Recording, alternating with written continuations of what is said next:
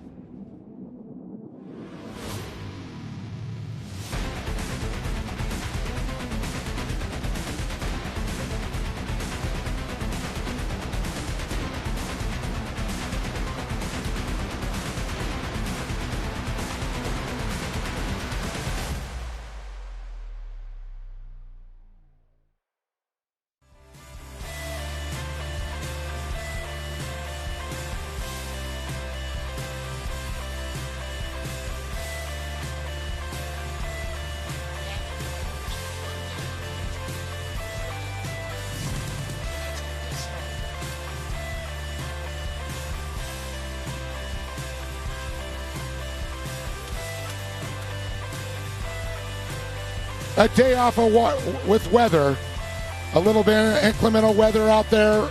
We had to reevaluate the track. The drivers are ready. So let's get this started.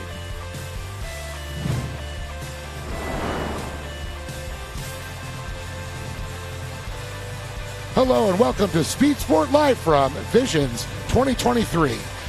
Well, it's a beautiful day, Erica. After a little bit of inclemental weather, we've got this all figured out. The track is great condition right now. The sun is shining, and we've got a busy day of racing as well as the rest of the week. Absolutely, Dave. And although some of our amateur classes, they're cut down to one race, I was able to chat with a lot of the drivers, and expert turbo driver Austin Dinger said he's actually happy about it because they're compensating one race with more laps. So he qualified 5th. He said that gets him in a really good position, and he feels like the more laps will be honestly better at this track. So it's kind of interesting, that different perspective. Right. Thinking about one of the things that get these cars, maybe they go to the max tune that they can to get these machines to scream out there. It doesn't have to race for 2 races now, so they're going to go ahead and, man, I'll tell you what, they're going to bring it. They're not going to try and save these machines. I do believe they're going to let all the tricks out of the bags. Absolutely. So some great shots of the little track action there with, you see how it's all set up. The dirt looks good, looking for some good racing. But, we've talked to a few of the drivers, and you mentioned Austin Dinger. Well, Cody Miller's one driver that we're going to be talking about, and I know you had a little time to catch up with him. Absolutely. Cody is honestly on a roll, and he can do no wrong as of late. He said he's having the most fun he's ever had in his Can-Am, and he's just have a very good perspective on it all. Well, I'm going to find out exactly how I felt about it because I know you caught up with him earlier. So take it away, Erica. The man that can do no wrong as of late, Cody Miller. Cody, with each drive, you continue to impress and one-up yourself and have now taken over the Pro Turbo points. What is it that you attribute all of this season's early successes to? Oh, I really appreciate it. It all comes down to having a good team. I've got a great group of mechanics. These guys work really hard. My shock tuning person, George White, and Elka Suspension are working hand in hand better than ever before, and they've helped to get my program just absolutely dialed. That and the whole program that we've had is kind of proven out. All of my sponsors and Can-Am, they work together with us to put us on the best cars, and my brother and I have got enough experience on all these different tracks throughout the years that we kind of have learned how to make it work. And really, we've just kind of been trying to grease into this season and make it smooth. So it's like the better that we get, the more adapted we get to the track, and our suspension becomes dialed in. It just becomes easier all the time. So it gets to the point out there where I don't have to stress about trying to go fast because it just naturally falls into place. The car honestly just wants to go to the right spots on the track. And the track is something else that I've got to, brag on. It's coming together awesome. Yesterday was the most fun I've ever had on this property. I mean, the track, now they've got the backside opened up. There's some rhythm sections that are really enjoyable. It really challenges the driver. The rock, they've got to a point where I can run, a super sticky, soft compound tire and not get flats. It's been amazing. I've just been having a good time and, just really focusing and relaxing. And we chatted earlier, and you mentioned that it's all about patience and letting the race win come to you instead of forcing the issue, which could result in a mistake. Do you feel like that mindset has been key for you this season? Oh, yeah, definitely. Yeah, definitely. Like I said, it's all about setting yourself up to not have to stress about it. You don't force it. You let it come to you naturally, and that's really what I've been trying to do. It's like the less that I try out there and the smoother that I drive, it's just the lap times just keep dropping down faster and faster. It's actually kind of amazing, and it's definitely a good feeling that it brings to you. Cody Miller, our current Pro Turbo points holder. Well, very cool to hear a little bit about what is going through Cody Miller's mind. I mean, I know him and his brother, have been going back and forth. Hunter unfortunately didn't have the best of qualifying, had some issues out there. But Kyle Chaney still struggling with the Millers. He was on such a good run. And, man, then the Miller boys. Oh, the Miller boys. That's kind of been the story of Pro Turbo so far this season. But Kyle Chaney's really searching for some redemption here this weekend. He was not satisfied with second place finishes, and then he was also, not having the best weekend in round 3, but he said that he really got his car back on the dyno. Him and his team went through everything, and he's really got it set up the way that he prefers now, and he's feeling really, really confident going into this weekend. So a confident Kyle Chaney is a dangerous Kyle Chaney, Dave. Yeah, definitely. And, of course, Pro NA, a little bit of shake-up there also, And, of course, Chase Carr, he, top qualifier in Pro NA, and he's sitting 4th in points, so it's going to be real interesting to see how that turns out also. The perennial favorites, not top qualifier. Yep, absolutely. Between Chase Carr and Owen Van Eperen, we're really in for a treat in Pro NA. Yeah. Well, we're going to have to find out what it is. The amateurs will race also, but we're going to go pro-light qualifying. So Ken and Pam, take it away. Thanks a lot, Dave and Erica. Yeah, pleasure to be here. Welcome to Visions Off-Road 2023 here. We're at Mid-America Outdoors. Of course, we will have our qualifying session here for Pro Light to start up here. All of this presented, by the way, by Can-Am. So I'm Ken Stout. That is Pam Hall right alongside, and looking forward here to doing this qualifier. Yes, I'm excited about it. The weather yesterday, as we were saying, yesterday was canceled, but the track conditions right now, they went out and practiced this morning, and they're saying that they're loving the way the track is right now. We had free moisture yesterday is what we had. Yeah, exactly. That's what they were talking about. Of course, this track is brand new. So much work, so much money going into building this track, and we just got hammered here overnight. It was Tuesday night. Mm-hmm. Yeah, I'm trying to figure out what day this is. Right, we've been doing this since Tuesday, and Wednesday, of course. Yesterday was just a washout. They wanted to give that track a chance to dry out, and they really thought it would be perfect here today, and that's exactly what we're seeing so far. We've not had any more rain. Unfortunately, we did lose a round of racing for a number of the classes. However, the pros and the experts will all get their 2 races in, so we're looking forward to that. And, of course, we will qualify the Pro Lights here. This is round number 3 for the Pro Light series here, so looking forward to this one for sure. Yes, and you can see people are over here watching on the hill, watching on the side there. When they were doing the whole overview, there were still some water puddles there, as you can see, which is off the track, which is good for us. But that is an amazing view of the track right there. But we will be going through here in just a moment, our starting grid. But the whole park has been having fun. Yesterday, because of the delay, we ended up throwing in a few little extra fun activities. They ended up doing crazy kart racing with water guns over by the pool area.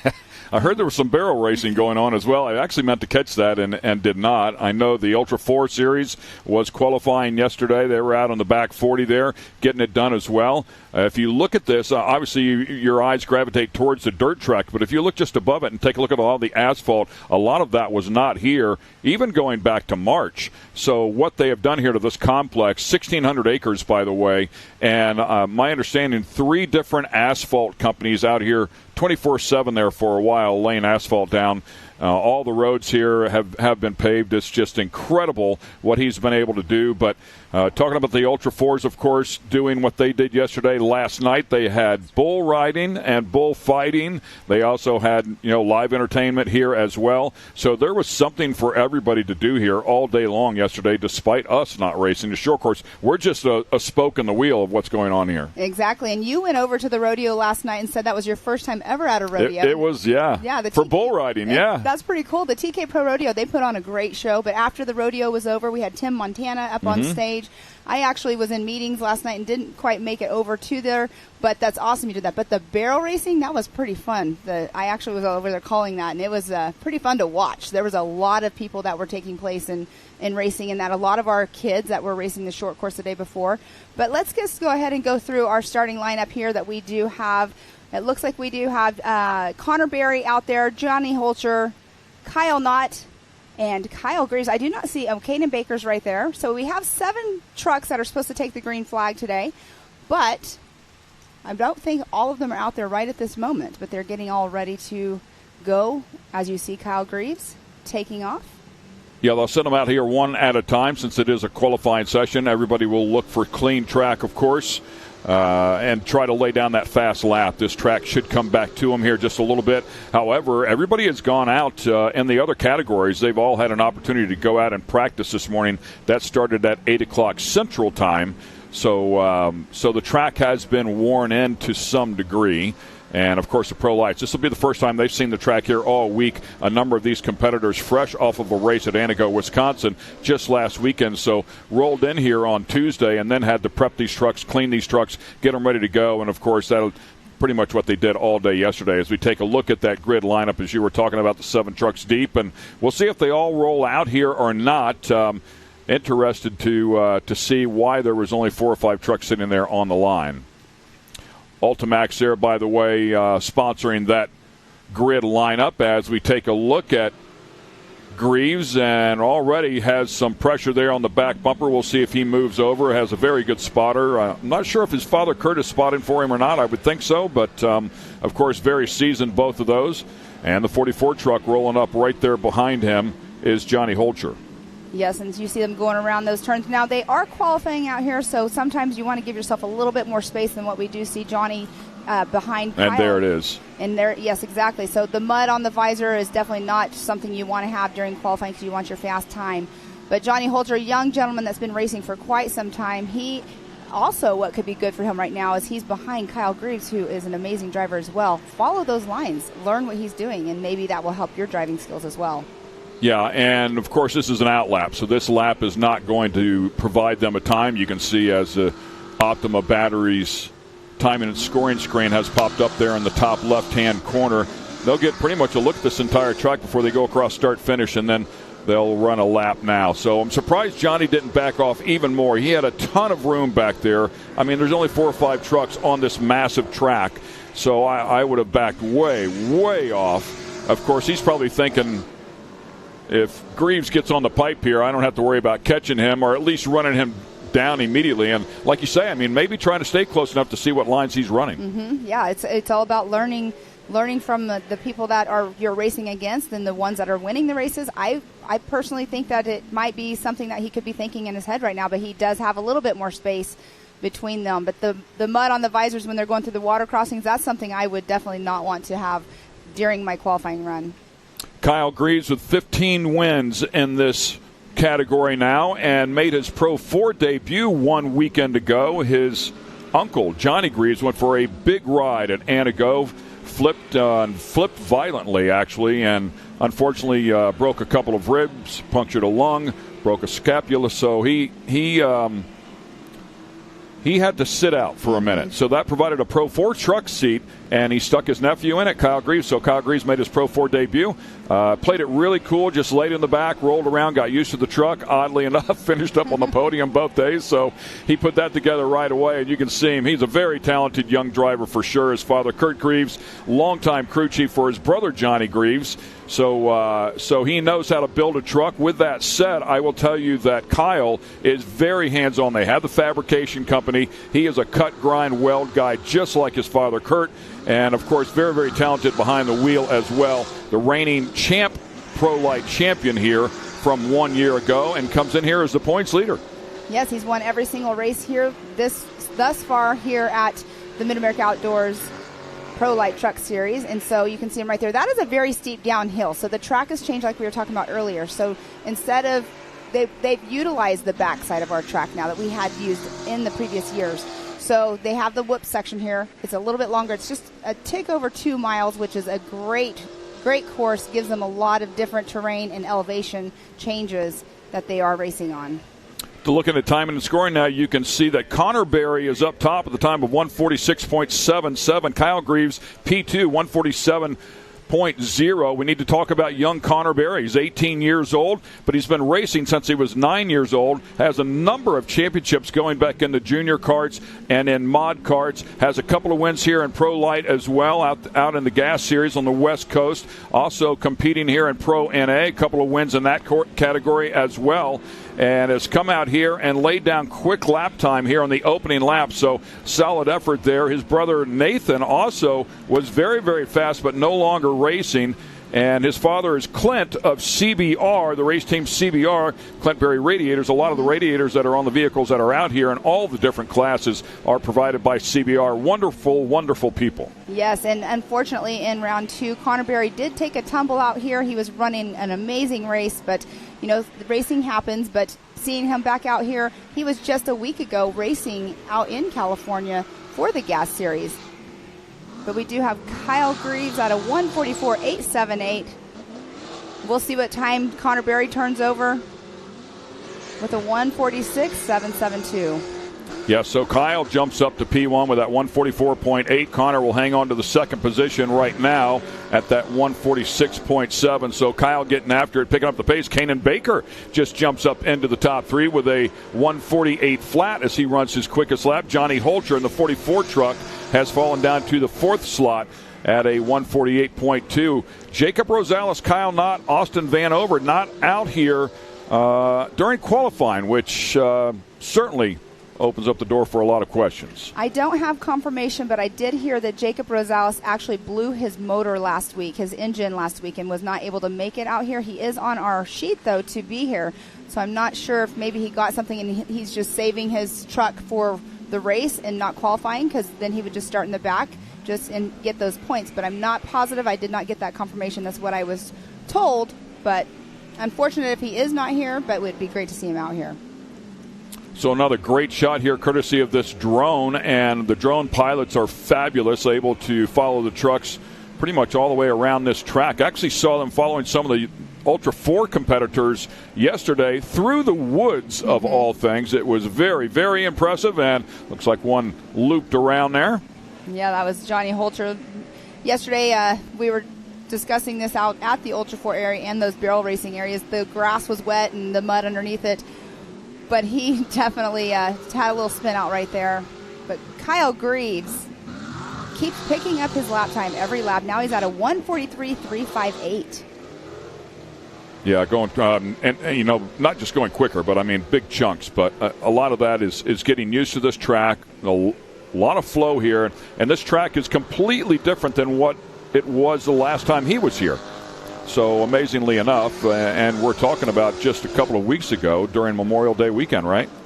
Yes. Oh, were they here? They were the trucks here during Memorial Day here. Weekend, yes. Yes. So they've been very, very busy. They raced that Memorial weekend Day, and then Anago and then right back here. So exactly. back to back to back. Yeah, that is very, very busy for sure. Yes, Kyle Greaves doing an amazing job out there. These guys, they are pushing it. They have their purse overall at the end is a $100,000 purse to win. It's an amazing thing that the Robinettes are bringing different styles of racing in here with our short course. I mean, let's just talk about that for a minute. We have our pit bike racing track that's going to be debuted. It's completely different than the last time. Our Ultra 4 series over there racing on a new course compared to last year. This whole Visions Week has just been an amazing week so far, and we're only, halfway through it? I think. Yeah, you're like me. You lose track of the days. Yes. You see that tire stack up there as they try to keep these guys on course as well. A little over rotation there for Kyle Greaves as he is trying to lay down yet a quicker lap. But talking about this race course, so Memorial Day weekend, just a couple of weekends ago, they were out here on this section of the track, but they have since opened up the back section of the track again, the rhythm section, if you will. So that completely different for Kyle, who he had not seen that one. So that's why I say the track is completely different since he was here just a couple of weeks ago. Yes, and if we're watching this, I mean, right now the track's completely changing from what they were on earlier on. We did, like you were saying earlier, we did have practice out there, so the track was worn in just a little bit. But noticing right now, watching these guys on the course, it is changing every lap. It's drying out. It's going to be warm today. It's going to be in the high 80s, possibly low 90s out here today. The humidity, of course, keeps the moisture in the track, but I can foresee us bringing a water truck out later on. Yeah, no question. I mean, they'll keep a handle on this truck. It gets very warm here. I mean, completely different from what we saw there a couple of days ago as we were talking about so much rain. But the weather has been spectacular, honestly. I mean, the temperatures have not been scorching by any stretch. The humidity has not been horrible. So really great racing conditions here as a year ago, it was really hot here during Visions. Yes, and last night Mr. Robinette was talking about changing it into June, so hopefully we have some moisture in the track because, you know, he lives here. He knows the weather patterns slightly. You kind of gauge it off that. And last year we had it in July. And, yes, you were here doing the RC races last year. Correct, yes. It was brutal. Said, scorching hot. It was. We were in the truck and it was hot, so yes. It was really tough outside for the competitors for sure. As once again we keep an eye here on Kyle Greaves. 5 minutes left in this session. We'll see if he continues to pick away at this. Does have that option to pull in if he thinks he's laid one down and nobody can get to it. Doesn't want to put any more time on the truck. He can certainly pull it in and take what he gets. Yes, and that right there is Mr. Kanan Baker, races in the Pro Turbo class as well out here at Mid-America for our side-by-side championship series. And the Pro NA, right? Yes. I mean, busy young man for sure. And his sister races as well. 15 years of age, and his sister 16, Aliana. Very talented. Great to see the Bakers out here as we keep an eye on the 21 truck of Kanan Baker. New to Pro Light, his first year in the Pro Light, so trying to get that one sorted out. Very busy camp over there between his two cars, that truck, his sister's car. So, yeah, they're definitely hands-on over there. You perfectly said that. I was getting ready to go there myself. I mean, they are always wrenching on these cars, making them the best that they can be out there. But look at him fly over. That jump right there last year was not as wide, so they lengthened that jump just a little bit. That's actually now where our timing loop is as well. So what a finish is it going to be when they're coming over that jump and finishing, getting the checkered flag right there. That's the over-under, by the way, for the Nitro Series as well. And we have plans on using that, but with all the rain, they've been battling a sippy hole down there, if you will. So some adjustments had to be made. Beautiful job there, hitting that apex right down on the inside of that turn, carrying all the speed possible. Pitch it in there, get that thing rotated to check up a little bit. This track is very tricky. We talked about it during qualifying back on Tuesday for our side-by-side classes. As you can see right here, this is very technical, and if you miss the entry of one of these turns, you've ruined yourself for the rest of these turns. So you've got to be spot on to lay down a good lap, and it's no easy task. Exactly. And, you know, right there in that turn, if you take that turn a little bit tighter, there is a little bit of you'll catch some air in that turn, let me say. So a lot of the drivers have been keeping up higher to drift through that turn, and those S turns, the snake area, or however we want to say it, has definitely been a fun track for a lot of the racers. Talking to them, they think it's fun because coming downhill, they're able to pitch it in and drift these corners. That final left-hander as well, if you happen to catch it, we'll see if we can do it. White flag out there. Looks like Kyle Greaves is going to back out of that thing and let it cool down a little bit. Johnny Holcher here with the Yokohama back number 44 right there. So on the inside of that turn, there's a jump in there if you decide to take that one. That's a nitro feature right there for the nitro cars, I should say. And Pastrana was out here running a car with a passenger, by the way, a couple days ago and tried out the inside line, and it didn't work out quite so well as he rolled that thing over a couple times. Yes, and that one right there, we were talking the other day when we were on the race course as well. Like, if you're battling somebody in that turn, you're catching air if you take that inside line. The outside line is more of a drift turn. So it's going to be very tricky, and it's going to be interesting to see if we do have people going into a battle right there, which line, and hopefully they don't come, I mean, I can't say they'll come in together, but like, you got to be very methodical and think about it if you're taking the jump side, which is the inside line. Keeping an eye on Connor Berry here. Truck number 2. Great to have him out here, as we talked about before. 18 years of age, been racing since he was 9 years old. 35 wins, over 70 podiums for that young man since he started his racing career. Very impressive for sure. And Johnny Holcher right there behind him. Johnny currently P3, Connor P2 here in this qualifying session. And Kanan in 4th. Kanan just 0.3 off of Johnny Holcher. And Johnny Holcher just 0.2 off of Connor Berry. And then, of course, if you look at Kyle Greaves, he has laid down a monster effort here at some 2.5 seconds better. I can't wait to get out and talk to these drivers to see what they think about the track compared to what it was from round 2 to 3 with the change of the extension, and how much more fun it was for them out there today. Yeah, these two drivers are going to take full advantage of this entire session. The white flag had come out there. They are taking full advantage, checkered flag now, of that final lap, and rightfully so, to try and get better. And Johnny Holcher puts one together, huh? Yes, he did. He definitely picked it up. He knew your spotters are in your ears telling you when you need to pick it up if you want to get that faster lap, and it looks like he did that. Got his fastest lap on lap number 2, or the last lap of this, at a 1:44.589. Yeah, 1.5 faster he picked up. So that was a massive chunk. So he found something there. And as we talked about before, quite possibly those S's that run up through there, if you could just nail those and really tag the apex of every one of those turns, keep some good mid-corner speed going, there's a ton of time to find them there. So if he put it together, there's a chunk of it. Exactly. That was an awesome run by these guys. So we have in that number 1 spot, we have Kyle Greaves.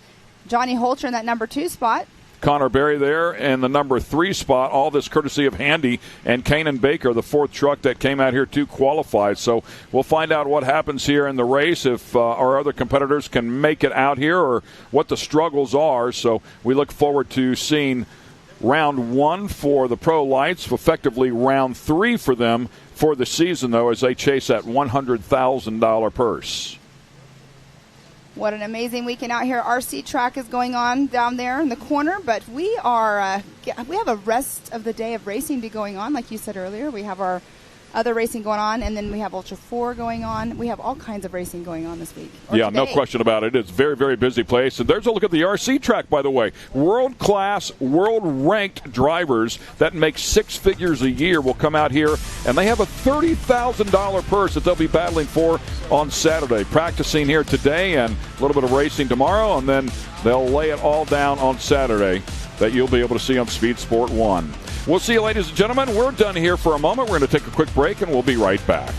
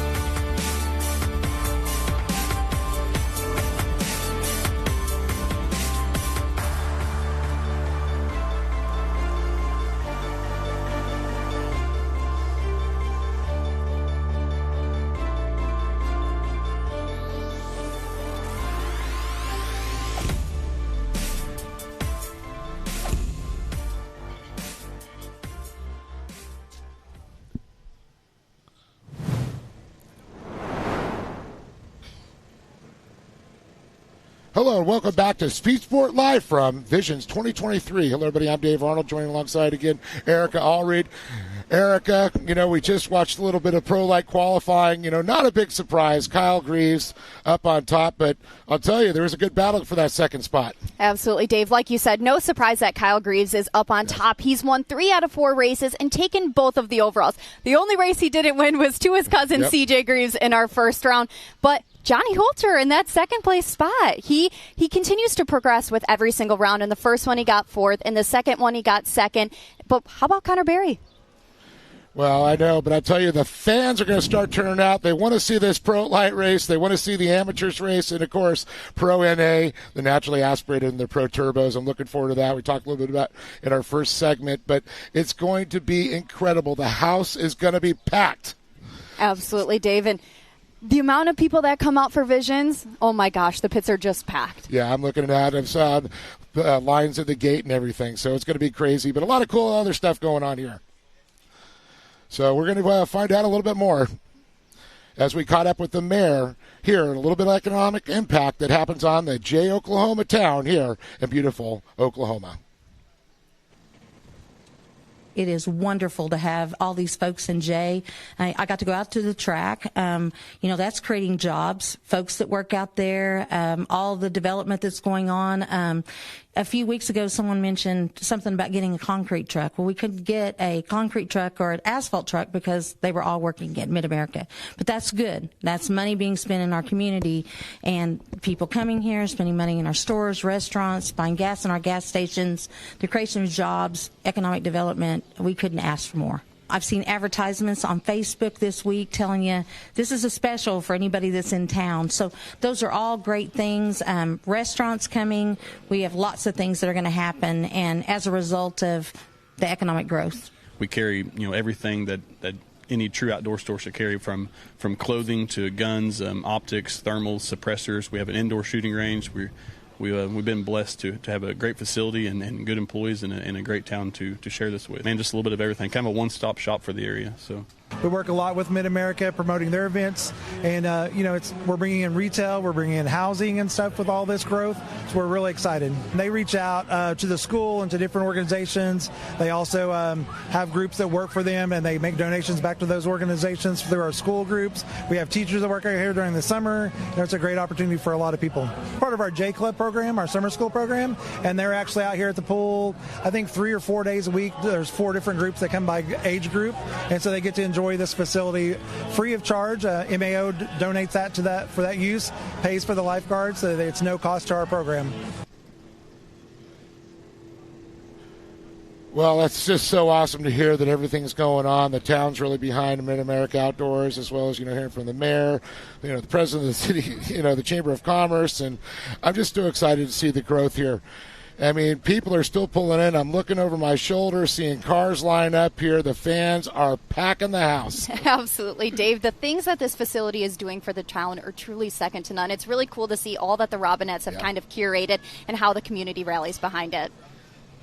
Well, folks, we've got a lot of racing. We've got, of course, the amateurs going on. We're going to be having, of course, Matt and Scott going to be doing all the calls, but we got to get this started the right way. And we'll be back in just a few moments with our opening ceremony. So don't go anywhere. You're watching Speed Sport Live from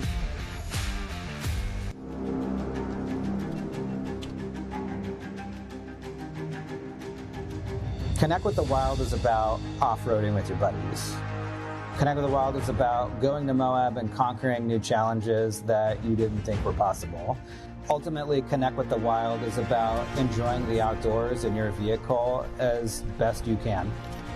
We're treating it like we know it's something special that everyone will remember.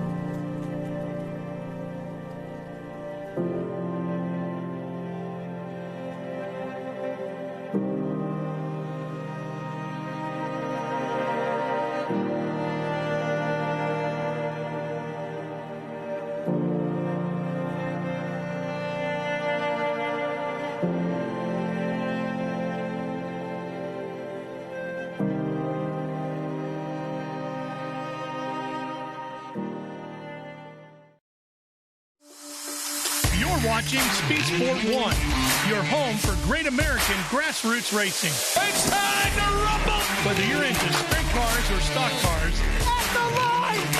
Modifieds or midgets, down to the low side, retake the lead! Dirt lane models or demolition derby. Oh! Speed Sport 1 has the grassroots action you love. Are you kidding me? Speed Sport 1, the Motorsports Network.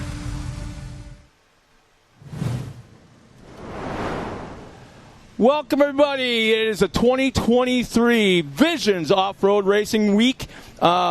My name is Scott Rains, sitting next to Matt Edmondson, and we're entering round 5 of the 2023 season here today. Yeah, today's the day. Obviously, yesterday we had a big day planned. The weather had different plans, and so here we are today. We're bringing it all back out. These guys are absolutely ready to race. I mean, I had the whole extra day yesterday to get ready, so they're chomping at the bits to get out there. But, Scott, every time we come out here and we get these days started, we like to start them in, a certain way. And me and Joey, we always like to do everything with the prayer and the national anthem and everything. But Joey's down right now at the live from desk, and we're going to send it down to him to start this day off the right way with a prayer. Thank you, Matt. I'm excited to be able to do this for you today and to kick this racing off for 2023 Visions Off-Road right here at Mid-America Outdoors in Jay, Oklahoma. If you will, please bow with me at this time. Lord, we come to you, and we just ask for favor and protection and safety for all the participants and all the people that are here in this place. Lord, for everybody watching from home, touch their lives, change every aspect of their mindsets, Lord, and let them know that you are King. Lord, we just pray that as everybody in this place grows closer together as friends and family, as we unite this sport all across this country and across this world to work together for like-minded individuals to always have this place for us to participate in these activities that you bless us with the opportunity to do. Lord, we thank you for being right here in this country to have the freedoms and the possibilities to live the lives that we all live. Lord, without you, this is not possible, and it's by the grace of God that we live the lives that we live. Lord, as each person goes out here today to do battle on this track and throughout the rest of this week, we just ask for you to just keep your hand with them, help steer those cars, and keep your hands on their heart and their shoulders and protect them as they race. Lord, let everybody race with a sportsman's spirit, and let them always know that in the background, you're always encouraging each one of us to always do our best and live our best lives. Lord, we thank you, and we have a special request for this prayer, Lord. Number 99, Kyle LeDuc, if you will just lift him up, Lord, just put your hand on him and help heal his heart. We've had many come to us and ask for a special prayer just for him. And with this many people praying together, we know that you are King and miracles happen every day. Lord, and we praise you for everything. In Jesus' name, amen. Well, amen. And Joey, once again, a very beautiful prayer, opening invocation. And this time, ladies and gentlemen, now for the greatest song in the world about the greatest country in the world. Is everybody remember, yesterday is Flag Day. Today is our national anthem.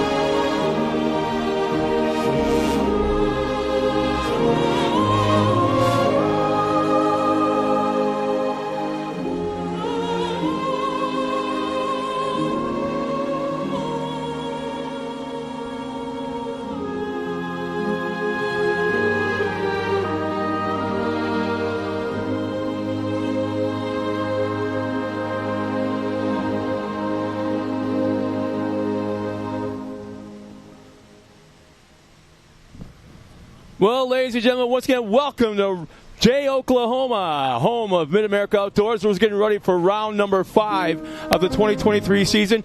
Let's go to our first Ultimax belt starting grid with the women's turbo. Yeah, Kendra Hoop, Morgan Vanover, Ariel Biarski, Brittany Dunn Crisco, Jennifer Mayo, Marissa Smith, Camber Kirchmeyer, Josie Watkins, Letitia Buffoni jumping in the mix right there. So, man, we have got a heck of a race right here in the first race of the day for our big cars, women's turbo. Yeah, this is one of those visions, man. Like, look at this. I'm excited. We're right. Goosebumps right now. We're right in the middle. Yeah, the last stanza of the national anthem with that aerial shot of the background of Mid-America Outdoors. Absolutely fantastic. Green flag is out. We're underway. Big jump right there. Looks like Kendra Hoop. We'll see who that is on the outside as they come around. But Kendra, the 9:17 charge, and looks like sliding into second place. And unlike one round to go back in Memorial Day weekend, we are running the full course out here. Right around 2.5 miles, just a tick under 2.5 miles, I believe, in length. So that is the 735 of Ariel Biarski battling right now at the front as they head into the back section. That sweeper right there. It looks like Kendra Hoop is taking the lead. She ducked to the inside, but it looks like Vanover's coming right back.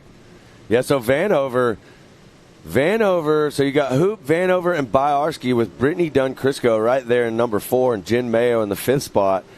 A lot of water on the track. They got a fresh track this morning. The team's been out there, so there you see we just had Pro Light truck practice out on the track, and here we are starting the day, race number 1, women's turbo. Exciting day. Yesterday we had some unfortunate weather. Now we're back out here today. Everybody's getting a little bit more track time today in their race, so it's going to make it a lot more fun. But look at that. Well, nice job by Kendra Hoop. Checking up just a little bit to avoid making contact with Boyarski. Kendra Hoop going to dive to the inside right here, see if she can. You know, and here's the other thing that we're going to do something totally different in these races today.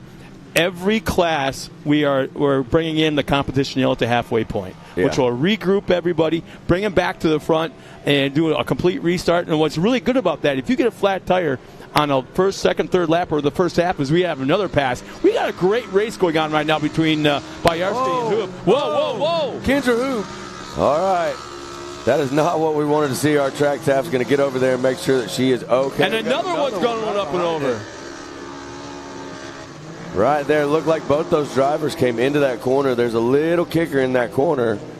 And both of those cars. So we'll get track staff out there and make sure they're good. And they'll hopefully be able to get back out. There you see some moves being made. That looks like the 237 of Josie Watkins has now moved up into the top position over the 735 of Biarski. Josie Watkins, incredibly fast. We always are talking about Josie. And here she is moving straight to the front of the pack. I believe we have an Amsoil. Well, I'm sorry. We have a Rugged Radio replay coming up right now. Let's see if we can see what happened right there when they came around.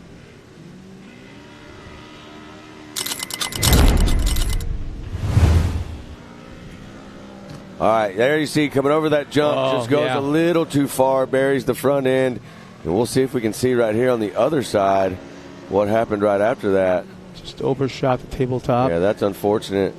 And, this is the first shot. Maybe we'll pick up. Yeah, there's Kendra. And then right after that, I believe Vanover comes in just to our left right here.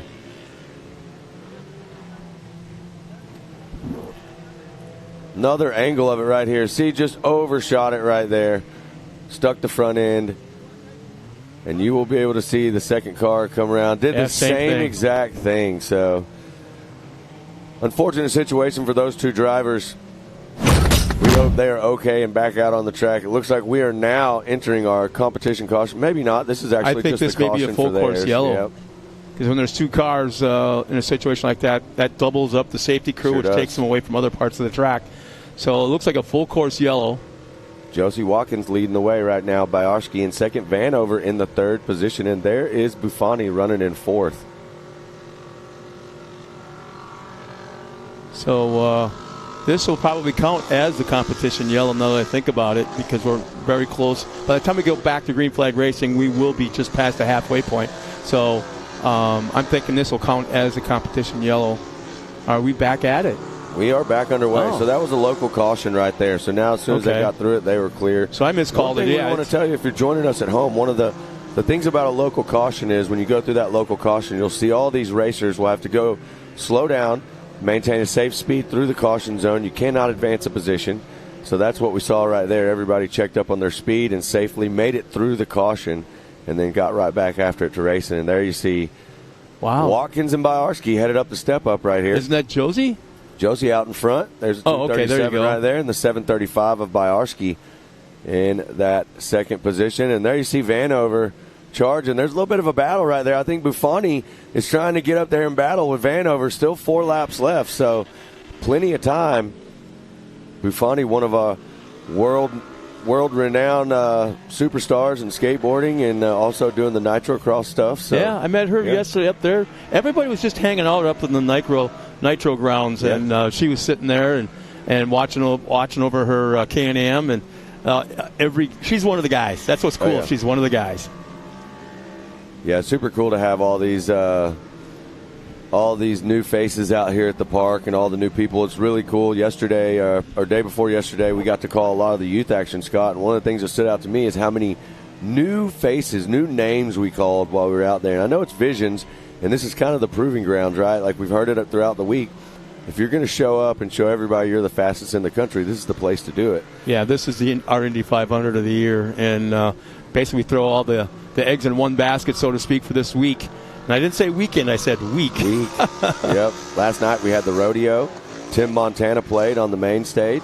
12-year-old bullfighter. Yeah. 12-year-old, and he did a great. I think he finished second. Yeah, that was an incredible show last night, the TK Pro Rodeo team they put on. But, man, right now Josie Watkins is charging. Looks like Biarski's making up some time. Biarski with a 136.5 on that fast lap and the 138 to Josie Watkins. So hopefully Watkins can keep it together. 3 more laps left on the track right now. So and now keep in mind that they're in contact with their spotters. So I'm sure that Josie knows what's going on. It's just a matter of don't get caught kind of being too relaxed. And I believe we'll be going into the competition yellow this time which will regroup everything and change the face, the complexion of this race, which is very, very cool because now you're adding in strategy to the first half of the race, to the second half of the race. And with the track conditions changing the way they are, every single race in the track and every single lap of each race, that's going to be a big thing. Yeah, it is. And looking at the track right now, I mean, look at that dirt, Scott. I mean, it's primo right now. We got a lot of racing left to do today. But, man, it just looks like such a good track right now for these drivers. And Watkins is looking nice and smooth there's out there. Ground being made up. Biarski is definitely catching up to Watkins for sure. Faster right now. They're, like we said, 136.5 to a 138.3 last time around. So they are the 2 fastest on the track for sure. Vanover with a 140 and Buffoni with a 141. So, well, it doesn't really matter the advantage she may have had in the first half because all that is now gone. And there's maybe a few people that are brand new fans to short course off-road racing, but there adds so many things, so many elements that competition yellow. Like I started to say earlier, that second or third lap, if you get a flat tire, keep going on the course. Yep. And you can duck into the pits right before the comp yellow, change that tire, get back out on the course under the yellow, because this is a long lap, and you're still in the race. You're not taken out. Before, if you had a flat tire, your day's done. Doesn't matter what lap it's on. Your day's done. Well, there you see it. TW out in front, leading the competition yellow around the track. Now, if this is done right, they'd be right on the bumper of each other. Their cars are still coming across, so we'll give them a chance to regroup. And they shouldn't be doing the full lap. So, Good Boy Vodka sponsored driver, Brittany Dunn Crisco, coming across your screen right there. What's really cool is Good Boy Vodka out here. They have a couple of really awesome VIP viewing areas. So whether you're on the short course already. Hey, I've definitely seen them. I don't know that I've been in yet. So, really? But yeah, right here, right in front of the short course track. There's also one up on top of the hill looking down over the racetrack for Nitro Cross. So, yeah, big shout out to Good Boy Vodka and everything they're doing out here as a sponsor. You know, it's kind of what's kind of neat about the sport. Also, is I got to throw it out to Travis Pointer. Mm-hmm. He has kind of created an industry in and of itself where he's a coach, mentor to a couple of drivers. He's actually spotting for them. They study the racetrack. They study their previous race. And he calls the race for them, and he helps them get better as drivers. And right now, his 3, students that he mentors are running 1, 2, and 3. That's awesome. It's got to make you feel good, right? So Watkins, Biarski, and Buffoni, 1, 2, and 3. Then you've got Vanover Smith. There's Mayo, Brittany Dunn-Crisco, Kendra Hoop, and Kirchmeyer. So Kendra Hoop, we know, in fact, is not in the race anymore. We saw that accident earlier. Well, you can see they're running. So you said they're going to a little bit of a reduced course for the mandatory caution right here. So they should be getting up bumper to bumper right now. I mean, they should already be there. Out. Man, I'd be aggressively on the back bumper of the guy or the driver in front of me. In this situation, the lady in front of you. It'd probably last a whole quarter of a lap, and I they'd can tell be you right now, these ladies out here in Mid-America are so fast. I would definitely be a spectator in the back of the field. They're running super, super fast. Oh, look at Biarski. She got a great jump going into turn 1. Let's see how it turns out. Somebody spun. Is that Biarski that spun? I can't tell. Nope, it's not Biarski. That's going to be Vanover. Actually, it looks like that might have been Buffoni. Buffoni spun, was running in the 3rd position, spun out. Now she's back in, it looks like in the 5th spot. And look at Josie pulling out. Josie Watkins. I thought for sure Boyarski had a great jump at the line when they took the green flag and was going to have it going into turn 1, but totally the opposite. Let's go back to, we're getting Amsoil replay coming up right now. Yeah, there you see, trying to dive to the inside right there is the 13. Wasn't able to make it happen right there. That's Letitia Buffoni.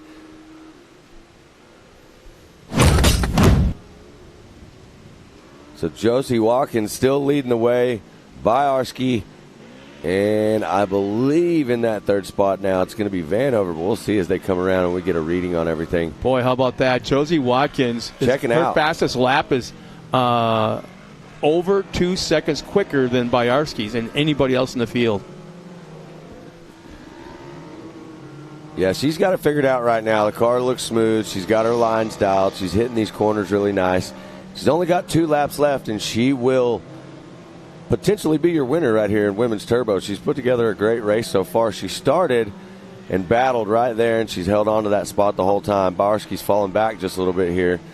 And Watkins able to put a little bit of a gap. Yep, so, and it looks like Vanover, I believe, is in that yellow car. We'll see that in a second as they come around and come through the finish line. You know, Matt, I might be exposing my not knowing enough about our driver that's leading the race right now, Josie Watkins. I mean, she's a multi-time podium finisher, but has she ever finished in the top spot? I do believe she has, yeah, Josie. Okay. We got another car flipped over. I'm not sure who that is as we get around and see, but that is the 6 of Vanover running second, having an issue, unfortunately, on the roof. So we'll see what happens. Hopefully we can get that car flipped over and clear the track. Smooth sailing now for Josie Watkins. I mean, there's nobody within sight of her, so she should be good to go right here. So that'll allow Buffoni, I believe, to move up in the 2nd position with Biarski running in the 3rd spot. She is so fast right now. She doesn't look fast. The thing, she is not looking fast. Smooth. That's what I was getting at. I mean, she's so smooth. She doesn't look fast, but she is. That's a kicker. Check out this Amsoil instant replay right here. We'll see exactly what happened. And look, no surprise, same exact spot. We've seen a few people have issues today right there. That little kicker on the inside. So I'm sure that will be something that will be looked at for sure. But right now, Women's Turbo looking good out there. Josie Watkins, smooth sailing. Yeah, she's on the white flag lap. That will be a very exciting and happy young lady right there, as she looks like she's on her way to win round number 5 of the 2023 season.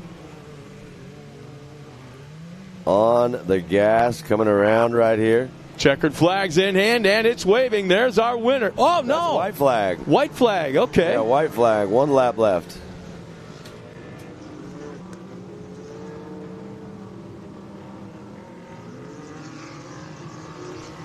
So there's the competition yellows as she inches through. There is a 15-mile-an-hour speed limit. Like you had said earlier, no passing until you get past the last yellow flag. You can get back on the gas for racing under racing conditions. But right now our top 5 is Watkins, Buffoni, Smith, Vanover. Oh, no, not Vanover, Boyarsky. And I think it's, like you said, it was Vanover on her side. Just in the roll. So one more lap left. We'll see if any changes can be made out on the track. But there is the 22 of Brittany Dunn-Crisco running right there. She's right behind Mayo, running in the top 5. So it looks like Vanover's back on all 4 and racing. Yeah, I just noticed that. That was a quick recovery right there. Watkins, Buffoni, and Smith, 1, 2, and 3 on the track right now. There you see Watkins coming around. It looks like Josie's actually about to get into some lap traffic. And that will be Vanover that she's about to run into right up there. So we'll see if Josie can get clear. But I think this is Josie's race to win. I don't think that Buffoni can actually catch up to Josie at this point. Yeah, there's not enough time left in the race for sure. There's a nice gap back to second, a little comfortable insurance policy, so to speak, for Watkins, going back to second to Buffoni. And I'm sure the spotter's going, breathe. Yeah, exactly. Breathe. A lot of these drivers also, we'll see them come back out. They'll race other classes. So, with a lead like this, you want to take it easy, save the car. And there it is, checkered flag flying right there. The 237 of Watkins taking home the women's turbo top spot. Letitia Buffoni cross the line in second. Yep. Second place in the podium. And let's see if it's going to be Boyarsky or Smith. Look at this. Yeah, they're going to duke it out right here at the end. So only a few more corners. They are really close. But I do think that Smith has got it in the bag right here. We'll see if Boyarsky can make any moves or any mistakes are made. You got to race it all the way to the checkers. You never know what can happen. Looks like everybody going around on the outside of that inside little tabletop. There it is, checkered flag for Smith. Boyarsky comes across the finish line. Looks like Jennifer Mayo will round out the top 5. Not a bad run for her. Just her and her husband, Chad, running their racing programs. Just the 2 of them. Yep. What a race. Women's Turbo. Congrats. Josie Watkins, Letitia Buffoni, and Marissa Smith, your top 3. There is the handy unofficial results for Women's Turbo. Josie Watkins top spot, Letitia Buffoni second, Marissa Smith in third. There's Ariel Boyarsky in the 4th spot, Jennifer Mayo in 5th, Brittany Dunn-Crisco in 6th, Morgan Vanover back out there after the rollover we saw in 7th, Kendra Hoop in 9th, and Camber Kirchmeyer in that last spot. So what a race for Women's Turbo. That's how we're getting it started, and I like it, Scott. It's going to be a great day of racing. We got lots of action left. Women's Turbo getting us kicked off right here. Here's some highlights. But there you see, unfortunately, lots right there, a couple of drivers just not able to figure out that little inside kicker right there, but everybody else ready to go. But we're going to take a quick break. When we come back, we got more racing action here at MAO Visions 2023. Sport has been America's motorsports authority since 1934. Get news, results, and commentary from the most connected experts in the business, covering all forms of motorsports from flat track to NASCAR and everything in between.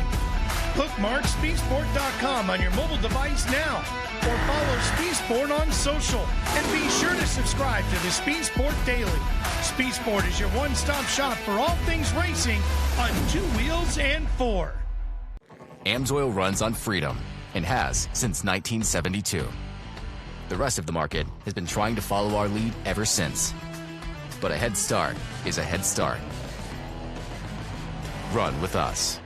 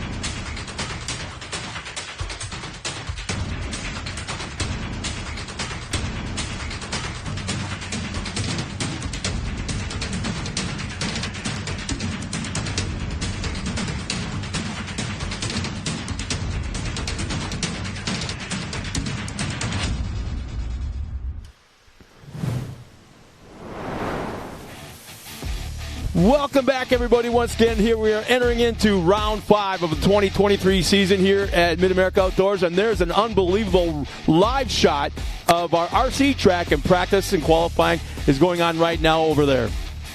Yeah, that's pretty impressive. You know, when we got here a couple days ago, that little it was all tore off. They got it all built out. You got some of the fastest RC racers in the world right here for one of the biggest RC races in the country for sure. So that is a very impressive track they built there. A lot of good times being had out here at Mid-America Outdoors Visions 2023. There's so much action later on today after short course. We still have Ultra 4 going on today. We still have the Knockout Hill with Joey and myself and Tripp down at the bottom. And then we've got one of the coolest things, something we've never done here before. We've got Mark Gomez, world champion freestyle. I was wondering where you're going. Yeah, he's going to be down in the pond tonight. He is putting on a show for everybody while we're down there at the Knockout Hill. My man DJ Brady is going to be in the house with us playing some music down there. So, yeah, we're having a lot of fun today, and we're just getting it started. So we've got the Ultimax starting grid right here for Vet 40 Plus NA. Lackey, Side, Schroeder, Rimmery, Truitt, Johnson, Moore, Hecker, Taylor, and Whitmer. So a lot of times this is one of the most entertaining and fun races to watch because these guys just don't care. They're out there and they want to win probably more than anybody else out on the track all day long, and they're very aggressive to each other. But if you go back in their pit area at night, they are the best of buddies. Oh, yeah, that's exactly right. You know, and it's the Vet 40-plus classes, right? You know, we like to say these guys are seasoned. They know exactly what they're going to do out here. They know how to get out here on the track and get the job done. And, you know, at the same time, you said it best. You know, we've seen in a couple of the other vet classes, you know, Rusty and Lee Knowles, you know, they are two best friends out here, and we've seen that friendship and what that means to them. So it's super cool out here. And this Vet 40-plus NA, no slouches right here. I'm excited to see this. Mitch Truitt out there. We're going to see him do some battle. Todd Rimmereed. There's some heavy hitters in this class. Terry Lackey. So this is going to be a good one to watch right here. Yeah, the pit area in the Rimmereeds is going to be super, super, super busy today with Tyler and Todd both racing. And Tyler is just loaded with races this afternoon. Oh, yeah. He's a busy guy. And I will tell you, I rode by there yesterday, and I noticed something that they have their own nacho thing over there in the pits. And I was like, man, I got to figure out how to get invited in here. So at Rimmereeds, if you hear me, I like nachos. I'm just kidding. But yeah, this is exciting. I'm ready for this race to get started. Vet 40 Plus NA. We're moving right into race number 2 of the day today. Hey, one of our best cameramen, not just on our staff here, but probably in any racing circuit anywhere in the country. George Cruz is watching us right now. Dude, you should be. I was about to say, how are you watching us and filming? But yeah. Somebody needs to have a talk with his producer. So the green flag is flying right now, and we're underway in the Vet 40 Plus naturally aspirated race. 6 laps. Look at full Lackey. Course. Lackey jumping out there, the 04 looking sharp way out front right now. And look at that. That's Rimmereed running in that second spot right there. So we're getting to see some battles right up front already. Yeah, Lackey, man, what a sharp car that is. Just pops so nicely on that screen. So we're going to see him coming around right there. There you see 2nd, 3rd, 4th, all tight right here. Who's it going to be? The only one that right now it's got a smooth track out front is Lackey. Lackey's checked out. He's trying to stay in that spot, but those famous 2 words is going to get. Yeah. He's going to give him. He's got all his work cut out for him right now because they're coming. Clean air. Yep. What everybody wants. The 04 looking sharp right there, coming around the corner, nice and smooth. You know what? You might be able to appreciate this. I thought about this last night. I was thinking about this part of the race course. We're up and down the hill, back and forth. Nice smooth lines, smooth turns. It ventures to like it was like a slalom course, water skiing. If you screw up your entry to the first buoy, you're screwed up almost for the entire run. So if you get that first turn just right, you're pretty much set up. But if you screw up the first part, you might be out to lunch for the rest part of the. Yeah, don't throw your rhythm all off right there if you kind of get out of whack on those things. But, you know, super impressive drive right now for Lackey. It looks like Schroeder has moved into the 2nd position and gotten around Rimmereed. So we'll see what happened there. Look, now you see Truitt getting into the mix. There's Mitch Truitt trying to go to the inside on Rimmereed, it looks like. And Rimmereed just is leaving that door open there again as well. coming down this hill, we're going to see a ton of speed. Who can drive the farthest down or the hardest down that hill into that jump car line, off the head side? around the backside. Yeah, we'll see who that is. I can't tell from here. 112? Yeah, that is the 112 of Sides. Unfortunately, Sides off the side of the track.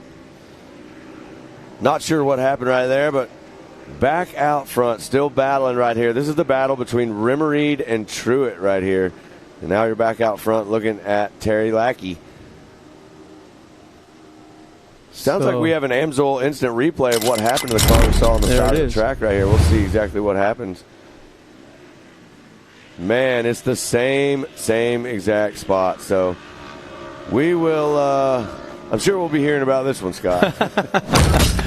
So there's the Amsoil instant replay. We appreciate that. Now back out front with the 04 of Terry Lackey. Looking nice and clean. That's a byproduct of being in the front, is you don't take any roofs. You know what I've noticed? I like it when the race cars actually run the raised white letters on the outside. Yep. So when they go into the corners, you can see where they brake, where they accelerate, where they brake. Just watch those raised white letters. You can see how the suspension, how the drivetrain is working, and how they're driving their cars via the setup. Are they hitting the brakes hard? You can see the front brakes might be more locked up than the back brakes. I mean, you can see the brake bias, I guess you're saying, as well. Well, there you see the local caution coming out right there for the driver that we saw on the side of the track right there. So they'll make their way around through the caution at caution speeds, safely clear it, no advancing of positions, and then back on under race speed. There you see it, over the bridge. It's almost in the same lap, it wasn't, as the last race, wasn't it? Yeah, exact same spot. And there is Rimmereed. Oh, no. So something has happened right here. Oh, and the right Todd rear Rimmereed. is just not laying the way it should. Well, that's unfortunate. Is that past the finish line? It looks like it. Looks like it will possibly be able to see, but maybe not. But right now, back up front, Terry Lackey still cruising. We still are going to have a competition caution that will come underway here shortly and allow them to regroup a little bit. So right now, look at the lap times. Look at how fast the lap time is right now. Terry Lackey with a 134.9. Schroeder next fastest on the track with a 137.6. Lackey is absolutely flying right now. But I do believe, though, when we come back around, we're probably going to see a little bit of a faster lap out of Yeah, we have a local yellow right there, so we won't see a faster lap until the track is actually clear. But it looks like Schroeder is making up some time right here. It looks like they're going to come back in that section. There's going to be another caution right here. There it is. See, here's where it gets tricky. You got to watch that second place guy. A lot of times they'll cheat a little bit. I'm not saying that's going on right now, but I say a lot of times you can see time made up a little bit under that yellow zone. And if they can get away with it, they can get away with it. You know, it's just that's part of racing. Yeah, one of the good things, though, is here in the Vet 40-plus classes, you know, like we said, these are seasoned drivers. So there's a lot of respect on the track. There's a lot of sportsmanship in these drivers. And like we saw right there, Schroeder slowed down to the speed, came around. There we see TW on the track. This is the start of the competition caution right here. So TW will lead them around the track, let them tighten back up, and then we'll get back underway. You know, I got it real quick. I want to throw it out to my wife.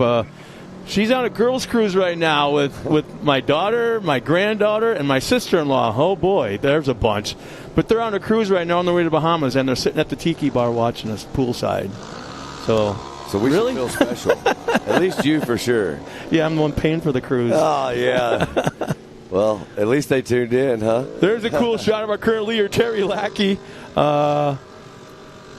Is that a smirk on his face right there? Yeah, that's what you do when you're in front like that far. Yeah. So chase me if you can. Yeah. Fast lap, 134.9 right there. Terry has figured out how to put the power down. He's got traction. He is flying. So we'll see if he can hold off Schroeder. Schroeder was making up a lot of time right there. He still got Moore, Truitt, Taylor, Johnson, and unfortunately Rimmereed is out. I believe Sides is also. But we'll see here in just a minute when they come back around. There you see him dragging Rimmereed into the middle to clear up the track, so that way we can get. Looks like maybe the whole front end is jacked up. I know the left front is laying down on the ground.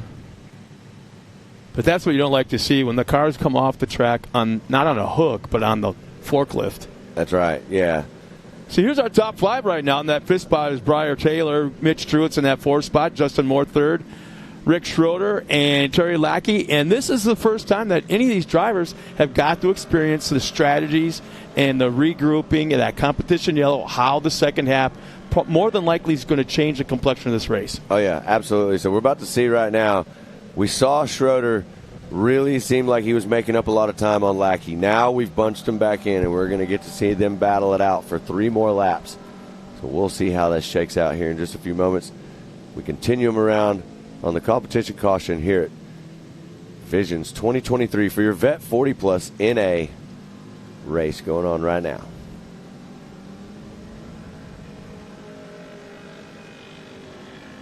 Nice looking track. I mean, just perfect conditions. Big shout out to the track crew. All these guys have gone out here, worked super hard. Did you know in the drivers meeting last night in the Ultra 4 drivers meeting,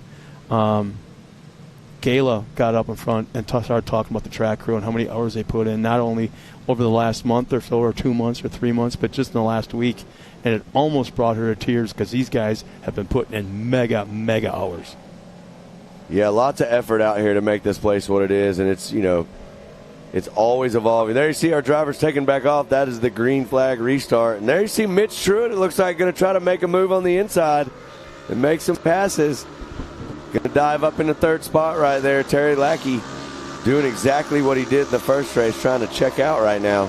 So you've got Lackey, Schroeder, Moore, Truitt. I believe Truitt's moved into that 3rd spot, actually, so that would be Lackey, Schroeder, and Truitt running 1, 2, and 3 right now on the track. Boy, look how clean Lackey's car is to everybody else's right now. Got out front and ran away with it. He's going to do the same thing or try to do the same thing again right now to put this Vet 40 Plus NA race in the bag. Guys looking so. And if you notice, that whole back straightaway, that back section, I guess we're calling it, used to be rhythm sections. Or unrhythm, if we want to call it that. Now it's a series, I think, 3, maybe 4 tabletops. Yeah, they've definitely created more of a rhythm section back there through the backside now, and come around the pond, hit that big step up, come back into the track and step down, as you see right here, into another tabletop. So lots of jumps on the track, lots of opportunity to pass. 1, 2, and 3 checking out right now. So Lackey, Schroeder, and Truitt, I believe, 1, 2, and 3 on the track. Still enough time right now. We may see the 978 of Schroeder. If he can find it, he's trying to get up there and battle a little bit with Lackey, show him a will. But there is Mitch Truitt also trying to sneak in there and let him know that he's here to play also. I can't help but think that everybody's still getting used to that section of the racetrack. But where it comes out, that back stretch, going into the back section, that's where they're confident, that's what they're used to, and that's where you're going to see the pass around. I think they're still getting used to that up and down, super high banking. There you see the clean car, the 04 of Lackey, still leading the way. Just a tick under 2 laps remaining. Lackey, Schroeder, Truitt, Taylor, and Moore are top 5. Actually, Johnson just made the pass, just past the start-finish line, so now Jeff Johnson is running in that top 5. Moves are still being made, 2 laps left, but no changes out front.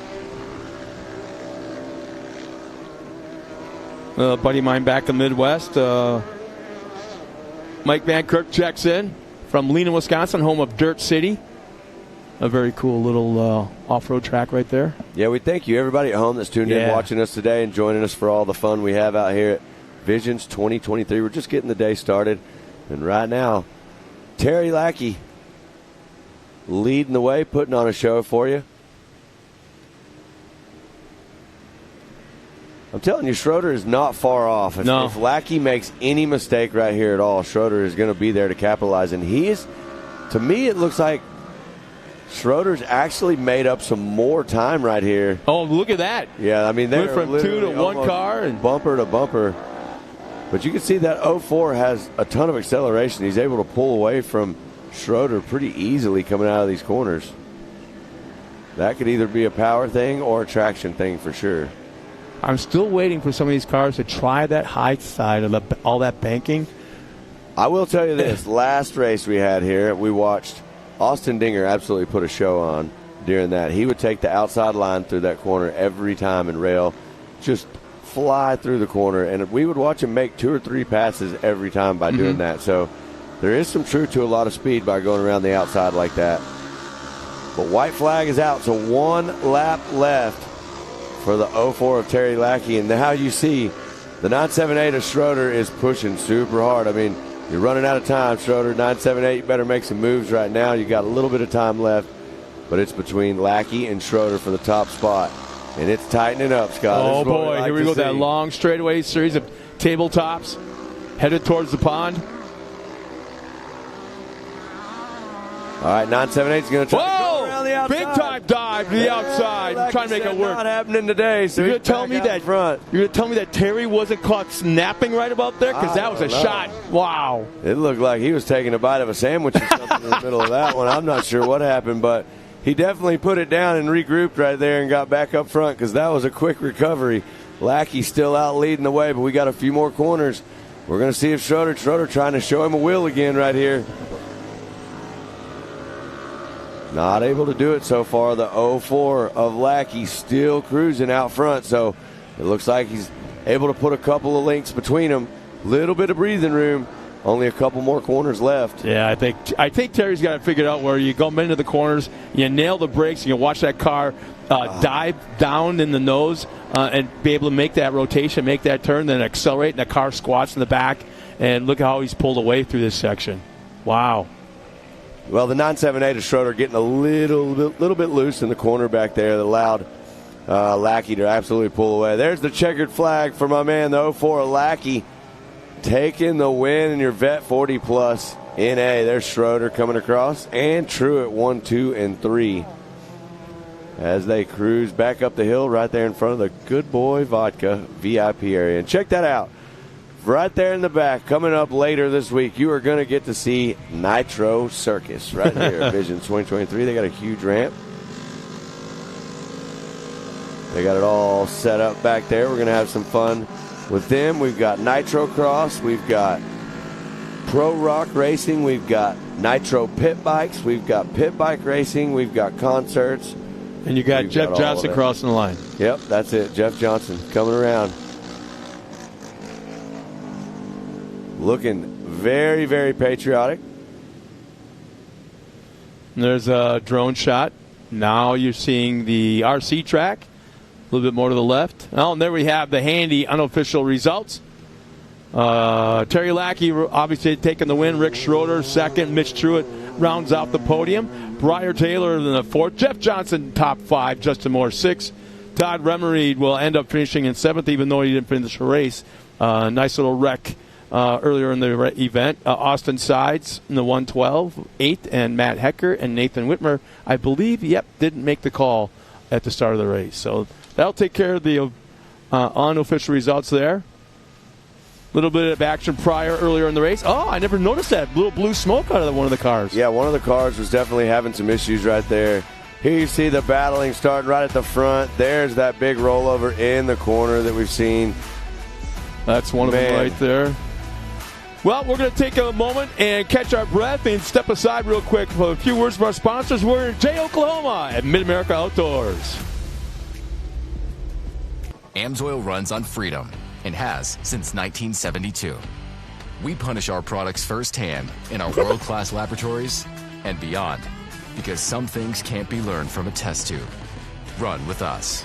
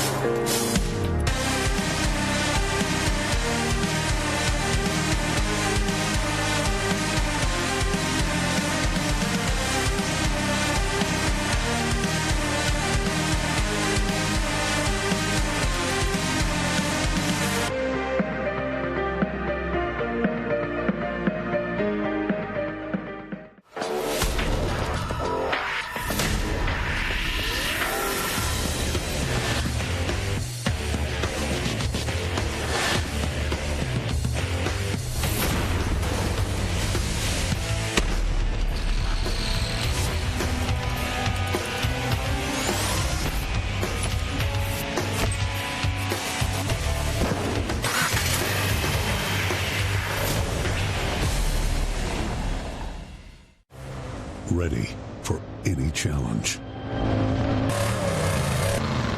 Maxxis tires can handle even the most punishing off-road conditions.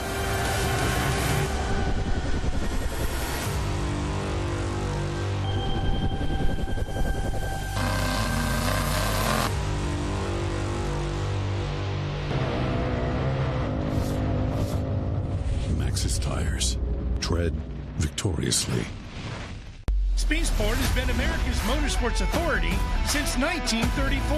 Get news, results, and commentary from the most connected experts in the business, covering all forms of motorsports from flat track to NASCAR and everything in between. Bookmark speedsport.com on your mobile device now, or follow Speed Sport on social, and be sure to subscribe to the Speed Sport Daily. Speed Sport is your one-stop shop for all things racing on 2 wheels and 4. And welcome back, everybody. Once again, we're in Jay, Oklahoma, home of Mid-America Outdoors. And there's a great shot of our vendor area. You can see Ford has got a big representation here this weekend. They do, and they're rolling right into the screens. One of my favorite things you can see when you're out here, the Ives brothers, Kyle Ives right here. We got to talk about that. Yeah, there's some great dudes. They're putting on a killer show right there, riding those Harleys on that wall. And later on today, we've got Ultra 4 coming up, and sounds like we had a chance to catch up with Mick yesterday from Ultra 4 at the Live From desk. We're going to send it down and see how that went. Hello and welcome to Speed Sport Live from Visions 2023. Hello everybody, I'm Dave Arnold, joined alongside Erica Allreed. We got a special guest over here. We got Mick Henson. Mick, how you doing, buddy? I'm doing great. It's a beautiful day. I know we had some rain, and I know that was in your mind because you just went and qualified. Right, yeah. Yeah, it downpoured pretty hard last night, and it's pretty normal out here in Oklahoma, so the rain's good. It's going to settle the dust down, so I'm pretty excited about that. Did it make the track a little soupy at all in certain sections? It made it soupy, but it really packed in some of the loose dirt and slowed down the dust. So a lot of guys were saying that they were hoping for rain. Is this kind of the rain you were hoping for, or was it a little too much? It was a little too much, but hopefully it's enough to last till Thursday and Friday. So you've had a successful beginning of year. You got in the top 10 at KOH. You took first in Rush, Kentucky, and a fifth in Montana. How are you hoping to keep the ball rolling here at Visions? I'm hoping to just get a good place, keep the truck together. That way I can just continue for the rest of the year with the truck, not tear the truck up and end my season. And one of the things also is going for a national championship is what I guess you're shooting for right now. Yeah, absolutely. So how did you finish in the last couple of years? In the last couple of years, I've been around in the top 15, top 10. I was 11th last year, and I think around 15 the year before. So right now you're on pace to sit up there and crack another top 10 just like you did at KOH. Oh, absolutely. Right now I'm on pace to be in probably the top 3 in National and East. West, I'm kind of battling with some other guys as far as points and stuff, but we're doing really good this year. Well, let's talk a little bit about your vehicle, the Toyota. Yeah. You're racing in the 4600 stock class. I mean, Toyota is definitely a proven vehicle. I mean, for years, these things, I always say they take a licking, but they keep on ticking. Oh, a Toyota. Absolutely. The truck is so reliable, it's unreal, and that's the best part about it. Even though it's got some of the highest end parts, some of the old original parts are just still hanging on, and they just keep going. And how do you think it'll handle here in kind of this woodsy course? It's going to do great here out here. There's nothing too rough for it, so it's kind of limited on suspension, so that's kind of where it usually slows down. But it'll do really well out here. There's some of the high pace, like across the pastures. That's where it's really going to slow me down, but it should hold together just fine here. Now, I know you're limited to 35-inch tires on these things. Now, the Toyota usually has a little bit narrow wheelbase there, a little bit, more nimble, I'm going to say, than some of the big Broncos and possibly some of the bigger Jeeps with some of the little long travels on them. Mm-hmm.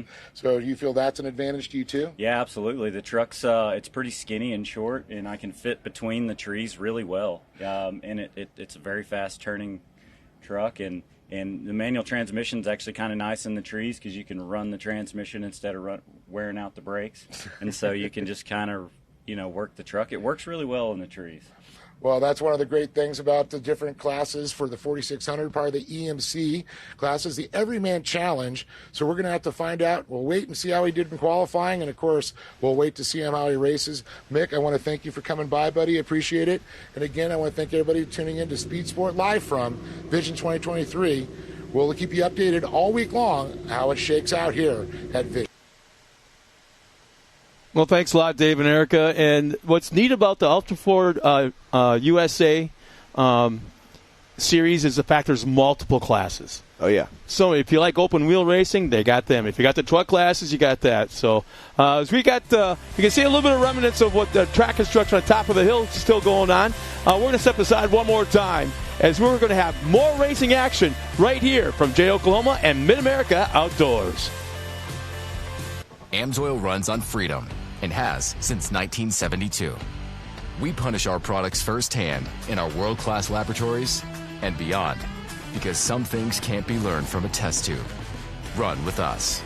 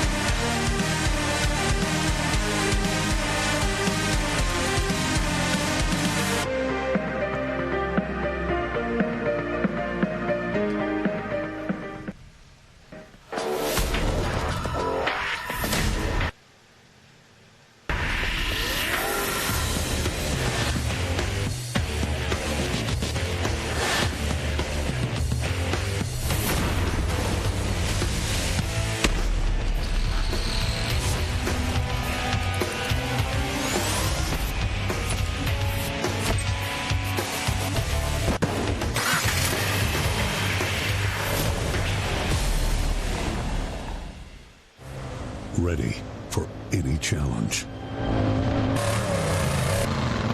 Maxxis tires can handle even the most punishing off-road conditions.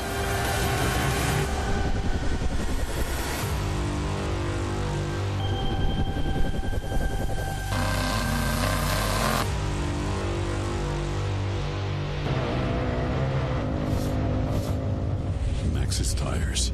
Tread victoriously.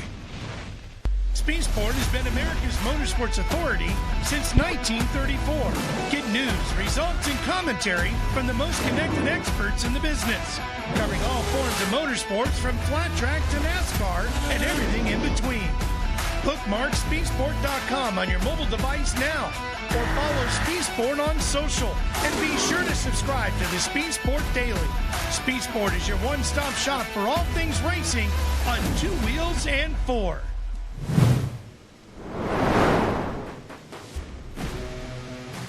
Welcome back, everybody, once again. I am joined by Matt Edmondson. My name is Scott Rain. We're getting ready for our next race. And, of course, it's Amateur Turbo. That's right. All the action. I believe we're going to do a rolling start right here because we've got a big field of drivers right here. Looks like 3. We would have 3 rows if we were going to do that. So we will line them up, get them ready, and we're going to do a rolling start right here. Man, we're throwing everything at these drivers this afternoon. Yeah. Not only a rolling start, but the competition yelling. They're going, hey, what the heck's going on here? Well, there you see. I see, looks like Brittany Dunn-Crisco back out there in Amateur Turbo. So we saw her racing earlier in Women's Turbo. I believe Letitia Buffoni is going to be back out in this race also. So this is a big field right here. Excited to get this one going. Yeah, Letitia's getting some wheel time this afternoon. Trying to get some practice in there.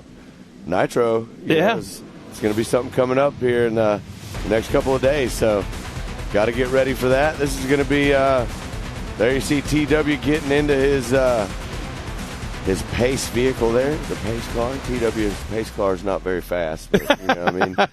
It's still cool. So here we go, rolling start, kicking off right here. And this is Amateur Turbo action. So this will be a great time. Actually, the smart drivers are actually using this as a kind of reconnaissance. That's right. Okay, checking out that track, that last second moment before they take that green flag. And I really like how they changed this specific part of the track. You take the green flag, you go up the hill like you used to. Instead of taking that tight left hand, and going back down the hill right away, they kind of crest it and stay at the very top. It's like a long, curvy, slight curve straightaway. Yeah. Does that make sense? Just a slight there, as you can see him coming down right there. Just a slight curve in it. So one of the things that really impressed me too, looking at this new addition to the track and how it runs, is just the incredible speed you see coming down the hill on the backside there. Pro Turbo, when you watch that race coming up later on today, that's one of the things that I think will blow you away, is seeing just how fast they actually come down into that jump line in the back section of the track right there. I got the chance yesterday to hang out with Scott Champion, talk to him for a minute. We were watching some of the stuff, and he was telling me you really have to check up and kind of be aware of where you are as far as speed. But here we have the Ultimax starting grid. So Justice Smider, Charlie Stewart, Ariel Bawarski back out there, Randy Boyder, Hank Hall, Rich Raby, Brittany Dunn-Crisco back out there as well, Kevin Hall, Jace Chilson, Bruce Davidson, Sean Murphy, Parker Frank, Mitch Frank, my man Ian Lane, Andrew Shipman, there is Letitia Buffoni, Kendall Hawks, Todd Beckett, and Ryder Van Beekum. The gang from Lunatic Racing is calling out Bruce Davidson at DD214. Yep. Cheering on their favorite driver. How about Hank Hall? For a young guy, he's another one of the really young guys out there, still in high school. Yeah, having a blast. Does he have his license yet? I don't think so. I don't think so either. I could be wrong. I'm pretty sure that if he had his license, we would definitely know. Pam would be a lot more on edge.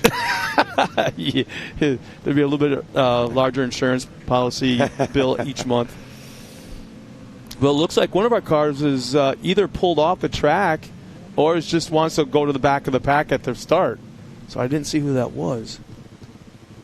But we've got, 19 cars, I think, in the field? We are absolutely loaded up in Amateur Turbo right here. Boy, Ryder Van Beekum's got a long way to go. There that it is the 106. Huh, wonder what that was about. That's Kendall Hawks. So maybe something happened right there. Something. No, is there a safety switch or an on-off switch at the back of the car so when they roll over, the safety crew gets to them and the first thing they do is turn it off? Everything off. Yeah, it depends. There could be. I don't know if there being any specific rule to having that. I just thought maybe something like that, maybe somehow shut off. Because I looked like the track crew ran up to it, did something in the back of the car, and she was able to fire up and take off again. Yeah, I could be wrong. Not 100% sure there on that, so we'll see when they come around. But we're getting ready. Should be moments away from TW making his exit in the Pace vehicle right here. There he goes. And now you see these drivers getting ready to go right here, the 26 of Schmider and Charlie Stewart right there on the front row. There's the green flag, and they are off. So 6 laps, Amateur Turbo right now. Well, that could be a hairy start going into turn 1. Already a little bit of a separation, which is a good thing to see at this point. And it looks like everybody, I won't say is tiptoeing, but they're kind of being careful after seeing what's been taking place the prior 2 races off that jump right there. Yeah, Ryder Van Beekum's got a long way to go. He's one of our front runners. Got some work to do for sure. We're going to find out how well prepped that little race car is. Oh, a little overjump there. There you see the 26 getting a little almost lawn dart in that machine right there, just shooting it a little too far on that tabletop. And that's what we talk about, is how fast you come down that hill into that jump line.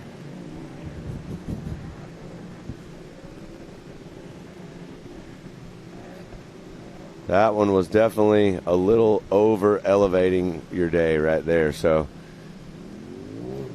now you see them getting out of that wet stuff. They got some moisture on the track there from the water trucks. A lot of the drivers choosing to go to the right, or to the left, I should say, and get out of that wet stuff right there, because one of the things that's happening right there for every single person that goes through it, the vision is becoming an issue if you're getting roosted from the person in front of you. So, see, and it's only going to emphasize what you're saying. They're getting roosted from that wet area, that wet mud, and then right away they're in that dusty area, and that'll stick to the wet on top of it. So you see a driver getting out of the soft stuff, sliding out there wide a little bit. So Schmider, Stewart, and Boyder running out front. There's your leader right there, the 26 of Justice Schmider. Bawarski and Hall make out the top 5. Raby, Davidson, Dunn, Crisco, Murphy, and Frank round out the top 10. And they're pretty well spread out as they look like they're about to complete lap number 1. Yeah, as you move back a little bit in the field, obviously you're seeing that everybody's a little bit tighter up. But there you see Hank Hall moving up into the 3rd spot. Nice job, Hank. And he's just a skinny little kid, too, little guy. And it always amazes me how you look at them off the track, and they're just a skinny little fit little kid, maybe like 2% body fat, but they're so skinny, and the way they muscle these cars around this racetrack. Well, I can tell you this right now. Hank is all over the 143 of Charlie Stewart. And matter of fact, it looks like he's made the move and jumped up into the 2nd position right now on the track. And if anyone knows how to play that competition yellow game, because there is a strategy, it is Hank Hall, because he's got experience in Hank's racing still running short cars. in 3rd, actually, so he's still got some work to do. There's a 143 of Stewart still running that 2nd spot. We'll see if he can make it. You're exactly right. He's definitely got he knows exactly what to do, and he knows what's coming up. We talk about this a lot. There's a spotter section out here. You've got a spotter. Your spotter is going to be guiding you through the headset to tell you when and where and the strategy and different things like that, where everybody is around you. And I guarantee you they're coaching him right now and getting him ready. He's already tightened up. Let's see if he can make a move and get around the 143 before the competition caution, because that would just make it that much easier for him to kind of check out. It obviously looks like right now on the track, Hank Hall is faster than Stewart, just trying to find a place where he can safely show him front wheel. He's getting close right there. Stewart almost opened the door for him. And the thing is, Hank has got his dad spotting for him, and his dad is a very cool cucumber, can like just really talk him through this whole situation. Oh, contact was made. You can see it right there. It looked like Hank Hall was on the back bumper just enough to not allow Stewart to rotate for the turn. And that screwed him a little bit, but he still maintained that spot. And what's also neat is Brian Axup, who's a tech official for the gas series out west, knows all these drivers, and he's kind of making a prediction who's going to do what, and where, Well, I'm watching it too, and I'm sure he's doing the same thing that I see. And I think that right now Hank Hall has a spot in mind where he knows he can make a pass, and he's going to set him up. He's going to try to ride and just get close as he can to him, and he's got his corner picked out. Him and his spotter have probably already talked about this. He knows where he can make it happen, but he's got to tighten that gap up a little bit. He was right there with him, and now he's allowed the 143 of Stewart to pull just a little bit of a gap. Looks like maybe 2 to 3 cars between the two of them. Well, he's got it. He's probably playing that roost game too as well, just outside that roost. He may, we don't know. A simple thing like just flip up the visor so he can see. Now he's getting his face full of mud. I mean, we don't know if there's a vision problem or not, but that could be a high possibility. And there we have Zach Van Beeken right in the middle of traffic as well. But going back up front to Stewart and Hall. Still a good battle right here. So 4 laps. You said it earlier, there's going to be a competition caution that comes into play here in a minute. And we're going to see if that allows Hank Hall to regroup and get up there and really finally get in a position to make this move. There you see the 210. That's Frank. So that's the battle between Frank. There's Beckett. There's the 108 of Frank also in that next position. It looked like that's the 44 of Ian Lane making some moves. Look out. Just about over-rotates right there. Man, that's a slick part of everybody. Ian going to the hit side. How about that? Too. What a move right there. That's some heads-up driving. Jumping in the mix. So what a move right there for Ian Lane. That's going to put him in, I believe, the top 10 right there. I believe 9th position right now on the track. Nice move right before the competition yellow, it appears. I think the yellow's coming out this time by. Yep, there it is. The yellow. We will dive right into this competition caution. Wow. How about the top 5 right now? Ariel Baryarsky having a nice run in that 5th spot. Randy Boyder, Hank Hall running in 3rd, a very tight 3rd. Charlie Stewart trying to maintain that 2nd spot. And our leader from the drop of the green has been Justice Smiter. And this, now I started to say that, and you kind of touched on it, that Hank Hall, he has run short course before. On the West Coast. He's got a ton of experience in it with the competition yellow. So he knows how to play that game, and his dad knows how to play that game. And his dad's a chess player. I like how he kind of plans things out, and he plays that chess game. And I have a funny feeling he is doing the same thing right now with Hank and letting him know where to do the certain things. And I think, you're not going to see any passing, or not a whole lot of it in that up and down section on the hill with those high bankings, because it appears to be really, really, really slick. Yeah, I can see that for sure. We saw that just a second ago when Ian Lane was making his moves right there. It looked like the driver that Beckett or Frank, one of the two that he was making the move on at that time, just could not get traction. The car was sliding, and that allowed Ian to slide right through there with a beautiful pass, heads-up driving. Yeah. But, you're exactly right, Scott. It looks like on that back section of the track there, you see it right there. It's just kind of slick. So what we did talk about was, yesterday I heard a lot of drivers that were actually trying to figure out what their tire choice was going to be. Yeah. I actually saw Cody Martin changing out his tires, going to something totally different, and I'm almost willing to bet that based on getting no more rain yesterday, how the track is going to dry out, he might have possibly changed his tires even one more time, trying to find the right setup for him out here today. But right now, that section of the track you're seeing right there looking to be the slickest section out on the property. And I know you've had a chance to go up into the nitro area, and like I did yesterday, and I went right into where all the side-by-sides, where all the Can-Ams are, and they're not allowed to touch anything, tire pressures, tires, shocks. They can't adjust anything. Get in the car and go, that is it. And they're running car tires. Their Yokohamas up there are actual automobile, not truck tires, automobile tires, and they can't touch them. And I think they're supposed to run 35 pounds per corner. I think that's what they have to run to as well. So we're coming to the green flag. Yep, there it is. We're back underway. And how about this? Is that Stewart to the inside? Oh, he tried. Couldn't make it happen, but getting in the soft stuff right there. Well, Justice Snyder able to hold on, but Stewart's trying to show him a wheel on the inside now. As the rest of our field takes a green flag, works their way around to that over and under section.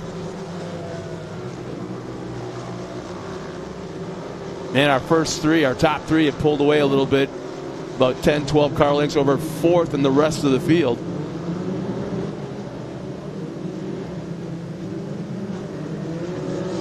Well, here they come to the back section. And it looks like the 143 of Stewart is still want to get up there and show Snyder a wheel. And then you got Hank Hall in third. This is what I'd be doing if I was Hank right now. I'd be trying to stay so close. And that way, hopefully, Snyder and Stewart would get into a battle, and Hank would be able to slide right on by and take over that top spot. Exactly, you called it. But we'll see. He's got to tighten up the gap right now because it looks like the 143 of Stewart has found some more speed in this second go-round right here, the second half of the race. But like you said, that could also be part of the strategy, right? He was running in a good spot. Hold on. We know we're going to competition caution. And then the second half of the race, now you've got to push it. Now this is where you go out there and leave it all on the track and try to get to that checkered flag before Schmider in front of you. Boy, I don't know who I'm more impressed with right now running 1 and 2. Is it Schmider able to keep Stewart back at bay in that second place and running the line? As somebody got turned around, did a full 360 trying to get back underway. But, yeah, Schmider trying to keep Stewart back, or is it Stewart keeping Schmider true? Keeping him honest, because I'm close enough to make something happen, but I haven't done it yet. So that was the 44 of Ian Lane we saw right there sliding around. But out front, nothing's changing. So Snyder, Stewart, Hall, Boyder, and Byarski, you're 1 through 5. Then you've got Raby, Beckett, Frank, Davidson, and Van Beekum jumping up into the 10th position. I like it. Ryder Van Beekum coming from the back, looking good right there. Yeah, dead last. Wow, nice run. So another very young driver. Yeah. Very young. Very young. Whoa. Yeah. Flat landing it. 143 of Stewart raking in some frequent flower miles right there. He was trying to go to the moon and come back real quick. Is that smoke out of our leader? Yeah, it looks like we got some smoke.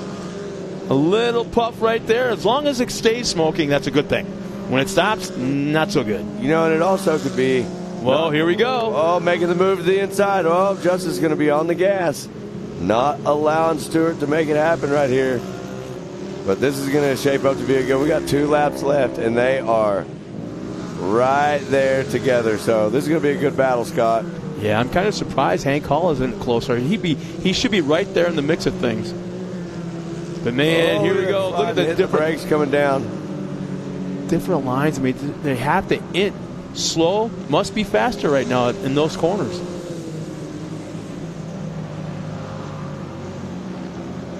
The other thing, too, is, this is amateur turbo, so these are some fast guys out here on property, but some of these guys or ladies that are out there racing amateur turbo are new. There you see the white flag coming out.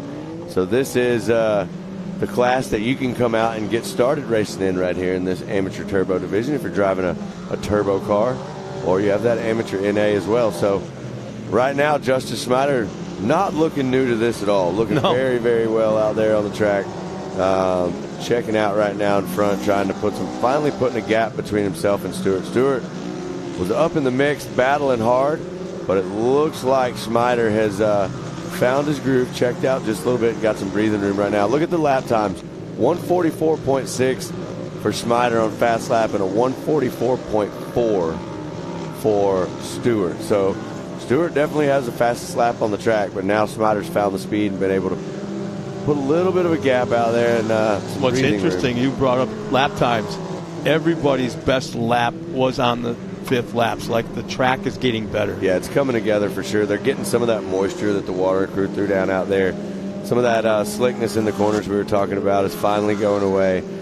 They can actually come through the corners without sliding. So whoa, our leader's slowing. Our leader right here. Smider slowed. Smider has had an issue. Stewart has already gone by and is checked out. Yeah, we did see that smoke a couple laps ago. Not sure if that was the issue. It was a quick little puff of smoke. We didn't see it again. Now we see Smider on the side of the track, and the 143 of Stewart right here on your screen has moved into the top spot with what I believe 1 lap left. So this should be less than right a lap, there at half the a end. lap. I mean, checkered flag should be coming around right here. So, man, that's another example of racing all the way to the end. There it is, checkered flag for the 143 of Stewart. And that is going to allow the 5-7 of Hank Hall to move up into that second position on the track. So congrats to Hank Hall. Great drive right there. You see him coming through the Can-Am finish line over the Project X tabletop. I love that. So, yeah, as the rest of the field comes through, you can see it once again. Stewart takes the win. Hall second. Nice run by that young man. Boyer will round out the podium. Boyarski, another nice run. 2 runs in 2 races in a row. Nice job. That was an excellent amateur turbo race. Still battling going on right here. So that is the 44 and 106. So that's Ian Lane battling with, that's Hawks right there in the 106. But Ian Lane gets around there and gets it done. So they come through. Lane, Hawks, and Chilson. A couple more drivers out there on the track. So as the rest of the field comes through, once again, Charlie Stewart will take the win. Hank Hall second. Randy Boyer, our top 3 podium finishers. Ariel Boyarski fourth. 5th will be Rich Raby. And we have an Amsoil instant replay. I believe, Scott, this is what we saw. This smoke we saw right here on that lap, that puff, may have been kind of the warning to what was to come. And shortly after that, we saw the 26 machine on the side of the track with problems. And we'll see if that was, in fact, what caused this car to not be able to finish the race. But that's super unfortunate. It wasn't continuous smoke trail. It was just one puff and done. Yep. And that doesn't happen very often. Well, there we have it. Elevate your day with the handy amateur turbo results right there.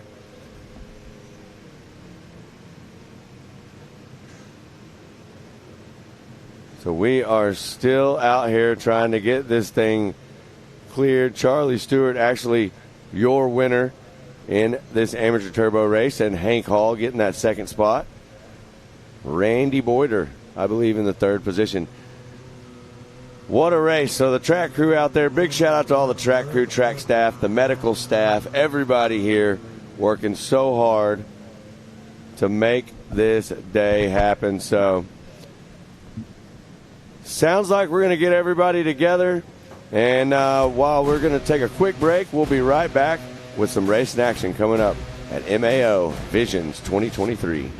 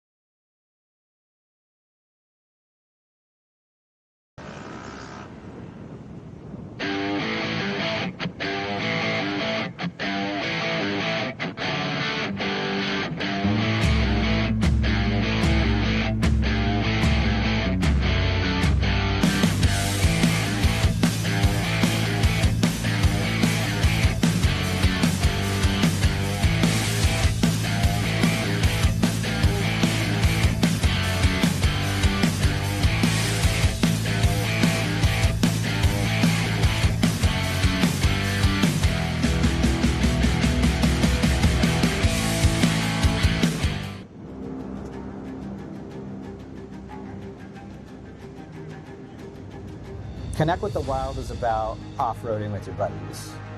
Connect with the Wild is about going to Moab and conquering new challenges that you didn't think were possible.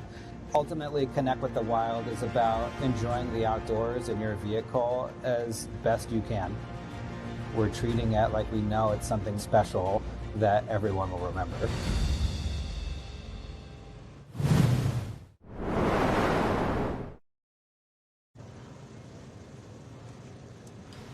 And we're back once again. A beautiful aerial shot, or I should say a ground shot, but on the far side of the race course looking at, I think, your favorite area of the race course. That little, as we look at the starting grid, but just a moment ago was that special vodka area that you like. Oh, man, you know what? I love the pool. I love all the things we have here at Mid-America Outdoors. So, yeah, the pool is a staple for me. You can pretty much find me there a lot of times. And, man, we are just having the best of days out here today, and we're getting ready for Women's NA coming up next. And, man, Scott, I'm pumped. I'm having a great time. Visions 2023. You smile so much, man. You're so electric with your grin. Yeah. Just permanent. You know, my jaw hurt last night. My wife's like, what's wrong? I'm like, I smiled all day today. There's, you know, yesterday one of the coolest things happened. I got to give a shout out. A lot of people here know that we've been running around having some fun with gel blasters. Oh, those hurt. Well, I got ambushed by all the kids in the park. The Singleton bunch, they literally led them over there, and they knocked on my door, and I stepped out. Really? I thought all the kids just wanted to come hang out with me and say, hi, what's up, you know? Oh, no. As soon as I stepped out of the door, I took about 300 gel blaster water beads. And you thought you were Mr. Popular and found out. I was running for my life out there, so... Yeah, you know, it's just things like that make it absolutely amazing. We have such a good time out here. There you see the hill. Everybody's up here. Tommy is scoring in that little building there. Hanging out, having a good time. The vibe is just an amazing one out here, and the culture, the family aspect of what Mid-America Outdoors and the Robinette family have. What they've achieved is just second to none. There's no other place like this in the country. You know, we come here for racing, and you know, racing is very serious. You know, it's a very expensive sport. A lot of people are really putting their everything they have into it, you know. But the one thing you can do is you can come here and race, and you can have a ton of fun while you're at it. You know, everybody here is your competitor, but everybody here is also your family. Oh, gosh, and yes. They'll work and do whatever they can to make sure every single person here is able to get back out on the track if they have an issue, whatever the situation may be. This place is just incredible. So there is our Ultimax Women NA starting grid. So Kirchmeyer, Watkins, Yoshimoto, Singleton, Rowden, Schroeder, Burchard, and Lemming all ready to do battle. So I'm excited to see this one. This is going to be a fun one. So you think that Watkins has got a little bit of an advantage having been out here earlier and won that race? Yeah, I mean, definitely. If the green comes out, we're on our way. Yeah. We are going right here. So definitely a little bit of advantage for Watkins already being able to see the track and know what the conditions are like. But it looks like Watkins is back. Is that Watkins? Yep, that's Watkins. Back out to the front right there and on the gas. So there you see the 237 repeating exactly what she did earlier. Gosh, I like it when it's like this. Angela Haley checks in and goes, that's my Singleton grandkids. And yeah, you got to give it up for the Singletons. Yeah. They're the best. So have a good time. We're getting to see them out on the track right now. It's Brooklyn Singleton, and she is running in the fourth spot right now, the Team 360 car. And lots of good racing going on. So our first place driver, you know, obviously Josie Watkins, getting to see the track some a little bit already, is on the gas right now and trying to check out in front and stay clean. We'll see, because look at right there. That is going to be Yoshimoto jumping in the mix, trying to show Watkins a wheel and doing a pretty good job of it so far. So we'll see. There's a lot of racing left. Braking a little bit later than Watson, coming down the hill with a good drive going up. We'll see if the track is dried out just a little bit on the lower sections of the up and down the hill here, the Talladega turns. Because I know the last, one, maybe two classes have seemed like they had to almost come to a stop, rotate their cars, and then get pointed up in the right direction, and then just barely inched up. It was so slick in those sections right now. Yeah, one of the things, you know, we were watching that amateur turbo class, and you saw some drivers in there that were absolutely setting their car up for the corner, coming in, throwing their car sideways, carrying a ton of speed, a lot of wheel speed through the corner. But then you saw other drivers, like you said, Scott, that were almost coming in, stopping, squaring it off, and trying to get drive going straight up the hill. Oh, no, man. That is the 13 of Schroeder.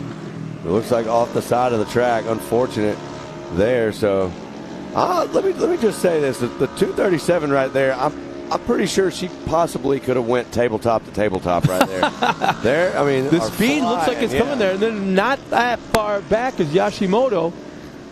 Yeah, so still a lot of race left, 5 laps left in this women's NA. So Watkins knows what to do, feeling pretty good on the track. Obviously got all the lines dialed, but here's the thing.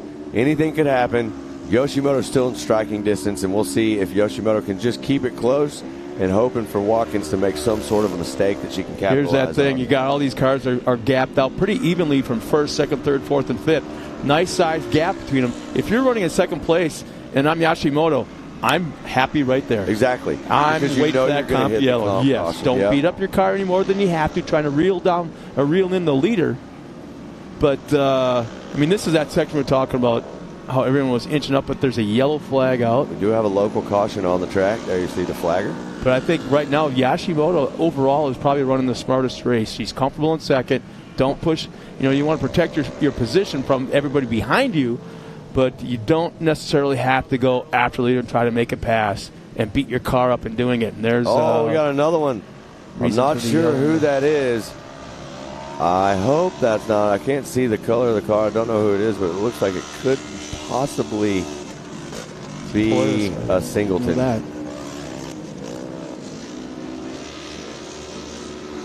We'll see as they come around. Yeah. Well, Singleton still.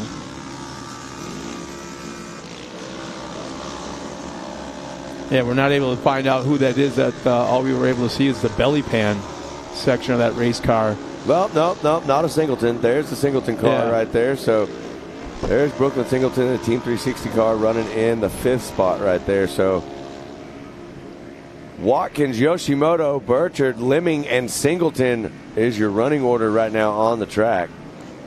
There you see the 06 right there of Lemming trying to chase down. Would that be Annie So Schroeder? that is the 13 of Schroeder right there that we saw.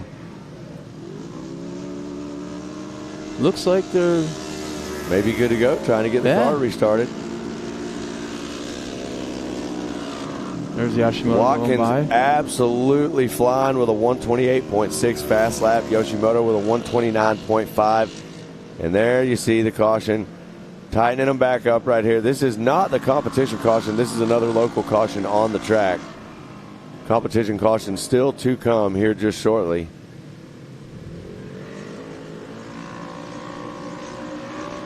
Yeah, you'll know when the comp yellow is coming out because that's when our pace vehicle goes on the track and collects the field. There, and it looks like they are clear. You see the 237 of Watkins back on the throttle hard. There you see Yoshimoto in the 528. And not too far behind that is the 04 of Burchard.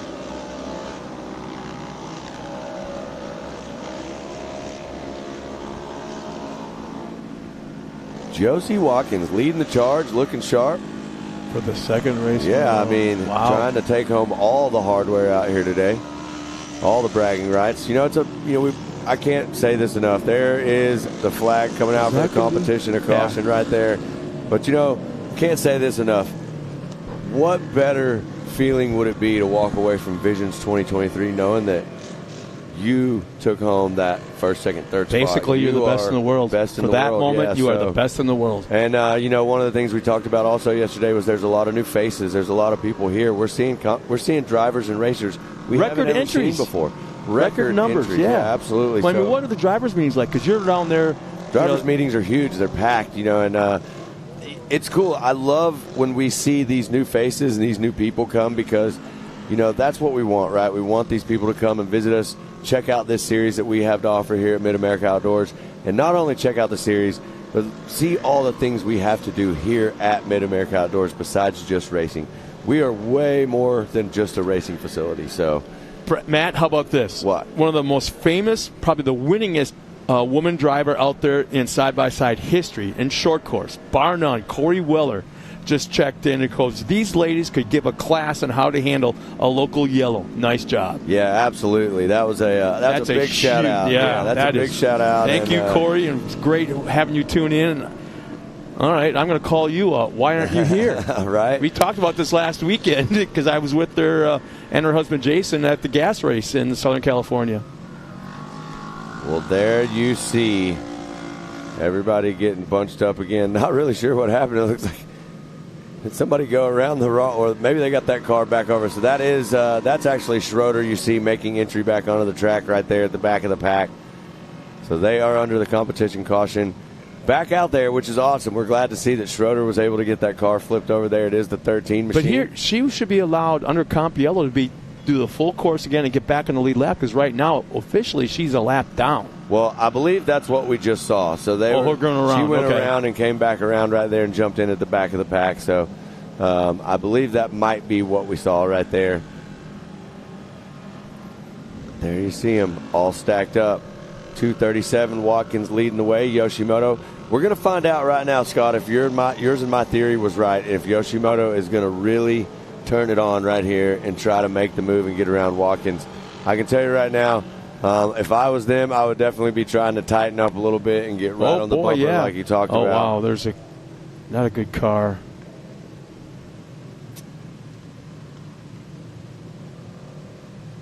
Boy, it's hard to tell a number.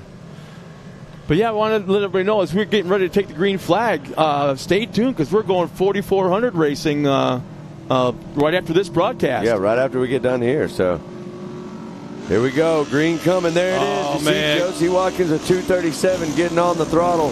Look at this.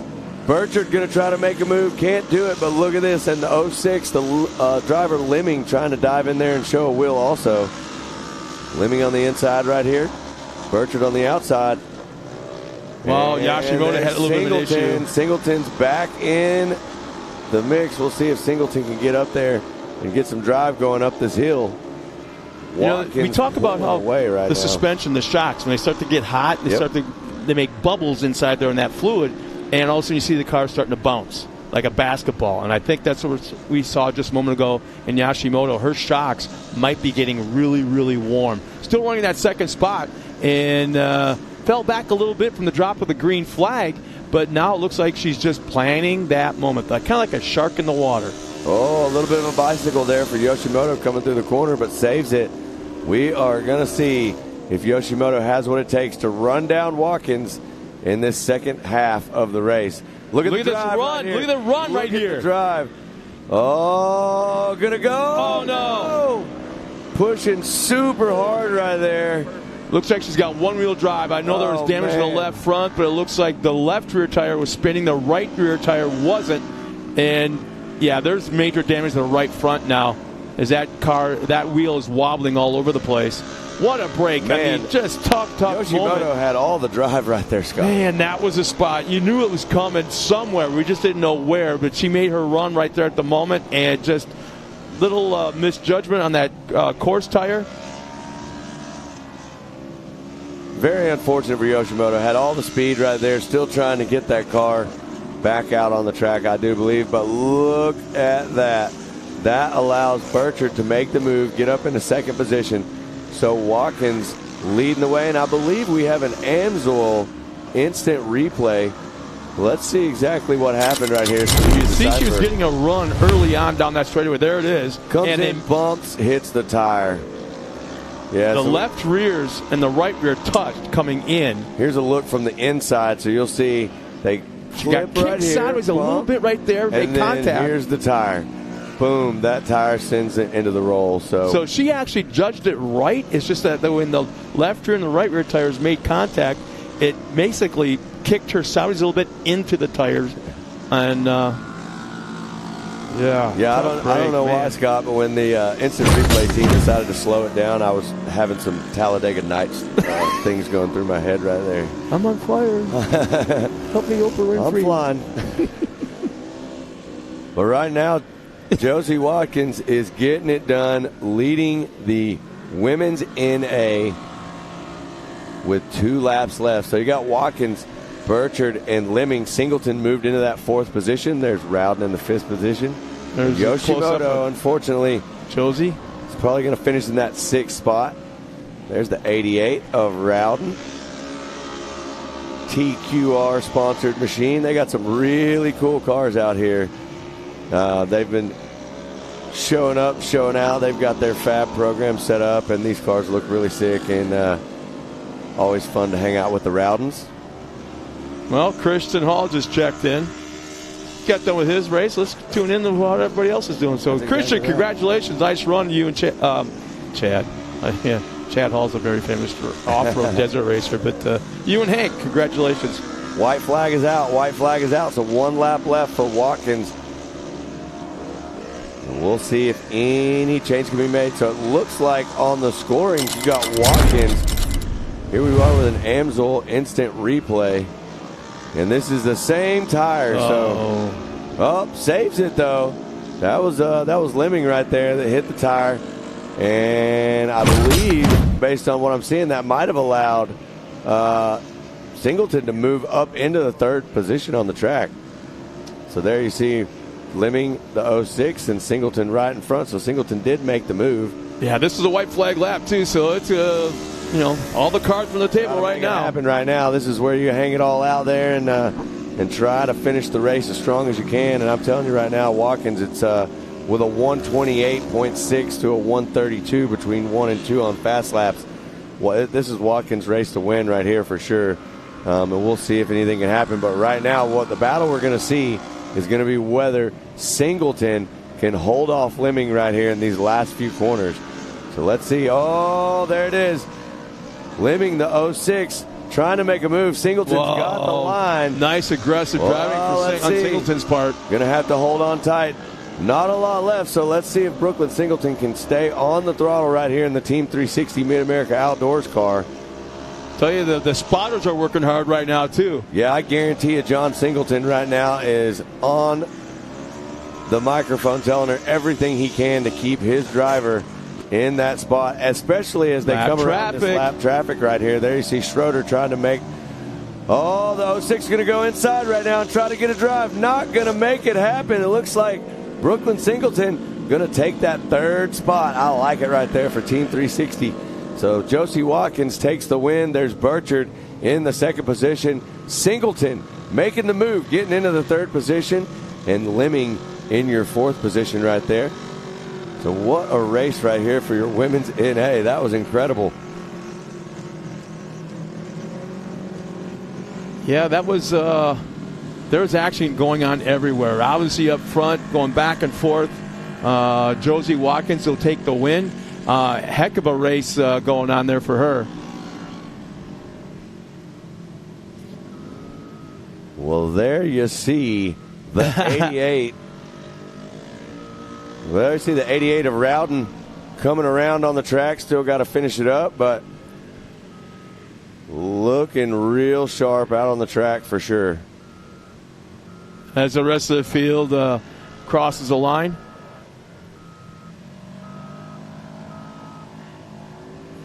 Nice, clean. Nice, clean. Nice, clean car. Machine heads over that Can-Am finish line. She's out having fun. There's our handy women's NA unofficial results. So Watkins top spot, Bella Burchard. Brooklyn Singleton in the 3rd spot, Alexia Lemming, Crystal Rowden, Annie Schroeder, Leslie Yoshimoto, and Camber Kirchmeier rounding out your field right there. So, well, Scott, it sounds like you and I are going to step out for a little bit. We're going to let Ken and Pam step in and call some races, and then we will be back here in just a little bit. So when we come back, we're going to have all the fun. Right now we're enjoying these highlights from the women's NA race. There you see all the drivers cruising around. Lots of carnage. Man, it's been an exciting day. We'll be back shortly with more race action coming up after these messages. Lightweight, agile, and strong, the Pitbull is perfect for the job. The Pitbull is the first and only lift that can be used in the pits and in your garage. Elevate your racing with a Handy.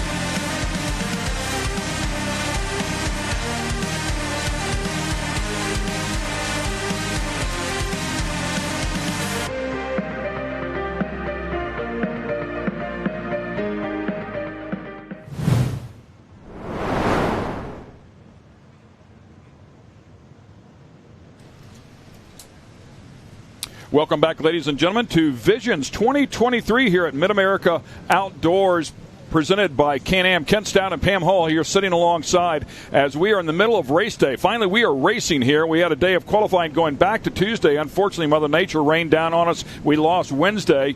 Welcome to Thursday. We are racing, so looking forward to this one for sure, as the Pro Turbos are ready to line up here and get it done. So, yeah, the Pro classes are coming up. We'll have Pro NA, not Pro Turbo. So Pro NA, and then we'll have Expert NA, then we'll go Pro Turbo and Pro NA as well. We'll have the Pro Light trucks a little bit later on in the day. We'll have a couple of other sportsman classes that will work in the middle as well. But spectacular day out here. The track looks great, Pam. We're ready for the big guys to get after it. Yes, exactly. And the track, like you just said, is perfect. We had all that rain. Mother Nature watered it for us. I'm super excited. We've had a lot of racing already this morning, and I'm excited for the rest of the day. I said big guys. I need to say men and women, because Aliana's in this class as well for the Pro NA category. So, yeah, we're looking forward to it. This will be round number 4 for the side-by-sides. It'll be round number 3 for the Pro Light trucks, which will come up, as we said, a little bit later on in the day. Looking forward to this one. This track is definitely technical. You can see them doing a little bit of grooming. It is a beautiful, beautiful day out, sun shining, so a little bit of water here on the track. That'll make the opening laps a bit greasy. That is not uncommon here for this sport, so that's exactly what they do to keep these things prepped and ready to go. And it's pretty funny to see the water trucks on the track because of all the rain we've had, but we have to be on top of this track. So, again, something that they need to be careful with. I mean, you can actually put too much water down on these courses, but it's a learning process here for sure. It looks like they're doing a light sprinkle, and with the sun that's out there, it'll burn that off pretty quickly. I was out there trying to count the turns on this track. So the track has changed since Memorial Day. We touched on that a little bit earlier today during qualifying for the Pro Light category. It is 1.4 miles in length. I want to say the gorilla mat that I was doing, and I couldn't see all the way in the back, but I want to say the track is somewhere around 10 turns, somewhere in that general vicinity. We have the S's here. We'll talk about those. You really need to be spot on to get through those.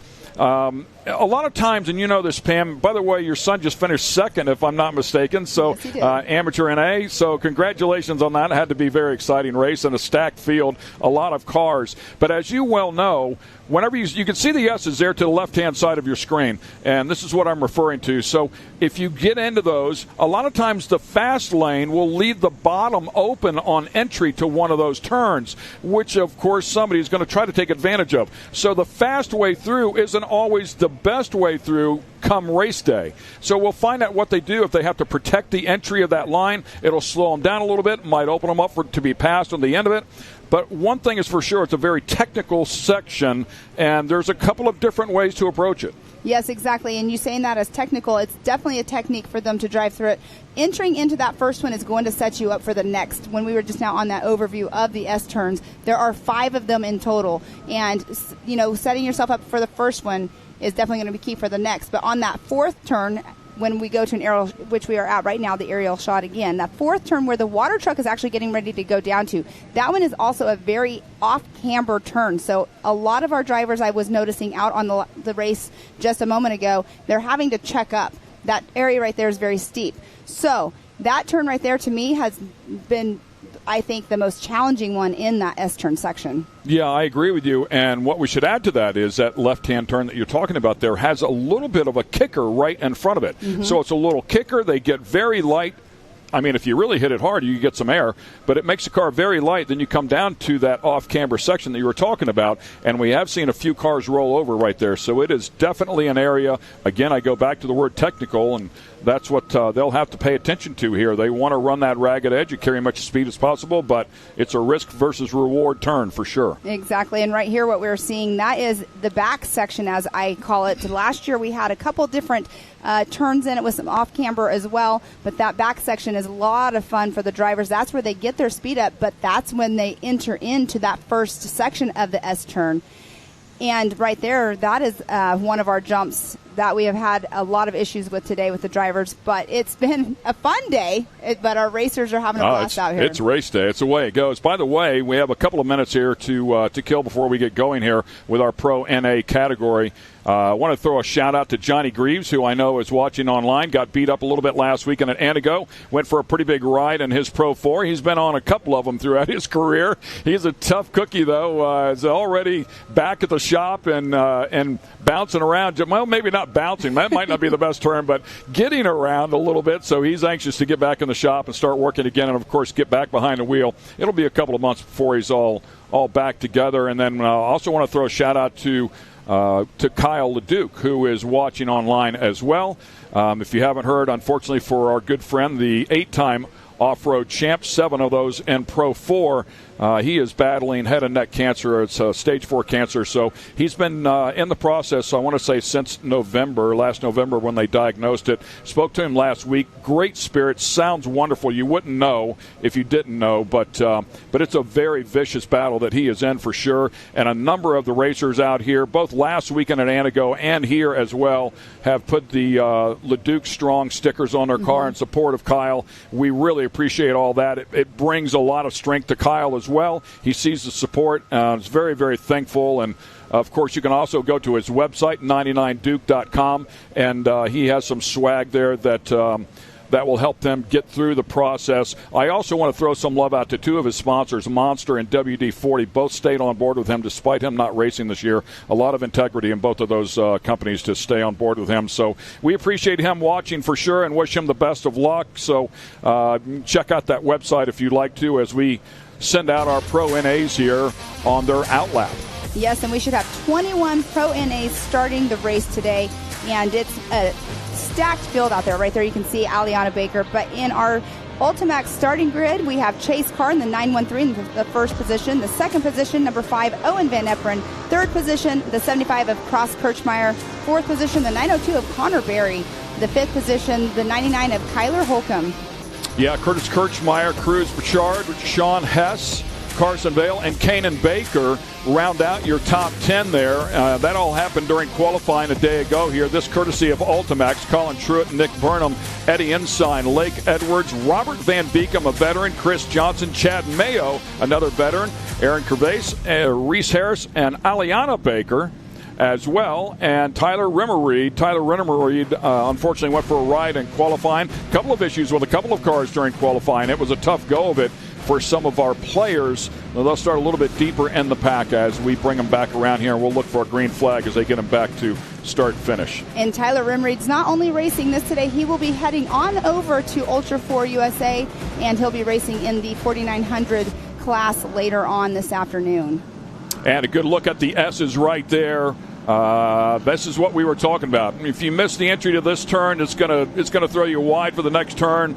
Somebody's going to pass you. Maybe 2 or 3 people are going to pass you. You can see a stack of tires down there at the bottom that they want the drivers to stay on line. They were chopping the bottom of that turn off. That's what racers are going to do. Shorten that track up as much as possible, but became a safety issue. Here you can see a couple of stakes on the inside as well. That's a kicker there. I mean, it can launch. They can carry a lot of speed in there, but if they hit that kicker, it'll launch them and send them to the outside of the turn. And some of the drivers, you mentioned it before, will stay to the outside, try to keep not as much air underneath the car, get the tires back on the ground and run the bottom of the turn. But a couple of different ways to attack that. As we take a look at, you talked about a Chase Carr on the pole. Something we have to tell you about Owen Van Eperen, outside pole. He popped the motor in qualifying. That was a hot rod motor. They're allowed to change internals here. 1,000 cc's, but you can change internals. He did not have another hot rod motor to put in it, so he put in the stock 1,000 that he competes in with Champ. So it's not going to have as much steam. I told him, I said, you're going to have to race here today. Bring those driving skills out. Green flag flies. They already go 3 wide. We're racing, ladies and gentlemen, in Pro NA here at Visions 2023. Let's get it on. And Chase Carr has that whole shot with Connor Berry closely behind him. Yeah, look at him, 2, 3 wide, all the way back through this field. Everybody jostling for positions here early on. Big tabletop right there into turn number 1 and charge up the hill into turn number 2. And that is steep. Hard to see here. Off camber, right-hander with a lot of speed. 2 RS1s out front. Yes, that is chase car Connor Berry right there. And we do have Cross Kirchmeyer, who's a very seasoned person. It looks like he will be probably in that 4th position back there. But we do have these two guys battling out already for that number 1 position. Yeah, Chase Carr finished second at Visions last year. Started at age 4 in moto and made it to Loretta Lynn's. So, I mean, a talented driver. We talked about Connor Berry as well, just 18 years old. Came out of junior karts, mod karts, won championships in every year that he was in them, and a couple of wins here side by side. They get on the slick stuff and trying to hang on to it. Unfortunately for Chase Carr, he goes completely off course. Wow, he was on it, trying to stay on it like you were just saying. Now he's back on course. But wow, that was such a battle going into turn 1 of the S section. Yeah, really, really greasy through that rhythm section back through there where they put the water down, and it's going to be that way for a couple of laps. And we do only have 1 timing loop out here, so a lot of change-ups already on course, so we'll see where they're sitting as soon as they come in. Oh, and Aliana Baker, Colin Truitt, and I can't see who that is behind. Colin Truitt is our 2022 Pro NA champion. Oh, and the number 95 of Eddie Ensign right there in a little bit of an incident. Yeah, Colin Truitt also second of the points coming in here behind Owen Van Eperen, so caught up in that one. They will get 2 races here. A lot of the other classes, unfortunately, 1 race here today as we lost all yesterday due to weather. So these particular drivers, though, will get their 2 races, so it's the lowest combined score of those 2 races. See one of the Hondas out there as well. Going over that over jump, we will not be using the under because of water issues that are under there from all of the rain we have had. But these cars, they're staying tight-knit. They're close together as we saw a 3-car battle going into that last turn. Cross Kirchmeyer up there in 3rd place as we speak right now. Another talented racer here, 2022 Texas Outlaw Series Pro NA champion. We do have a yellow local waving right there. Not sure exactly what happened. But Connor Berry, look at his time. He's at a 1:52.514. Owen Van Eperen in that 2nd position at a 1:56.209. So that's quite a gap. But, of course, we know Owen Van Eperen being a very, very seasoned racer. So he will definitely be pushing it as hard as he can to get up there in that number 1 spot or close to Connor Berry. Yeah, he fell off the pace there early on, as you could see there. You talked about the power inside of that car, but then once you get back a couple of spots, then you've got to deal with roost and, as you know, and pulling the tear-offs, trying to stay in the game there. It makes it even tougher. Another one goes up and over, ends up back on the side. Couldn't see a number there. I saw the 172 of Lake Edwards in that Honda out there going around, but I think that's Cross Kirchmeyer.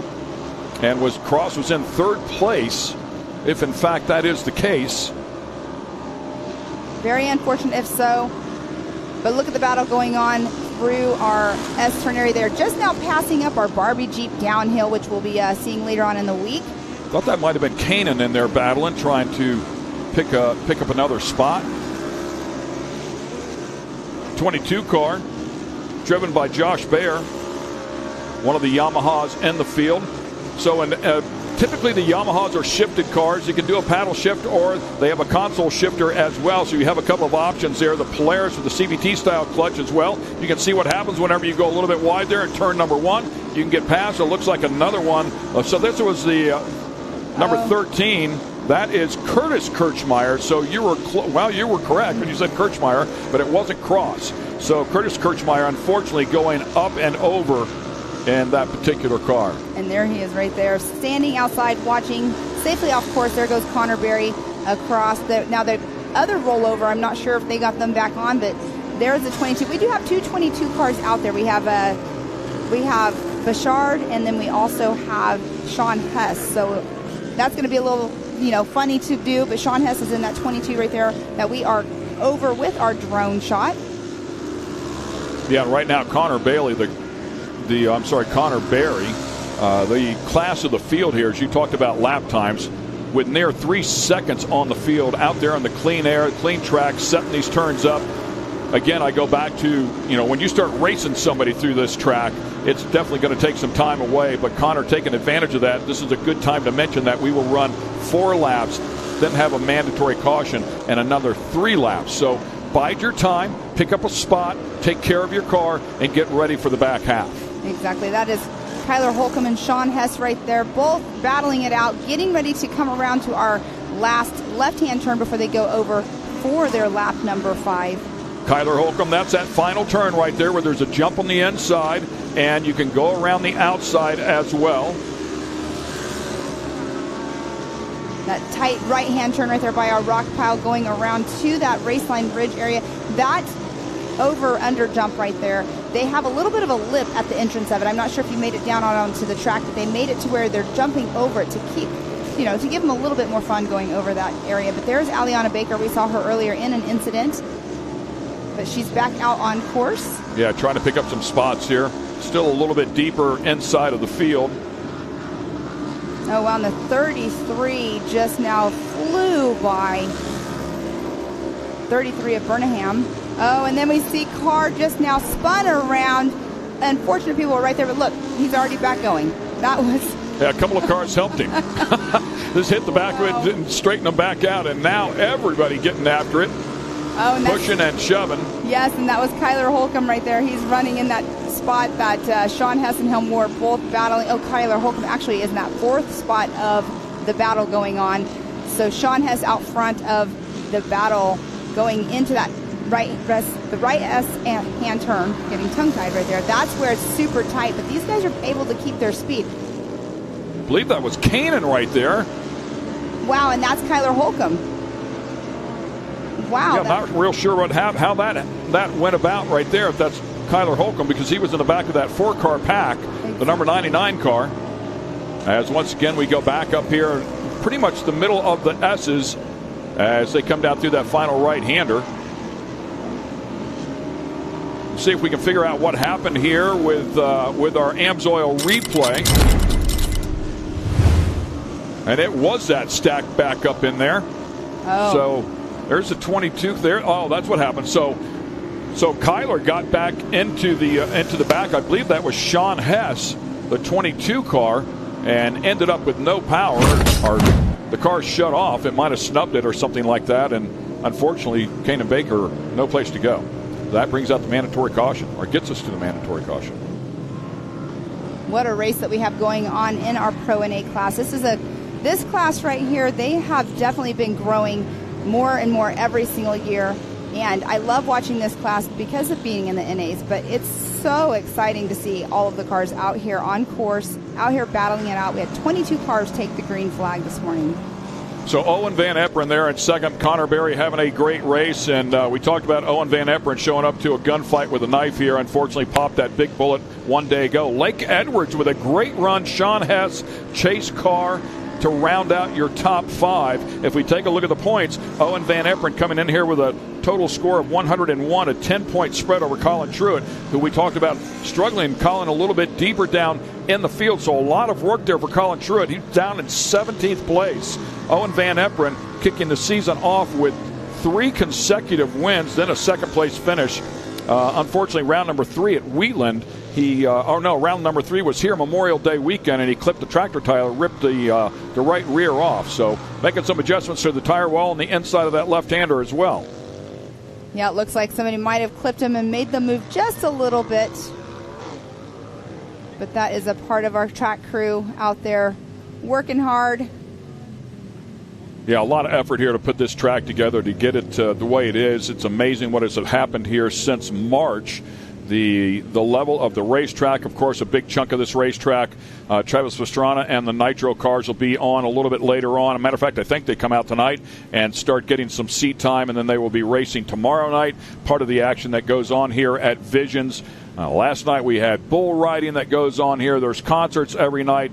Professional level, world-class level RC racing. Ultra 4 is here. Of course, we're here with side-by-sides and short course racing. So it's a massive weekend with a lot of stuff going on. And if you just can't keep up, that's okay. Go hop in the pool. Exactly. There's so much going on. We do have a triathlon going on as well up by the concession area, and that is presented by Good Boy Vodka, which is awesome. We have a Good Boy Vodka VIP section that was built here just last week up there by where Nitro Cross will be starting, and that is pretty cool to see out there. They have been a huge sponsor out here at the park for our 2023 season, but we do have lots of stuff. We do have later on We have, last night we had an Ultra 4 USA Driver Summit. We're doing that tonight for our short course. It's a really nice thing that the Robinettes do and race director. We go and we have a very nice dinner, a meeting. People can, put their opinions out there or, changes that we might be doing for the year. But we do see Connor Berry is bringing around the pack of cars, going to be taking the green flag after the starter right there, ready to go.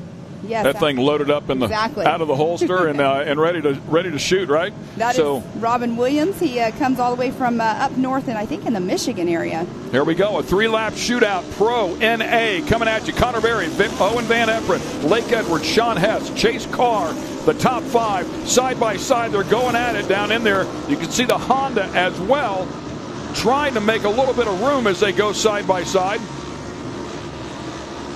Wow, and that jump right there. What it's doing is they have the jump and then they go over to the bridge and then they have the left-hand turn as we see right here going up this Raceline Ridge area. This has changed from the last race. Now they're taking that tight right, which opens them up to the whoop section.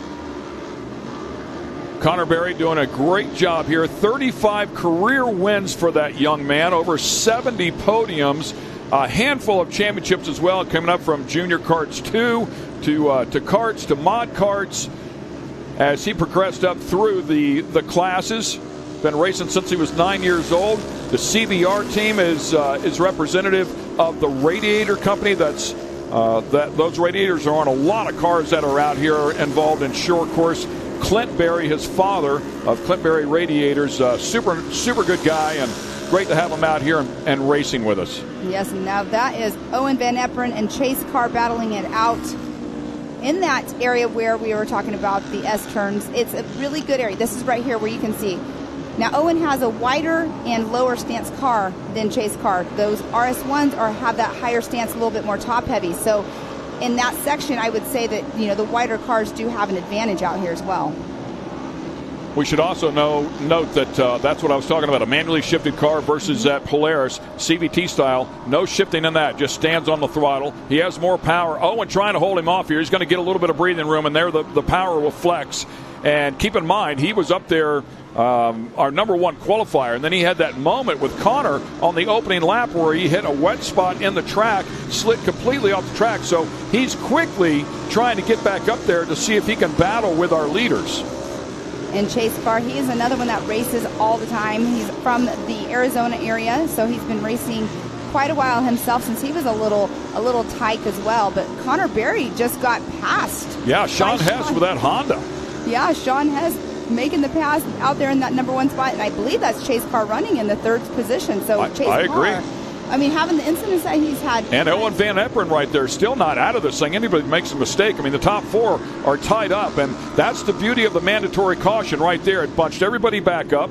Connor Berry had checked out, has to race hard, but it opens up the door. Sean Hess does some great driving, gets out in front, and now Connor Berry under attack from, Sean Hess. Connor, from Chase Carr. Yeah. Yes. So Chase Carr trying to get around Connor Berry. And then in that 5th position, Kanan Baker, he's closing the grounds as well. So great battle going on here in Pro NA. The Honda out front, and it would be the first time we've seen a Honda win this season. Great to see the different manufacturers that are out here. Chase Carr really looking for a nose, and that's what I was talking about. So Connor Berry driving a protective line at the entry, but that'll push him a little bit wide on the exit. That allows Chase Carr to get up beside him. Can't take advantage of it, though. As he gets up beside him around the next turn, you got to go the long way around. There it is on the inside. So Chase Carr with another nice move there, this time on Connor Berry. So you can see that they both took that right-hand side. Oh, no, we have the 775 off course. 775 is Cook. Wow.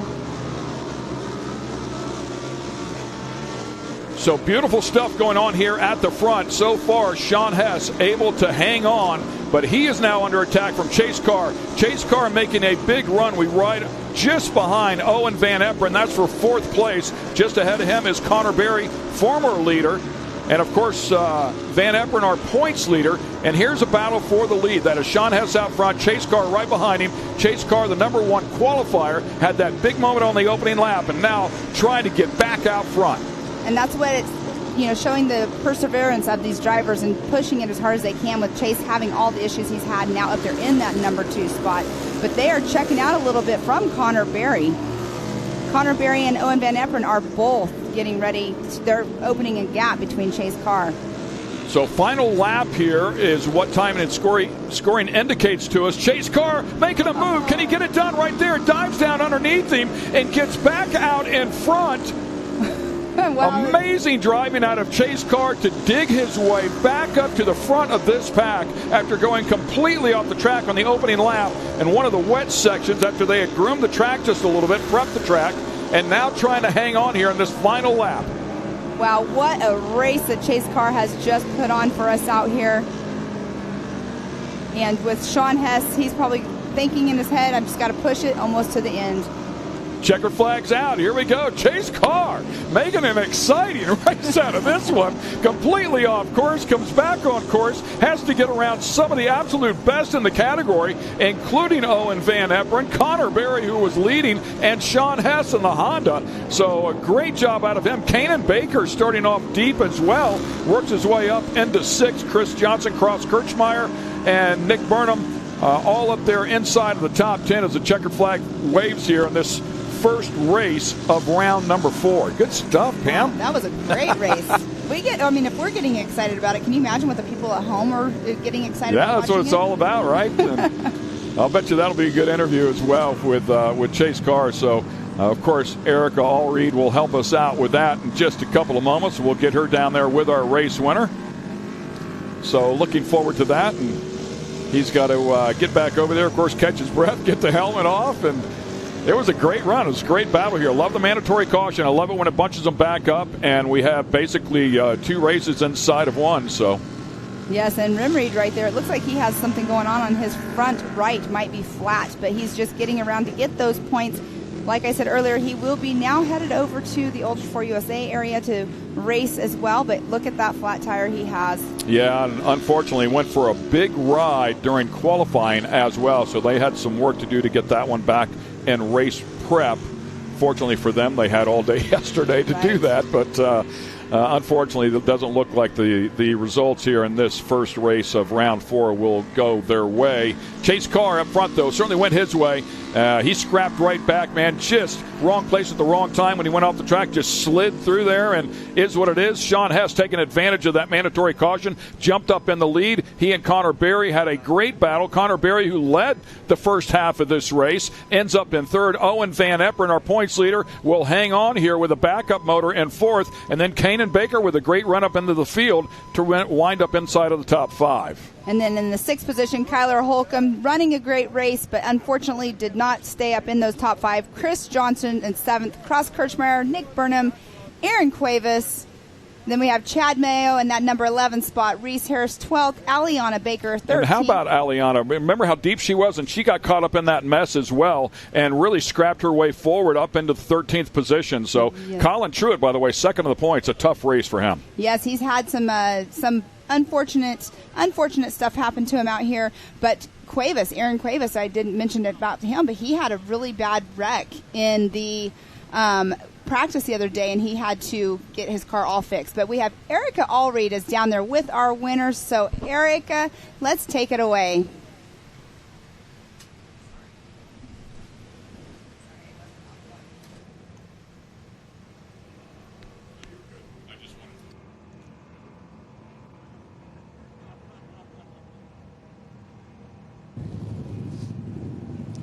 Chase Carr putting on an absolute show for us with that drive and last lap pass for the lead. Chase, was this one as much fun for you behind the wheel as it was for us to witness here today in race 1? Yeah, I qualified P1 yesterday, so I came in strong, but unfortunately, like the first half, I realized I was in two-wheel drive. So when we came into calm caution, I knew I had some work to do. So I flipped some switches and made my way back up to first. But I can't thank all the fans here enough. My mom, my dad, my grandpa, Carlin Fabrication, CBR, Nacho, KMC Wheels, man, everyone that helps me out. West Coast Motorsports, everyone that's here to watch.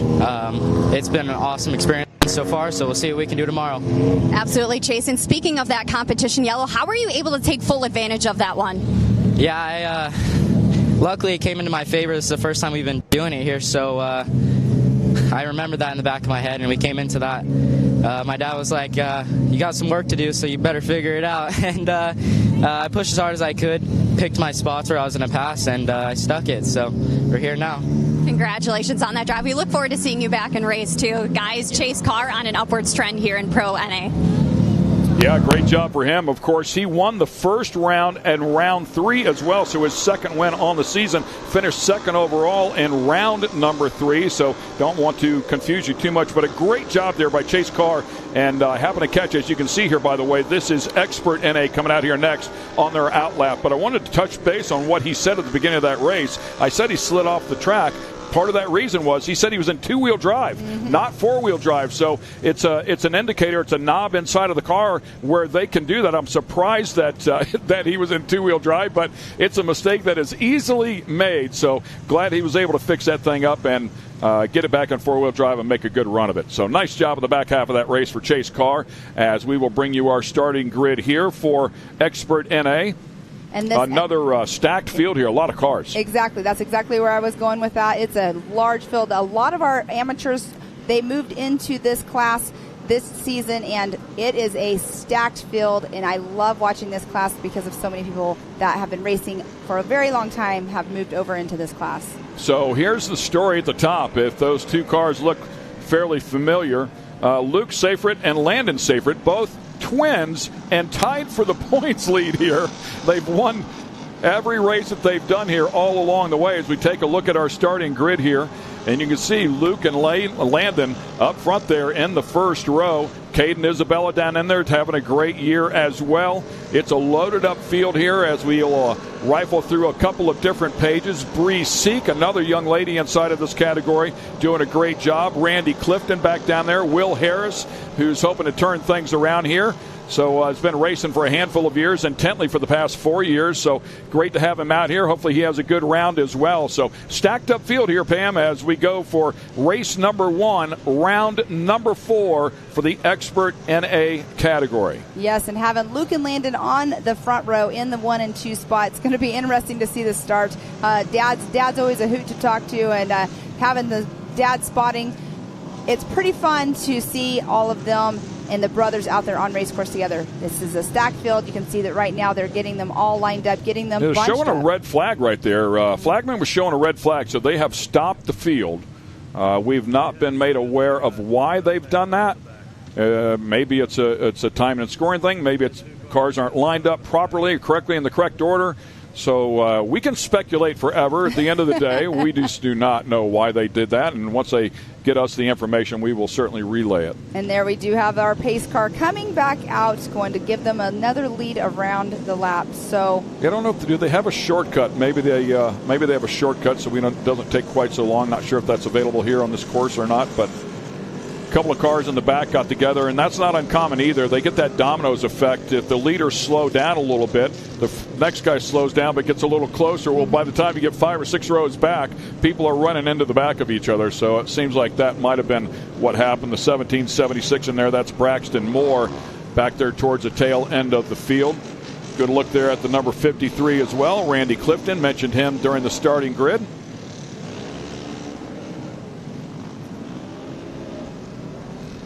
So talked about the 2 points leaders, Luke and Landon, the twins. Blake Helms comes in here third in the points. Blake Helms comes in here third in the points. Darren Green fourth, and Caden Isabella having a great year inside of the top 5. And funny story about Chase Mencken, he was over in the barrel racing yesterday. Get some seat time. Yes, exactly. Seat time is seat time. I'm always a big advocate on that. But here we come around that last turn coming, so we'll be coming around for the green flag here in just a moment. They want them to be, spaced out just a little bit, but they want them to make sure they're uniform as well. But as soon as that green flag drops, it's all fair game. Yeah, big gap right there. Looked like the number 978 of Rick Schroeder leaving a big gap, but it has a couple of turns here to pick it up. Unless there's supposed to be a car there, sometimes they will tell them, leave that hole there. That car didn't show up, but now everybody's filled up the gaps. And you can see right off the bat there, Braxton Moore had to dodge and go to the left just a little bit. You got to be aware when you're in the back. Because it's exactly what you were talking about, the domino effect earlier on. And we got a good start this time. Green flag flies. Here we go with the Expert NA category, race number 1. And that first turn is definitely key to make sure you're easy. We did see a couple cars get into each other just a little bit, but you want to make sure you're holding your line because you cannot win the race in the first turn. Oh, but you can certainly lose it, right? Yes, you can. It can cost you everything. You want to. It's the easiest pass that's made. That's why everybody is so aggressive, right? You make a couple of easy passes here on the opening lap. You want to take advantage of it, but it can cost you everything. As we take a look at the Seyfried twins coming out here, immediately getting single file and some clean air and able to drive away from this field here just a little bit. Again, we will run 4 laps here. Take a look at the rhythm section, or the little bumps that have developed, I should say, in the middle of that left-hander. But we will run 4 laps and then a mandatory caution, then 3 more laps like we just saw with the Pro NAs. Yes, Luke and Landon out there. They're going to probably want to try to check out. Of course, that's what they try to do. But having the twins out there, then Chase Mencken, he was in that number 3 spot over the checkered flag, or over the green flag, but he is now running in the 5th position, as I saw on camera just now. And Luke and Landon starting the entrance of our S-turn section. A little bicycling by some of the drivers. Yeah, able to do that. At this track will develop some teeth there. The ruts are coming into play for sure. A lot of racing already happening on this track so far today, so it will continue to rut up and it will get a bit more difficult. But as we do that through the day, we also pick up to our more seasoned drivers, if you will. So they're ready to go on these tracks that are a little bit tougher through this final turn. Nice rotation there down to the bottom. 3 wide, trying to get a twofer. Not going to get either one. Wow, that's great driving right there by 124. Yeah, that's Caden Isabella, as we talked about before, inside of the top 5 in points. Man, she made a beautiful move there, but unfortunately just not quite enough steam to get underneath both of those cars. Yeah, so between Blake Helms, Chase Mencken, and Caden Isabella, they have a battle. There she goes. Oh, again. Making a pass, though. So Blake Helms and Caden Isabella made a pass on Chase Mencken. Caden Isabella right there, and the white car, the number 24. Hanging tough. Good battle right there. Yes, 124. Caden Isabella doing an amazing job. I believe that's Blake Helms, the 31X. She's trying to get past. Yes, that is Blake Helms, Chase Mencken, Caden Isabella all running 1, 2, and 3. Not on track 1, 2, and 3, but it's a battle going on between them. They are running 4th through 6th. Oh, and look at the pass that is trying to be made right there with the 124 of Caden Isabella. Didn't quite make it. Great lines. I mean, she is going outside in. Here's what she's doing. She's going everywhere he isn't. And that's how you pass somebody. So many times you get locked in behind somebody, and then if they do make a mistake, you can't take advantage of it. But she's doing a beautiful job here as we go back up to our leaders, Luke and Landon. Both of them driving a great race here so far and starting to check out here just a little bit. Again, that mandatory caution will bring them back together, and you just never know. Darren Green currently in 3rd. Blake Helms and Caden Isabella back in there battling as well. That's what's exciting about that mandatory caution. I know we've talked about it earlier, but what it does is it brings that competition back together. So you might be in a rhythm and running a great race, but guess what? You get that mandatory caution, and it just makes you have to rethink how you're driving, get back in that rhythm once the green flag goes. Yeah, of course, this course being 1.4 miles, that is a pretty long track in terms of short course off-road racing. Battle here for the lead. How about this? Landon Seyfried with a big run up the back. It's got to make you wonder if there's something going on with Luke's car. I wonder if that thing is starting to overheat a little bit. There are some safety mechanisms inside of these Polarises with the CVTs. If they start to see a lot of heat inside of that belt, it'll start to shut them down just a little bit. So I'm curious if that's what's happening there. It seems to be still on par with Landon, but that was an interesting move. Actually falling off a little bit from Landon now as well. Yes, he is. There is quite space between Landon and Luke. And Luke, right here though, catching back up a little bit in the turns, but you could be correct on that belt. They do run belt tips too. Sometimes they have to let up just a little bit so they don't burn their belts, because the belts right in all of these cars, if they go, you're done for the race. Yeah, you're done. That's the drive line. But it looks like he's picking it back up, coming right through. back. You know, and there's so many things. One of the things that I learned when I ran a season of pro buggy, again, it looked like a pass here for the lead. One of the things I learned when I was racing is when you're inside of this car, you'd be amazed how much you can't see. Local caution here, so they're going to check up. Clearly somebody is off course just past that turn. But you never know. It might have been a vision thing. The craziest things go on inside of these cars. You see them do crazy things, and you're scratching your head like, why would they do that? Well, a lot of times they just can't see where they're going. I mean, mud on their visor. Clearly he was out front, so you wouldn't think that was the case. But who knows what was going on inside of that car. Exactly. Landon Seyfert actually has the fastest lap time so far of the race at a 1:42.956, with Luke Seyfert right behind him at a 1:43.626. So Landon definitely is running a faster lap time, but Luke and him have been battling it out this whole entire race. So I said local caution. That is a mandatory caution. My apologies. 3 laps remaining here. We will have a shootout at the end, and Landon and Luke were absolutely going at it there. Pretty exciting stuff. And, wanting to lead that to that mandatory caution is so important as well. You want that fresh start. Oh, the 242 out of their car, so this must be... That's important. That's Darren Green. Darren Green comes in here 4th in the points. I mean, that's a devastating hit right there. Finished up on the podium at our last race here during Memorial Day weekend, and actually earned a 3rd place overall out of this one early. And with all the cars in this class, man, it's a devastating hit in terms of the points. Yes, it is. We will be going around. They do one sight lap, I should say, not really a sight lap, but once the mandatory or the competition yellow comes out, they go around just 1 lap. But we did have that car, like we saw, off track, so they might wait to clear him off before they go back green. But Landon Seyfert, our current leader, just trailing along, hoping. What's going through your brain right now? You're in number 1 spot. You have 3 laps to go. Are you sitting there going, okay, I need to hold my line? Do I need to pick it up or just keep my pace I've been going this whole entire time?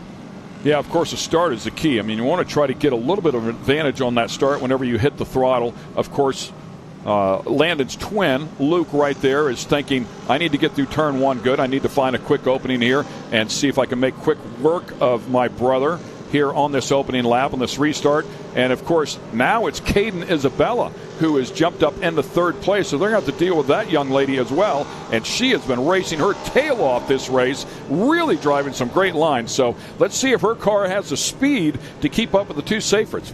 Be very interesting here. Well, even though there is a pace car that is bringing them around, when that green flag drops, it's, like I said earlier, it's free game. So Landon has to be on it. He needs to make sure that he is on the gas as soon as he can, as soon as he sees that green flag, because he's the first one to see it. Even though your spotter's in your ear, so there the green flag is waved. Oh, and a good start here by Luke. Luke's going to make a run. Caden goes down to the bottom, saw a small opening. That was a low percentage move, and, oh, man, a chain reaction there. A couple of cars getting together. It's going to stack them back up in here. Looked like the 96 in there as well. I believe that was a 96. Yes, and an 04 of Terry Lackey was the one that ended up being the last car to get to go again. What an unfortunate restart for those drivers.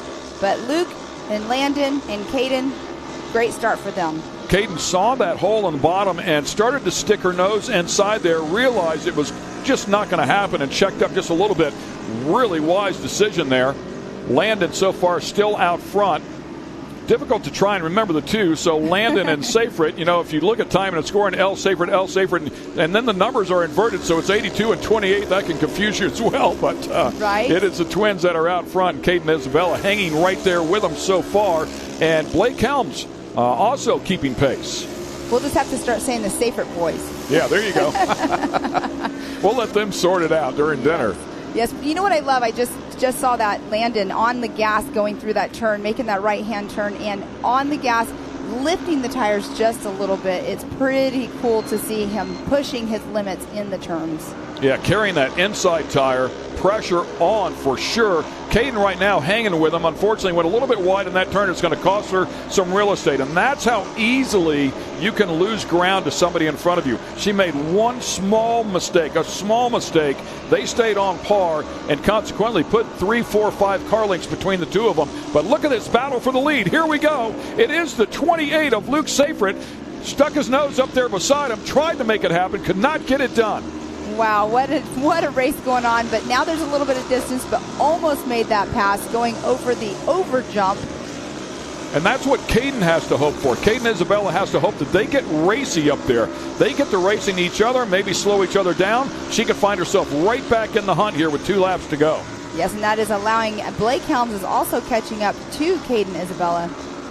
But Luke and Landon going through our whoop section, that is a really fun section. Those whoops are actually really big. They can do full speed through them, but it's kind of like a moto style where they have to, on motocross you have to ride the whoops a certain way. That's exactly what they do on the ones on our race course out here. With the exception of the second race, round 3, which happened right here Memorial Day weekend, these 2 drivers have been first and second every single race so far this year. It's quite a domination of this category that has a lot of talent inside of it.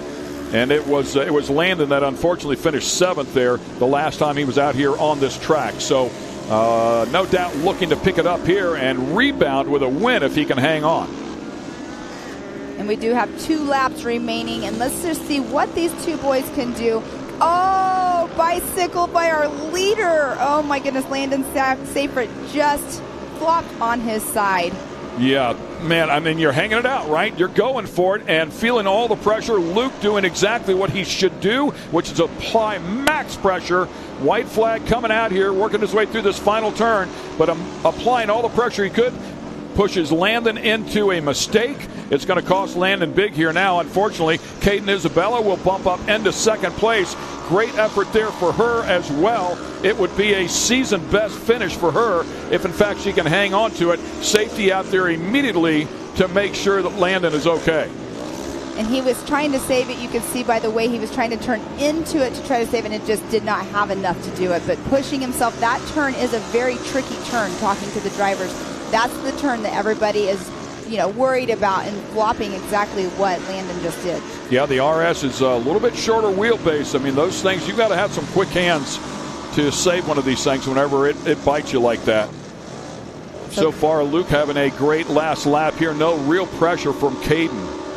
And Landon, unfortunately, he had the fastest lap of the race at a 1:42.956, with Luke being behind him at a 1:43.137. But Luke Seyfried, as long as he holds on to it and doesn't push it too hard, will have that win out here today.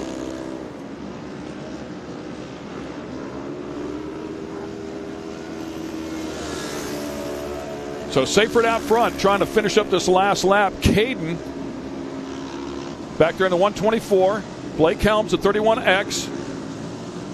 Mankin and Rinkmeyer all inside of the top 5. A little bit of gap here, as it turns out. We had a heck of a battle going on for the lead. And I just saw Landon Seyfried's name pop up green, so it means he's back on track. So get finishing points, but checkered flag coming out here for Luke Seyfried in that number 1 spot. What an amazing race by those twins, even though Landon ended up on his side, but Luke keeping with it, kept out front. Caden Isabella in that number 2 spot. Blake Helms in 3rd. That is 4th consecutive win for Luke Seyfried. How about that? Wow. Pretty solid effort out here the last couple of rounds. It looks like the 82 has gone for a ride. I'm sorry, that was Landon. They got him rolled back over, and I don't know if he maybe finish up this last lap here and at least come across the stripe as we take a look at the rest of the field making their way across. Keegan Cummings, Braxton Moore, Bree Seek, all making their way across. Bree Seek currently inside of the top 10 in the points with that Polaris. Yes, and Rick Schroeder, Randy Clifton. We'll see if Terry Lackey ends up finishing, because he was a part of the incident in the restart after the caution flag. All right, Justin Moore just crossed as well. So a couple of the players here right at the very end as we take a look at Jaden Lindemood, the 777. Last one there to roll across the stripe. I believe that will wrap things up here as we take a look at our handy unofficial results with Luke out front in that pressure-packed last couple of laps. Caden Isabella there in second. Blake Helms in third. Chase Mankin, Blake Rinkmeyer to round out the top 5. And then Sean Philbin in that 6th position. Bella Bouchard in 7th. Keegan Cummings 8th. Braxton Moore 9th. And Bree Seek taking the number 10 spot. And I've got to fix this. It's not the first time in my career that I've done this, but I apologize. I was referring to Caden as a female. Caden is definitely not a female, not even identifying as a female today. Caden is a male, so great job for Caden. He did a great job. We saw him making some great passes throughout the entire race, really picking his way forward. So I apologize, Caden. Will not do it again. And congratulations on your podium finish. Sometimes you just got to own it. Yes. And we had a great race out here. 19 cars taking that green flag out here today. And it's been an amazing day of racing. We're out here for our 2023 Visions Off-Road, brought to you by Can-Am. And there we have our RC track is active.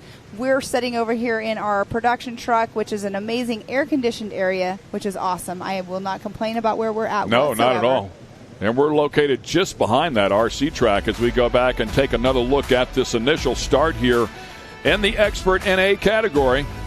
Great racing action out here so far today. The track is wonderful. The weather's even better. Great to be out here at Visions 2023 presented by Can-Am. Throwing it down here. A great points day for sure as we continue on. Great stuff right here for sure. And, of course, Luke Seyfried with a great win makes it 4 consecutive. And he is down there with our Erica. Erica? Luke Seyfried, our unofficial race 1 winner. Luke, your patient driving was rewarded after the competition yellow when your brother tipped with just a lap and a half to go. Take me through those last few moments of the race en route to this win today. My brother ended up getting around me, and I didn't like that, so I stayed right on his bumper. I think I might have caused him to make a mistake, but hey, I won. And you have to be there in the end to get this win. So what's it going to take tomorrow to stay in front of him that whole race? We don't have a race tomorrow. Okay, just one race for this Pro Turbo Bowl. Congratulations on this overall. It was a well-deserved one. Thank you. All right, and that'll wrap things up there with Expert NA. And we're going to take a quick break there as they groom this track one more time. You do not want to go away, though. The big dogs are coming out to throw it down. The Pro Turbos, and there is a bunch of them, are ready to get after it when we come back. Stay with us. AMSOIL runs on freedom and has since 1972. We punish our products firsthand in our world-class laboratories and beyond, because some things can't be learned from a test tube. Run with us.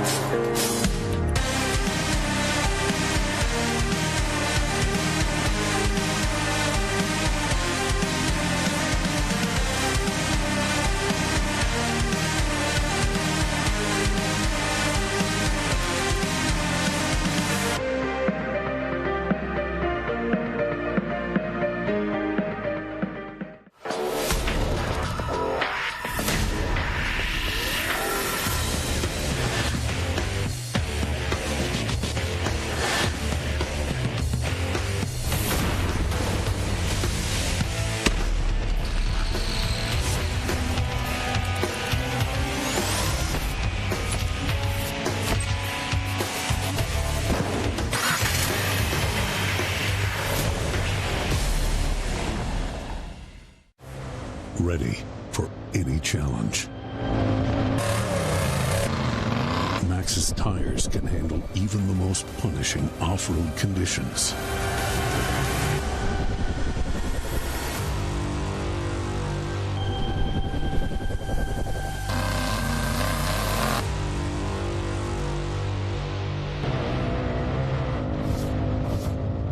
Maxxis tires. Tread victoriously. Spaceport has been America's motorsports authority since 1934. Get news, results, and commentary from the most connected experts in the business, covering all forms of motorsports from flat track to NASCAR and everything in between.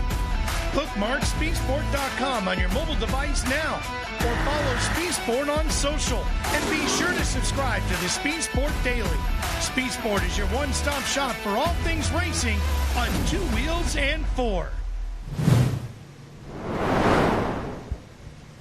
And we welcome you back to Visions 2023 Short Course Off-Road Racing presented by Can-Am. There's a look at the Pro Turbos. The big dogs are ready to throw it down. It has been quite a battle here between the Miller brothers, Cody and Hunter. Kyle Chaney has been in the mix all along the way. Don't want to count out a Corey Willis. Corey Willis's brother also competing. Zach Beavers with big power. Cody Taylor fifth in the points. Kanan Baker also inside of this one. Tim Farr, one of the most decorated off-road racers in the country, also inside of this one. It's loaded up. Scott Champion, of course, our reigning champ from a year ago, inside of this one. It is stacked up. There's the PPEI number 17 of Corey Willis, who's talking about him, said he really struggled in qualifying, so he's got to scrap from a little bit deeper in the pack there. They will have a mandatory caution here again, much like the first 2 races that we saw. So looking forward to this one. Cody Martin there with the number 15 sitting on the inside of row number 2. Looking forward to this. Always exciting. Always exciting, and we do have right there sitting on the outside of Cody Martin, the young gentleman of Cashley Croy, who is out here running with the big dogs. Last year was his first time running the race here at Mid-America Outdoors. So a little bit earlier, Eric had a chance to catch up with Kyle Chaney, currently second in the points, and one of the players here at Visions. A prominent name and face you know and love in our Pro Turbo class, Kyle Chaney. Kyle, you opened up your season with 1-1 finishes for the overall in round 1, but since then it's been kind of a struggle as you've been plagued with some bad luck and haven't been able to get the upper hand in a lot of tight battles. What's it going to take to right the wrongs and turn this Pro Turbo Championship campaign back around for you and your team? Yeah, no, I think we got a solid car this weekend. We raced Champ last weekend, and we got some good data off of that race, and I think we're ready for this weekend. I really like the layout of the new track. It's super technical and racy, so and you got to drive really hard to go fast here. So I think there's probably going to be more likely to break in this new track, but there's going to be some separation between a lot of the drivers because you're going to have to really put it down out there. I think me and Cody at qualifying were almost like 3 seconds faster than third, so there's definitely going to be some separation, but it's just how hard do you want to push to how long do you think your car is going to make it and how many laps are we going to get.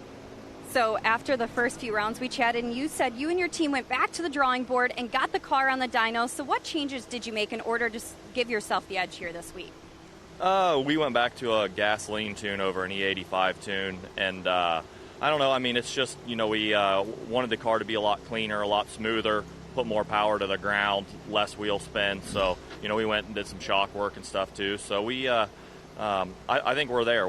We got a good car, and it sucks we're not going to be able to race today. But hopefully the weather turns around and it'll be good for us to race tomorrow. Well, good luck out there, Kyle. Thank you. No doubt a dominant factor there. 3-time consecutive King of the Hammers winner, has won 6 cross-country side-by-side championships, 3 more short course championships. The list goes on and on and on for Kyle Chaney. I mean, he's an absolute animal out here and one that you have to watch. And, of course, he and the Miller brothers, as we documented, have really put on a show. Cody Miller qualifying in the number 1 spot as we take a look at our Ultimax grid lineup. Kyle Chaney, P2, Cash LaCroix, 14 years old, up there hanging with the absolute best. Nice job for Cash. Cody Martin outside of row number 2. Cody Taylor and Scott Champion fill out row 3. Jacob Geisendorf and Corey Willis will fill out row 4. Tim Farr and Cross Kirchmeyer in the 5th row. And then we have Kanan Baker in the number 11 spot. Zach Beavers 12th. William Thomas 13th. Mike Park in 14th position. Robert Van Beekem in the 15th, Mitchell Huddleston 16th, Chad Dusich in the 17th position, Connor Martell 18th, Hunter Miller 19th, and Lucas Pierce 20th. Yeah, a key name there as we take a look at the last 2, Austin Vanover and Tyler Rimmerreed. Taking a look at Hunter Miller, qualified down there in the bottom. He had an issue with the car right off the bat in qualifying on the outlap and just never got a chance to put one together there in that 15-minute session. So Hunter Miller, who comes in here 3rd in the points, has a lot of work to do here to get back up to the front of this field. Again, that mandatory caution, I'm going to keep pushing that. He's got to bide his time. Pass as many cars as he can there in the first 4 laps. Know that mandatory caution's coming out. It's going to bunch him back up to the front of the field and then get after it again. So he can make up a lot of ground. Yes, and we do have the stacked field out here. A lot of these, we have some of these drivers, I shouldn't say a lot of them, but some of these drivers are doing double duty today. Not only just on short course racing, but they're also going over and racing in the Ultra 4 USA 4900 class, which will be happening later on. But we do have them coming around right now for our green flag. There we go. Pro, Turbo, getting after it. 2 Can-Ams up front on the front row. Oh, man, and contact right off the bat between the two. Not uncommon for these two. They will absolutely throw down. Looked like Cash LaCroix might have wanted to stick his nose in the middle of that as well. Kept the car clean. Wise decision. And Cash looks like he's running in that 3rd position with Kyle Cheney and Cody Miller in 1 and 2. So we'll keep an eye on these guys on this outlap here. Track looks really good. Keep in mind they did water it down, so there's going to be a couple of sections here that are going to be a handful. But both of these absolute seasoned veterans, as we take a look at the number 91, that is Kyle Cheney. So Cheney getting the point of that start as they duked it out there. Yes, Kyle Cheney going through our step-up area, going down that backstretch. The backstretch right there, that's where they get a lot of speed, but they do have to check up slightly just to make that right-hand turn going into the S section. And that was Cody Martin that was looking to stick his nose in the middle of that fray there at the initial start. Cash LaCroix has fallen down into 4th. Scott Champion right there in 5th place, so the reigning champ from a year ago just got off to a really rough start here this year, but has rebounded here nicely as of late. So we'll see if he can start picking his way up into the points. Have not seen Hunter Miller quite yet on camera, but there was a yellow Can-Am back there. Not sure if that was him or not. Scotty Champion making his way through. Yet again making their way through that right-hander there. You can see a little bit of over-rotation for, I believe that was Cody Miller. Yes, and that was that right-hand turn that we were talking about earlier that is a very off-camber. But there we do have number 2 right on screen. That was Austin Vanover. Cheney up front, Miller in 2nd. Now it's showing Cash LaCroix in 3rd. Cody Martin in 4th. Corey Willis in 5th has picked up a couple of spots. Keep in mind he started off there in row 4 in the 7th position, as I recall. Scott Champion now in 7th. And Kyle Cheney has checked out right now. He's going over our whoop section. That was a very fun section, like we were saying earlier. It's like a moto section. They have to run those whoops perfectly. But he's checking out just slightly from Cody Miller. Oh, we do have somebody on their side. That is that the 38? I think it's Zach Beavers. It does look like the 38 of Zach Beavers. Very unfortunate. Trying to get a little bit of help here to roll him back over. Maybe the car is okay. Maybe we'll get lucky. Need one more person to help push that up past the center point. Laying it back over. That car makes a lot of steam from what we understand. Somewhere north of 300 horsepower. Yes. Keep in mind these things weigh in at 1,750 pounds, so that is that's a great horsepower to weight ratio for sure. And Zach Beavers has been racing other things other than short course as well, or has in the past. So lots of seat time by these guys, but we do have a great shot of a battle going on. Trying to make out these numbers. There's a number 1 of Scotty Champion. Jacob Geisendorf. Yeah, dicing it out back in here, looking for an open spot. Easy to overdrive these turns and open up the door. Local caution right here, so everybody has to check up. I'm wondering if that's where Zach is down on his side, or if it is another incident. So there it is right there. I believe that's where Zach is, and looked like about a turn and a half early. So they've got to check up. They are able to drive into approximately 50 feet before the first caution and then stay off throttle, not close the gap up as a pass being made right there. Yes, that was the number 4 of Tim Farr. Tim Farr absolutely going after it. And that was Scott Champion that he passed. Yes, these guys are on it. These are the professionals. They've been racing for a long time. You have to be, you need to step up into the pro class, but wow, what a pass that Tim Farr just made on Scotty Champion. Yeah, Timmy Farr, I saw him in his prime, when he was on the four-wheelers back in the day. Absolutely incredible. 13-time Pro ATV champ, including 7 Pro MX National Championships. So he's an absolute monster. Ironically enough, champion who he passed is also a pro moto guy as well. So great stuff out of those two guys. Yes, and there we have the other Miller boy right there going through, pushing his way through, trying to make his way back up to the spot, having the difficulties that he had yesterday. Super unfortunate, but there's Cody Martin and Corey Willis. Yeah, Corey Willis right in the middle of that dogfight. Yes, and Hunter Miller is right on the tail of them. So that's a 3-car battle going through with Cody Martin, Corey Willis, and Hunter Miller. Well, and we've got to touch base right on Hunter Miller. I mean, he started off at the second to last row. So a great effort there, and I'm surprised he made it up as far as he has this quickly, but he has absolutely done what he needed to do to get up here close, especially knowing that mandatory caution is coming up. And it looks like they had Zach Beavers put on the entire side down, but look at that. Corey Willis. Oh, beautiful job. And Corey Willis took that same exact line last lap because he's... Here comes Miller. Miller slides it right in the middle and then tags the outside rear with his left front. It spins him around in a circle and loses a couple, 2-3 spots. But, man, he has been in absolute kill mode from the back of the pack. And that's how he was getting it done. Beautiful pass, though, as he was up ahead of Corey Willis, just attacked a little bit too hard. Yes, and that is what you get whenever you're pushing it really, really hard. You're on it, you try not to spin out or do it something like he was doing coming from the back of the pack, but that's so unfortunate he did that. But you know what? He's going to push it, probably get right back up front. But Corey Willis making it through the whoop section. Cash LaCroix right there going by us. Corey Willis, though, is catching up to Cash just a little bit. Looks like Corey Willis did get by Cody Martin as well. Now, Corey, of course, will have the advantage of that mandatory caution here coming up in just a moment. That'll help him close up that huge gap. That's a time where you take care of the car. Listen to your spotter. How much room do I have? Okay, a lot of room here.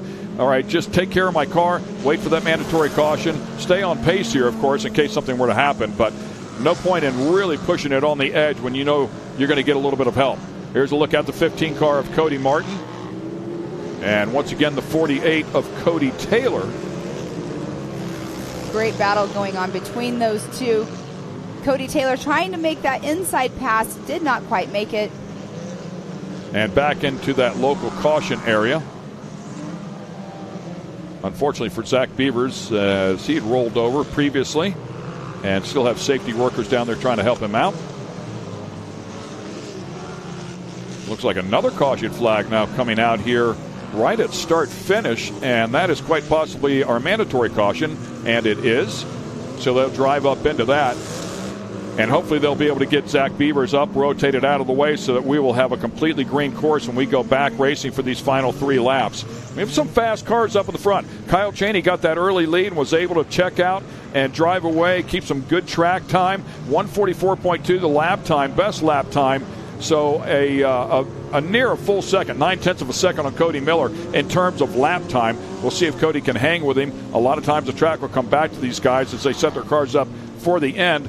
Hats off to Cash LaCroix, the 14-year-old still hanging in the top 3. Yes, he is definitely holding his own out there. Another young kid that gets a lot of seat time. He races also in like the rock bouncing and the knockout hills. He's racing against our big names later on at the America Pro Rock, which is going to be cool to watch.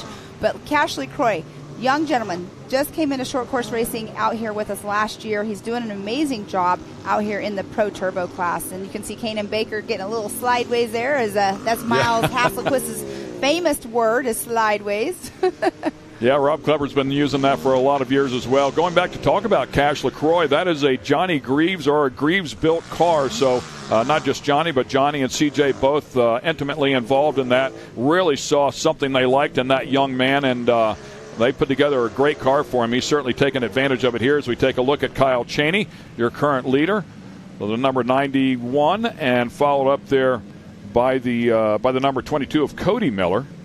The difference in the Miller cars, as you try to keep an eye on them, the Cody Miller's is number 22, of course, but yellow plaid roof up there on top of Cody's car, typically anyways, as we take a look at Cody Miller and the 2023 Red Bull Ranch Scramble champion and third at King of the Hammers and UTV Pro Stock, 2022 Texas Outlaw Series Reserve champion, also a reserve champion in the Red Bull race at Crandon. 2021 Texplex Park champion. I mean, the list again goes on and on for these Miller brothers, for Kyle Chaney, Tim Farr in a different discipline. Great to have him out here, though, as he's been sorting his car out. Is that left rear a little low? That's why I think he's got a flat tire coming about. And that would explain the huge difference in lap time, that near 1 second, if in fact that's the case. It is. Oh, it is for sure flat. Down. Oh, no. So Cash will be looking at that, and Cash's spotter, I'm sure, also making note of that. Wow, that is not going to be good. Yeah, the right-handers are going to be tough. Or Cody Miller, I say Cody Martin. Wow. The right-handers will be tough here for Cody Miller, and that'll be a place where Cash LaCroix is going to want to try to take advantage. Coming back around here, looking for the green. It is out. 3 laps to go with the Pro Turbos. Let's get it on here right away. Cash LaCroix sticks a nose down underneath in that first turn. Tries to come right back. Cash has a spot. Cash picks it up. That flat tire, no doubt, detrimental there to Cody Miller. Kyle Chaney trying to drive away here. Cash LaCroix trying to hang on the back bumper. And we have also seen Kyle Chaney last year in one of our races. He ended up finishing the whole race on a flat tire himself. But hopefully Cody Miller can hang on to it, finish the race. Obviously, he won't be up on top of the box because here comes Corey Willis. Corey Willis in that rhythm section. He's able to get around Cody Miller as well. Contact a little bit further back. That is the number 15 car of Cody Martin. That might have been Cody Taylor that tagged him. Wow, that was very scary. Being in the air and touching tires is always a scary situation, but obviously these are professionals out there. They handled it awesome. They didn't have any issues with it. But wow, what a race going on. The race is going on in the middle of the pack right here. They're all so close running together. Yeah, you get these restarts, man. It is absolutely on. People are seeing blood, and we've got a big wreck. Somebody going for a big ride right there, trying to get a lock on that number. Yes, looks like it's the number 15 Martin. of Cody Martin. Yeah. Wow. Vicious battle that was going on around him, and we had just seen that contact previously over that tabletop in that rhythm section. We have another car that just went off course just a little bit, but Cody Martin taking that tumble. Not sure, it was one of the Can-Ams, I'm not sure which one it was that it looked like was in it with him. It was so unfortunate. So stringing them back out here and now, Amsoil is going to bring us a replay of what happened here to Cody. Things got pretty sporty in here. Everybody knows the tail. A little opening down there, and it looked like, was that?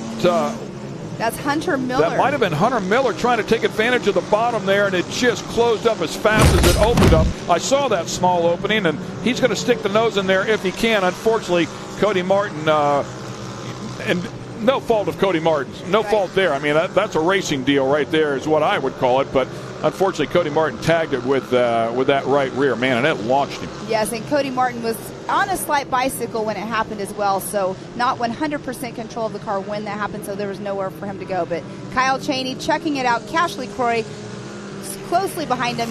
And what we were talking about earlier, this is what you want to do. As a racer that you're racing against a professional like this, you want to try to follow their lines. The people that are winning, that are on top of the box, you want to try to learn their lines. And then you know how to race them. Cash getting a little off. Using all the track and then a little bit more.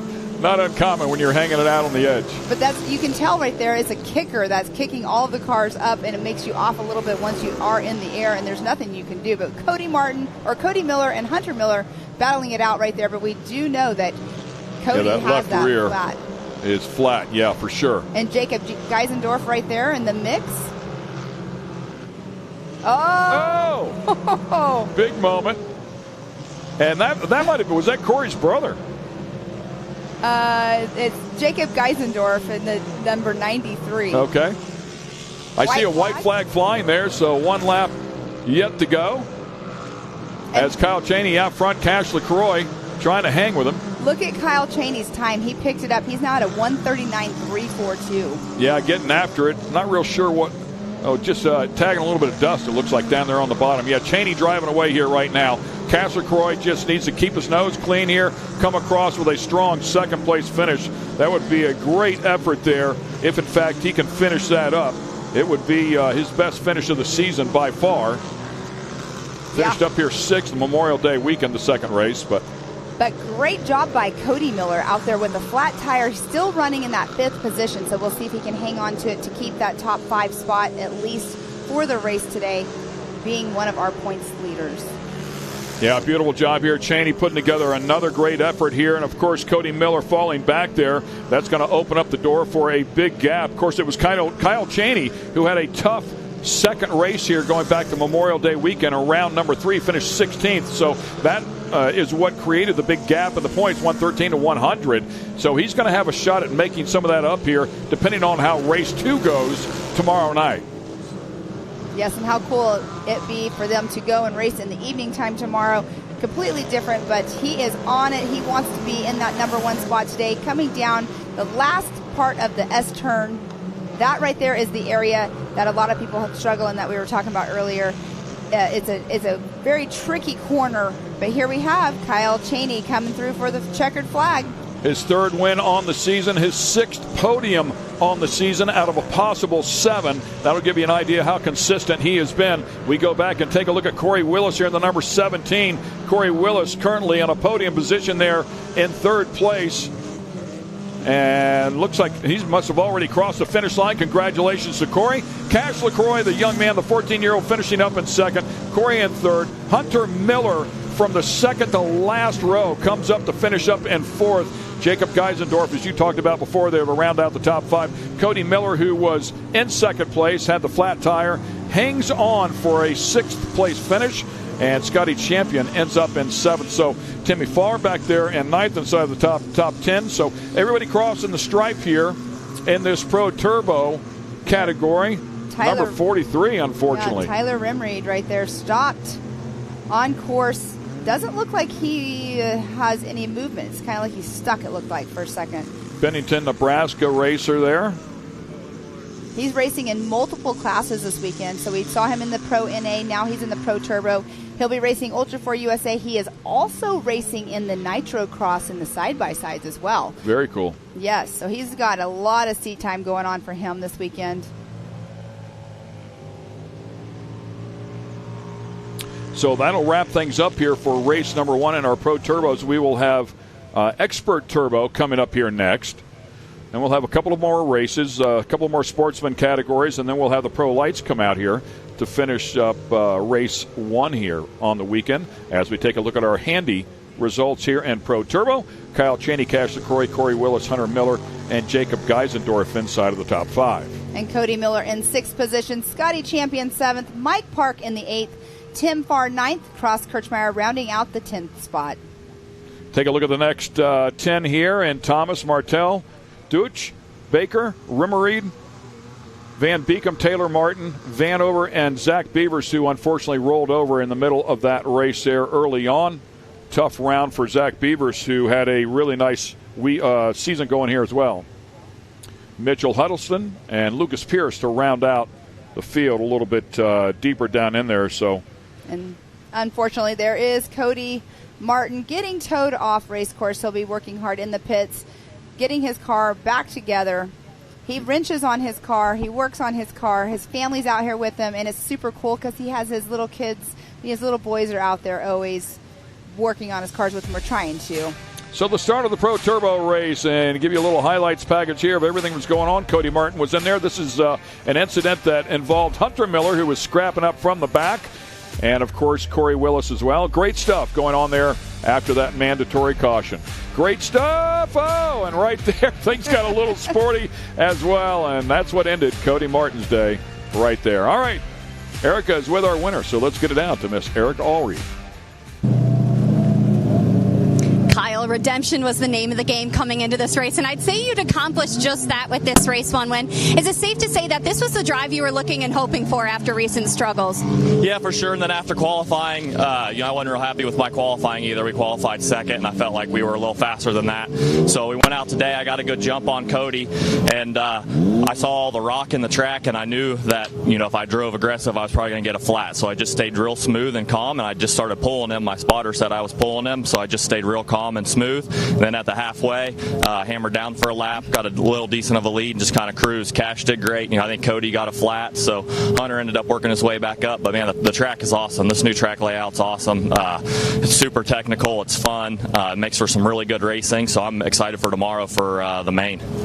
And you said that you're feeling incredibly confident in the changes you and your team made to the car for this race. Did it live up to your expectations, or is there still more you're searching for race 2?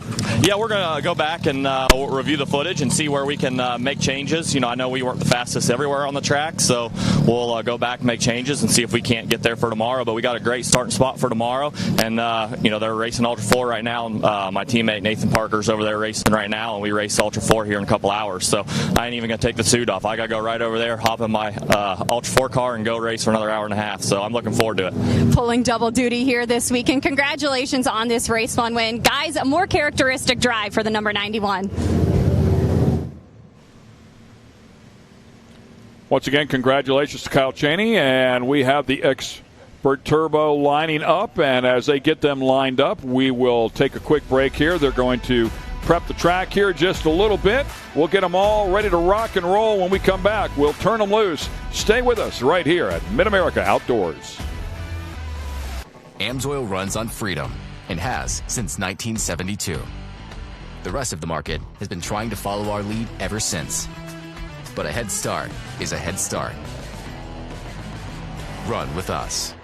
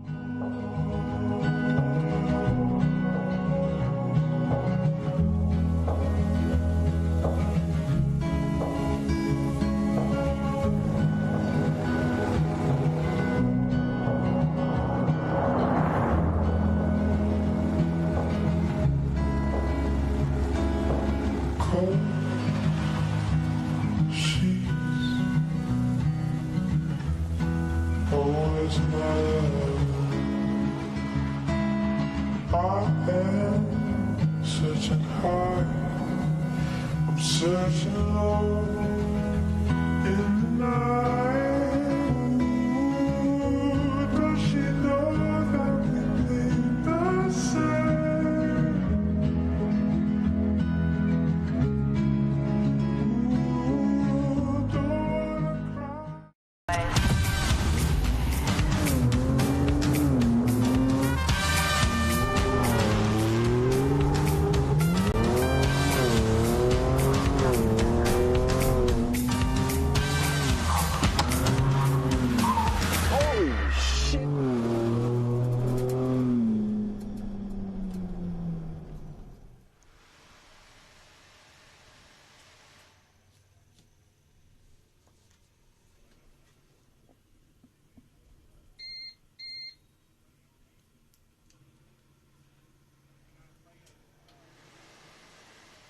have no TV in here either.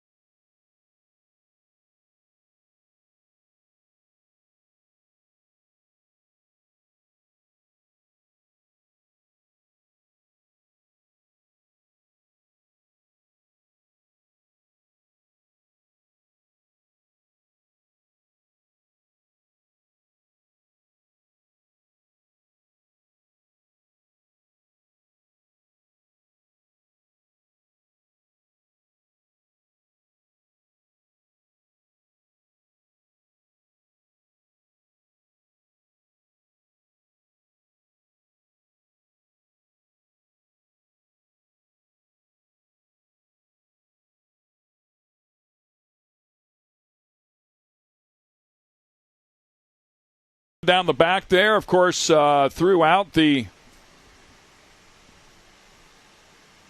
back section of this course. Through the rhythm section, if you want to refer to it as that, there's some tabletops back there. There's some whoops back there. There's a lot going on for sure. And, whoa, we got one that went completely off the track there to the left-hand side. Did not gather a number. Spun it back around and jumps right back to the fray. Got to love it. Wow, and there's Austin Dinger right there.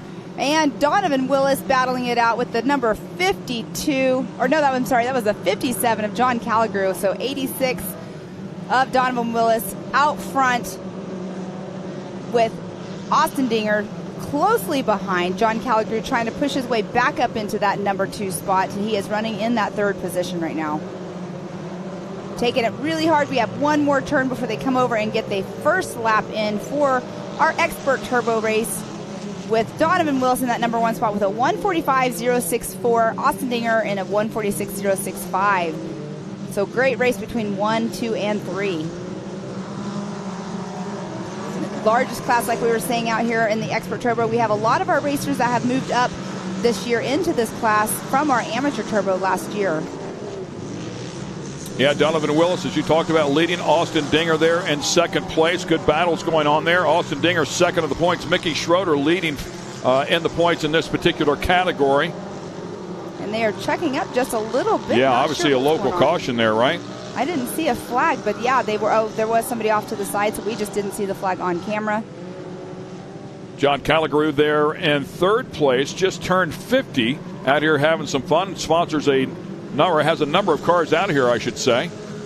The 86, though, right now getting it done. That is Donovan Willis, and plenty of pressure being applied by Austin Dinger. Austin Dinger winning the first 2 rounds of the season, was on the podium in round number 2 at Wheatland as well. Very fast out here. Yes, and you can see right now Donovan Willis is trying to hold Austin Dinger off, but he's following so close behind. These S-turn section right here, it is very tricky. You have to know your line, run your line well, and you cannot leave the door open whatsoever, or you will have them pass you up.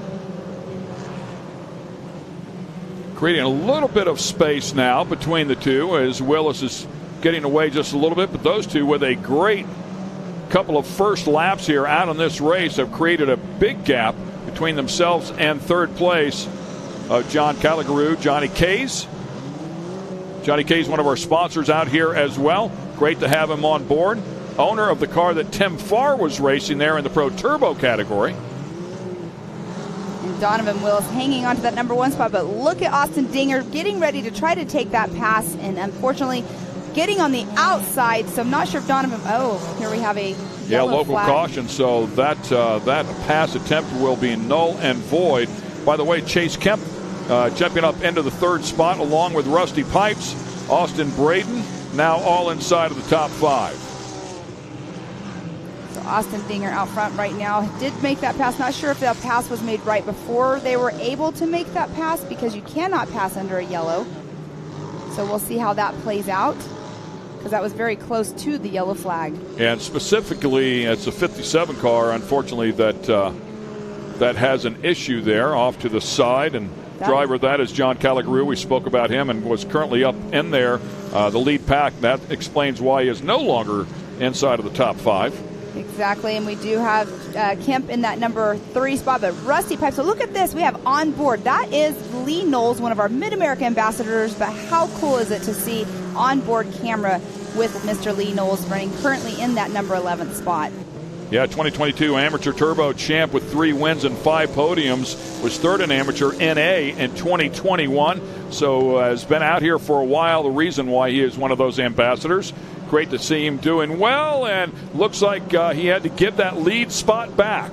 My guess is that came from race control. Dinger went high right there, opened up the door, and let Willis get back in front. So they deemed that pass coming into the caution area not legal, and that's all he gets for it. That's he got lucky. Exactly. Because that could have been a lap penalty. Exactly, and they are coming into a competition yellow. I thought I saw the yellow flag waving. There we go. So we have 4 laps that will be remaining in this race. So competition yellow coming out. But it is a race to the flag. Once you get to the flag, you have to slow down. And out of the 25 cars, we do have, it looks like 20 of them that have made their first lap. So I'm not sure why we do not have 5 of the cars that are out on course right now. Blake Helms and Lee Knowles battling right there to the stripe. Blake Helms rounding out the top 10 there. Jason Roper just ahead of him. Max Fullman, Michael Green as we go in reverse order here. Jordan Collegia there in 6th place. Austin Braden in 5th. Rusty Pipes making a good charge up through the field here in 4th. Chase Kemp 3rd. Austin Dinger and Donovan Willis is your current leader.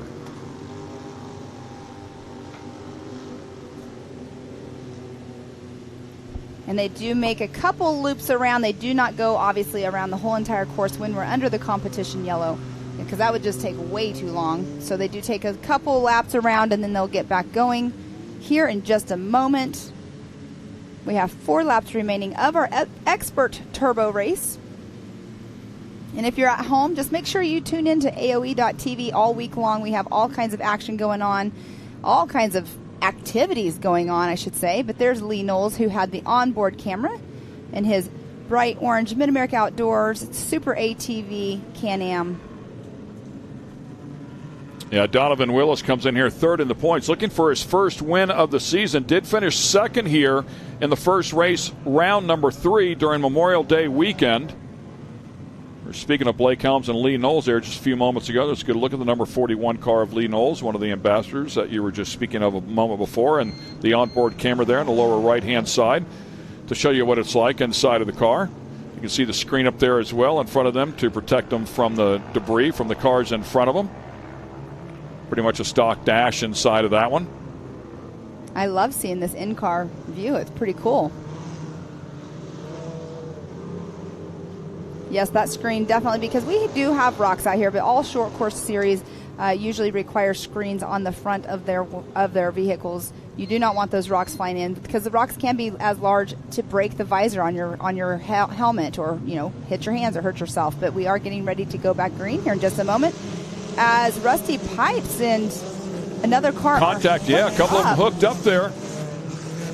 Tough go of it here on this restart. You can see the 47 right off the bat of Rusty Pipes, as you were talking about, and lined up on the back, hung up on the back of somebody, and they go from what was a really nice position there, probably 4th and 5th, to the back of the pack. Yes, that is Chase Kemp and Rusty Pipes that just now were tangled up on the start. And that's what's so unfortunate, because being so close, you want to be close to your competitor on a restart. But what it looked like is his bumper got hooked onto his rear bumper. Yeah, I mean, as you can see, open wheel racing here, right? So if you go tire to tire, it's going to launch one of the cars up in the air. So easy to do. And as you mentioned before, hooking up bumpers as well, another thing that can end up as a result of one of those moments.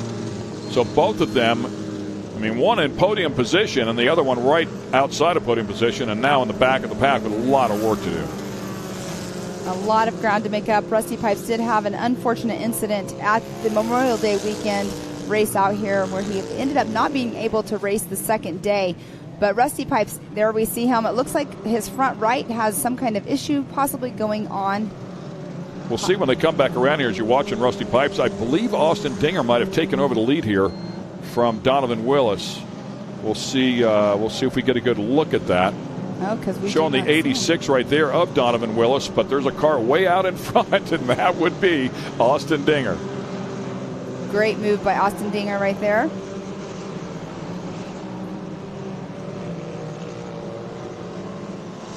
Dinger coming around there, carrying some good speed, no question about that, and talked about him kicking off the season in a big way. Came out here, won both races in round number 1, then stumbled a little bit in the first round at Wheatland, finished up 15th, but bounced right back to finish up 3rd and 7th overall.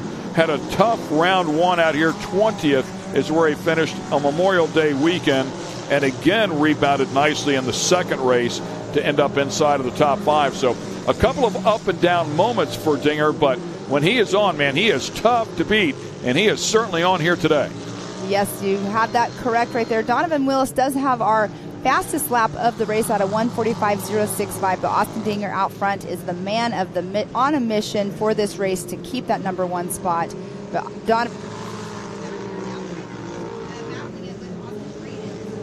talked much about Austin Braden this race, but he's one that is usually up there on top two. He's a hardcore driver. He is a good driver, but he is now running in that number 3 spot right there.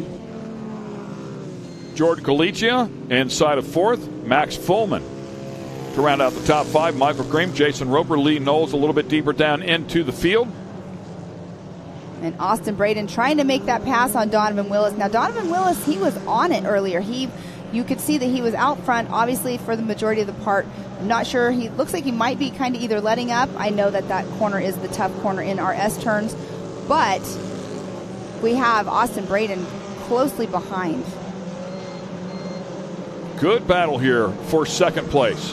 Second and third, you can see the white flag just came out there for Austin Dinger. That's how far ahead he is. So doing a good job, Donovan Willis. Taking that inside line, might have opened him up there for turn number 1. Willis does cross the stripe first, but Austin Braden was right there. We'll see if the 894 can get underneath him. Hasn't happened yet, but boy, a lot of pressure there as they enter this final lap. And Austin Dinger had his fastest lap, having that clean air last lap at a 1:41.992. So great job by Austin Dinger. Obviously, like I just said, having clean air, pretty cool to see. But we do have another battle going on. Not sure what number those are going into turn 1. Oh, and there's the 444 of Mickey Schroeder, I believe. Yeah, correct there. And we haven't talked about Mickey Schroeder. Mickey Schroeder came in here as a points leader, and haven't seen him as part of this race the entire time. Clearly a mechanical issue going on there. So really deep in the field. Mickey Schroeder has been on the podium every single round with the exception of the first race where he finished 5th. So a tough go of it for the 444. It's so tough because rough racing is so tough. You're doing so well, having a great season, and then all of a sudden having issues. The Austin Dinger going through our S-turn section there, looks like there was a local caution right there. So you have to go 25 miles per hour is the speed limit through a local caution. And no passing, but obviously he doesn't have anybody around him to pass him, but 25 miles per hour is what you have to do through the local cautions. Yeah, it was a big subject in the drivers' meeting as well, as a lot of them will try to close up a gap there. That was a 53 car, I believe, of Randy Clifton that was off pace. It was, I believe that was Rusty Pipes from earlier. Oh, was it Rusty Pipes? It Okay. was. Sorry about that. Austin Dinger, no worries. And Dinger back up the pace here now as he completes the final turn of the final lap and looks to drive this thing back across the stripe. And that looked like a white flag to me instead of a checkered. I could have been mistaken on that. You are correct, because now our timing up here is saying 1 lap, so they might have we'll run another one. Might have thrown the white flag a little premature earlier on, but here we are. Austin Dinger's got 1 lap left to hold on to that lead. Yeah, huge gap right here. Some 7 seconds or so back to Donovan Willis. Willis and Braden were having a great battle there for second. There's that great view again of Lee Knowles on the in cars. Pretty cool to see. But Austin Dinger in that number 1 spot, and also the fastest lap of the day so far in his class of the Expert Turbo out of 1:41.992, making that left-hand turn look super easy back there on the turn where we have the step-up is right before that. It's a great setup. There you go. It's what we were talking about before. Donovan Willis and Austin Braden having a great battle here for second place and still duking it out here again on this final lap, the final lap here. So they'll buzz it around here. We'll see what happens if, in fact, they can pick up a spot. A couple of cars back in here having a great final lap race. And there we have them right there. Great driving, though, by Donovan Willis and Austin Braden going, oh, my goodness. Austin Braden keeps trying to stuff his nose in there, but he just does not have enough oomph to get him past Closes right Willis. Back up here, and that's part of running a good line here for Donovan Willis. Make him go the long way around.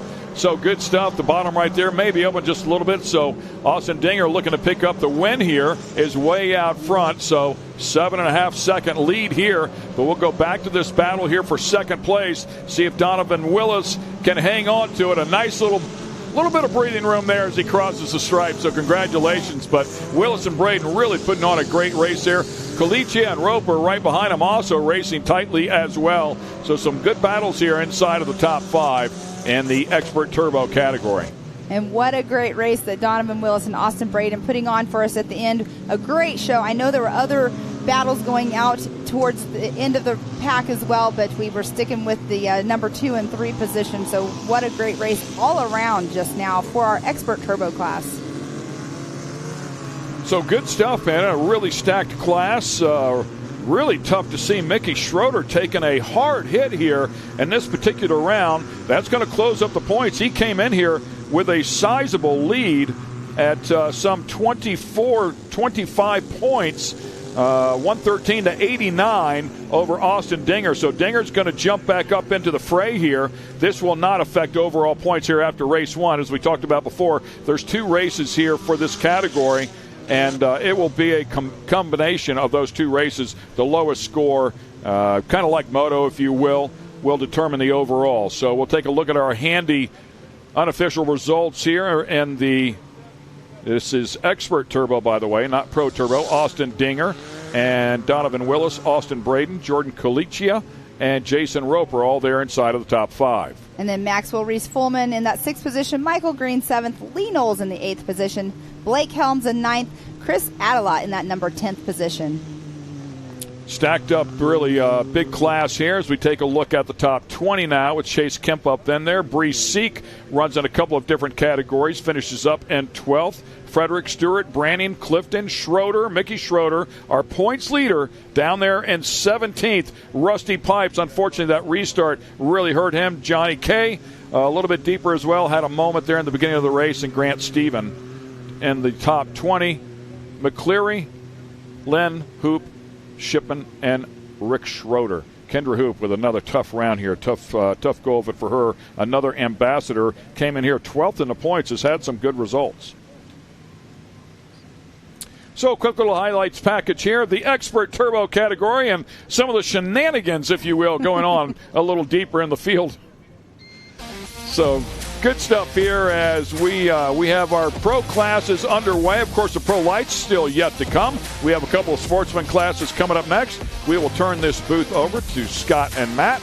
They will have some fun, and T. Stone will be down there talking to our winners as well. We will also have Erica Allreed to cover our winner interview right now, so let's get it down to her. She is with Austin Dinger. Austin Dinger, our unofficial race winner. Austin, you were one of the drivers that was actually excited to only have one race to prove your stuff, as it gave you more laps and more times to work your way from your 5th qualifying position to 1st. What was it like negotiating the traffic and chaos for this top spot today? Well, the start was super interesting. We had I think we went 5 wide into turn 1. Everybody's sitting there banging off each other, and just had a good line and stayed on it. Was able to get right behind Donovan, which is a great racer, so I trusted him, and we ran. Got the halfway caution, and then after the next corner, I was able to get around him. So it's a good feeling. Been struggling with some car issues, but it's a good weekend. So happy to be out here. Thanks, Mid-America, and thanks to all of our sponsors. As the race wore on, you seemed to get faster and faster and continue to set your fastest lap times. Do you feel like everything just clicked for you today? I do. I still don't feel super comfortable in the car right now at the track. It's definitely, there's a lot of different conditions out there right now, but the car's working good as we settled in. It was nice to get in a groove and get to drive a little bit. So, yeah, it's a good feeling. Well, if that's how you race uncomfortable, I'm happy. I'm curious to see how the rest of the season goes for you, but congratulations on this overall. Awesome. Thank you so much. Nice job there. Thank you, Erica, and congratulations to Austin Dinger there as well. Beautiful stuff. All right, we'll take a quick break here. We'll turn it over to the other guys, and we'll go racing in just a moment. Stay with us. AMSOIL runs on freedom and has since 1972. The rest of the market has been trying to follow our lead ever since. But a head start is a head start. Run with us.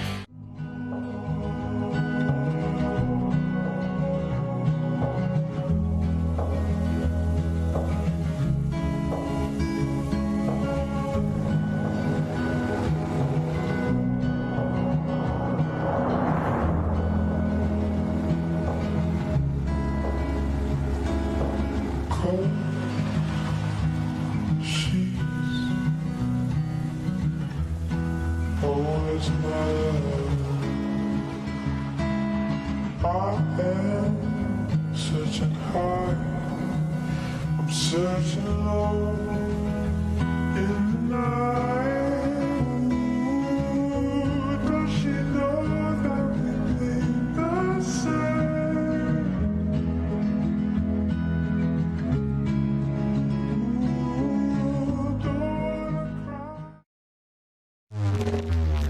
Get it, boys.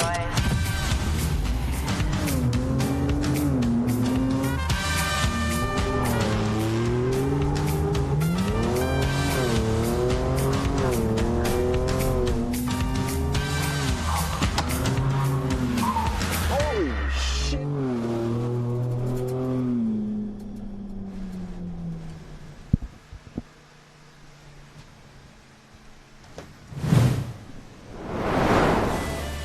Welcome back, everybody, once again. My name is Scott Rain, along with Matt Edmondson.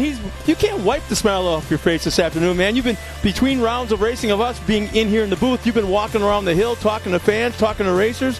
What have you been hearing out there? Well, I just got to watch a couple of the most awesome races out here. Pro Turbo, Expert Turbo was insane. That was an awesome race we just saw. Everybody's loving the track. Everybody's loving the pool. And right there is your Ultimax grid lineup for Vet 40 Plus Turbo. Rusty Pipes, Mike Buckafusco, Jeff Johnson, Hall, Murphy, Hill, Knowles, Davidson, Jimenez, Schroeder. All coming up here just shortly, along with a few more drivers there. You see them locked and loaded in the gate right here. Yeah, so we're excited to see this one. Yeah, so you were talking a minute ago about the break that we got to step out for a minute. Everybody's loving the track. The fans are as stoked as they can possibly be. I mean, it's a great day. We got to see down at the other end of the track, Mark Gomez is in the pond warming up for his freestyle show later. And, man, just great racing. Everybody's having a good time. You know, the mood, the vibe is all time, and record crowd. We're just having a blast. It's kind of one of those deals like today's racing specifically. We kind of got dragged down a little bit because of the rain yesterday. Everybody was all pumped up and ready to rock yesterday morning, and then boom, Mother Nature says, not today. Let's do it tomorrow. Yeah. But then this morning, kind of a slow start, but right now we are full tilt boogie, and everyone is just so damn excited right now out there. I mean, the action is just incredible, you know, and Pro Turbo, we got to see race one of Pro Turbo a minute ago. You know, unfortunate luck for Cody Martin right there. An excellent race for Cash LaCroix. Oh, no kidding, third yeah. in that. 14 years old. Yeah, and, you know, Corey Willis was flying. I mean, man, the whole entire field in Pro Turbo, Expert Turbo, Pro NA, that was credible. So now we're going to get to see it all go down with Vet 40 Plus Turbo. Yeah, how about the race that Rusty Pipes and Lee Knowles had? Yeah, exactly. You know, and they're coming off a hard round of racing, Yep. you know, a few weeks ago, Memorial Day weekend. But man, green flag is out. We're underway early on in the Bet 40 Plus Turbo. Again, this is round 5 of the 2023 MAO side-by-side series, and somebody's already got an issue at the top of the hill there. And we'll see who this is as they come around. Vet 40 Plus Turbo. All the action right now on the screen. Is that Lee? No, that's not Lee. No. Track looking good out there. We're starting to see some deterioration in the track. You're seeing some potholes. You're seeing some divots and things in the track. So getting a little bit harder there. You see some blue groove coming out of the back section. But, man, I'm telling you, the track is fast. Everybody's really liking this new layout here for Visions. And I'm excited to see all of this racing going on right here today. So there's Lee. He's back. Was it 4th place? I think I saw him. It's easy to pick up that orange car. There's yeah. the 41. There's the 901 of Buckafusco right there, running in second. So what we're seeing right now is it showing Rusty Pipes in the lead. Buckafusco running in second. Johnson running in third. Yeah, this track has gone away in a lot of the turns because not only is there you see a little bit of blue groove starting to form, but also the ruts that's starting to kick. You see these cars dancing through the turns, even at almost walking speed, when they have to come almost to a stop, get a rotation of the car for the next turn, and then accelerate again. Right in those areas, there's ruts forming, and you can see these cars dancing through those turns, which is a big indication of the track going away. We're on board right now following this battle. And there you see Hall making a move on Bucka Fusco, getting that position. Bucka Fusco going to try to hold on to it on the inside right here. Couldn't do it now. Lee Knowles has set his target on Bucka Fusco. If he can find a way, he's going to try to get around him and continue working towards the front of the pack. Yeah, I'd say, with the addition of the competition yellow, I think everybody on that track, if they've planned their strategies correctly ahead of time, and a lot of the drivers haven't ever done this before, so they don't know how to handle that competition yellow at the halfway point. If they plan it right, you want to be third place or further forward. I'm happy with third. I'm happy with second. I don't have to lead at this point in the race. But if you're fourth on back, you want to get your butt as far forward as you can. Well, there you see Knowles. He's still trying to find a spot to get around Mike Bucka Fusco. Murphy out front leading the charge right here. So it looks like Murphy, Hall, Bucka Fusco, and Knowles. Moving on back, Pritchard rounding out the top 5. And there's my man Perry Mahaney in the 6th position right there. We got a battle right here. Bucka Fusco is literally doing everything he can to keep Lee Knowles behind him. Lee looks like the faster driver right now on the course, so he's going to... That was a pretty beat-up car there. Find it. I guarantee you Lee's got a spot. We talked about this earlier. He knows where he's faster on the track, and he's looking for that opportunity right now. And Bucka Fusco is driving a great defensive race right now to hold on to that spot. Yeah, I got to throw it out to Lee Knowles. He had a beat-up car after Memorial Day weekend, and have it turned around and repaired, fixed, rebuilt for this weekend really shows me a lot of how bad he wants to be back here, because that car was beat up. Yeah, Rusty Pipes is the same way too. So we're seeing him out there. He's running in 9th right now on the course. Looks like he just dropped back to 10th. Maybe having an issue out there. Here we got a battle at the front. Murphy and Hall. Murphy's still going to hold on to it, but Hall is getting in there and showing him a wheel right now. He's going to have the inside line going into the corner right here. Let's see if he can make the move. Murphy's going to carry the speed around the outside up the step up, and he's still holding on to that position.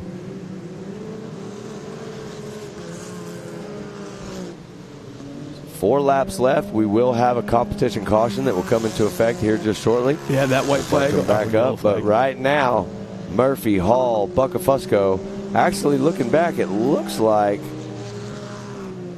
yeah, Lee Knowles has made the move. So Lee Knowles has moved up into the 3rd position on track right now. And if I know Lee well, he's set his sights on 1 and 2, and he's going to try to run them down. Lucky for him, competition caution will be coming out here just shortly, and that'll allow them to re-rack, tighten up, and the race will be on again. Yeah, so great time to make that pass for position right before the comp yellow. It should be coming out this time around. And there's that blue groove forming. Man. We saw it happen in Expert Turbo. That's where I think I saw today, Scott, that competition caution come into be the most beneficial for some drivers. I saw Austin Braden make some moves after the competition caution to get up there in the field. And Cash? Yeah, Cash did too. I mean, Cash had a great restart in the second half of the race, made the pass, moved into second. Okay, let me prove my point about the competition yellow. Yep. I'm listening to you talk about the excitement that it brought to the race after that yellow. Imagine if that yellow wasn't there. We would have had the same kind of racing we would have had, but complete runaways in the first, 4, I think it was? Yep. First 4 cars were just gone and separated. There was, in all actuality, unless something catastrophic happened to the first 2 cars, Cash didn't really have a chance to catch them. Yeah, he probably would have finished in that position. That competition caution did do some wonders for some guys out there for sure. It allowed them and the fans. Yeah, well, provided entertaining racing. It's basically like you said it earlier. I mean, we're going to tighten it back up. We're going to bring the excitement back out, and we're going to show it to you all over again. So that's what we did, and that's what we're doing right now. If you're at home watching, we thank you so much for tuning in and joining us today. Visions 2023. This is round number 5 of our Short Course Championship Series. So we're running through everybody today. Our pros went once today. We'll bring them back again for one more race. That will be tomorrow. But lots of excitement. Ultra 4 getting started. Yeah, going on right now as we speak. The American Side-by-Side Takeover Triathlon is going on at the pool. I'll be joining them to help out with Joey on that as soon as we get done here. I wouldn't expect anything And then else. later on tonight, you'll be able to watch Joey and I and Trip go down to the pond. We're going to do the Mark Gomez Freestyle Jet Ski Show in the pond first to kick off the evening festivities, and then right after that, we're going Explain what the pond is. There's climbing. probably a lot of people that don't quite know exactly where it's at. So the pond is a beautiful place here on Mid-America's property that's filled with fish and Mark Gomez tonight. So he's going to do a bunch of flips, but no, we have some beautiful parts of the property here. One of those parts is the pond. It's you might be able to see it every once in a while on the live feed when you see the far end. There it is right there. So there you see Mark right there, the Black Rifle Coffee Company sponsored jet ski rider right there. He is the world champ coming off that big win, and we brought him all the way from Lake Havasu right here to Jay, Oklahoma. And there you see him right there. You might be able to catch a shot of him doing a flip for us in a minute. But if you can't see him here, guess what? You can see it tonight, so come hang out with us. We're going to have all the fun down there. If it makes it easier, if you're on the hill looking at the racetrack out in front of you, that long back straightaway, if you keep going straight, don't turn left, keep going straight, you're going to end up in that pond. Yeah, you'll be able to see it, no problem. We're going to have so much fun back there tonight. The knockout hill climb, if you've never seen one of those, we get those big bouncers. We build a hill and we run them side by side straight to the top. It is lots of horsepower, big tires, and there's the green flag. So we're back on at Vet 40 Plus Turbo, 3 laps remaining. I got to tell you, I'm surprised Hall didn't get right back on the bumper real tight before that flag was flying. Yeah, so no change up front. So Murphy, Hall, Knowles, Buckafusco. Normally when you get that competition caution and you say, oh, we got one. Man. Not sure what happened right there. That is the 13, it looks like.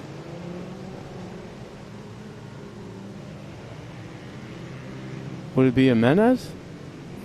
I'm not sure. Mahaney? I'm going with you on the 13, so I'm going to guess, since we don't have a 13 in the lineup, I'm going with the 3. We'll get our... Oh, let's go back up front. front. Battle up front, right? So you got 46 Hall is sliding in there. So I do believe Hall has just overtaken the lead from Murphy right there. There's Knowles still running in third. So 46 making his way around the 39 of Murphy. Lee Knowles is now I believe pressuring. that Murphy's having a problem, it looks like, because Knowles is right on him, ready to overtake him. It looks like Murphy's trying to drive some defensive driving right now. And there you see, still no. Buckafusco's back in the mix, too, so not really sure what's going on right here. Rugged Radios is telling me right now that is the 73 of Pablo Jimenez. So you were right. It was Jimenez. We hope he's okay, and we'll get that car back off the track and continue racing. The Cybertizing car, there he is. There is Gus, the man, the myth, the legend. Hardest working individual on the property, I would argue. I'm surprised he doesn't have a house on the property someplace. He just lives here. Yeah, he pretty much does live here, but... Yeah. Well, our producer says he wouldn't have time to go home if he did live here. He'd come right. And the thing is, some of it's by his own choice. He can't sleep because he knows there's another project that needs to be done. Is that Lee pulling off the track? Lee pulling off the track. Oh, man. What's going on here? Maybe he's having an issue with the car. I see him put his hand up there. That is no good, unfortunately, for Lee. Not sure what happened. So we got Hall, Murphy, Buckafusco now moving into the third position on the track. Well, you can't mention one driver without mentioning the other. With Lee Knowles pulling off the track, we have to go back to his best friend, Rusty Pipes, now running in the top 10 in that 9th spot. So a little bit further back. I'm kind of surprised to see that, though. But they did just come off a race, 2 races ago? Yep. Both of them? Yep. Yeah, so both of these guys are, and like we said earlier, Rusty Pipes had a pretty good crash at one of the earlier rounds, so he's coming back right now. He may not be 100%. We're just glad to have him back out here. We're glad to see he's okay and having a great Visions 2023 with us. So not a bad start to Visions, too, for Hall and Murphy and Mike Buckafusco running 1, 2, and 3 on the track right there. There you see the 90 of Pritchard. And it looks like the DD214 of Davidson in that 6th spot. And 7th, that's the 27 of Johnson. Looking very patriotic out there. Beautiful cars Johnson's got.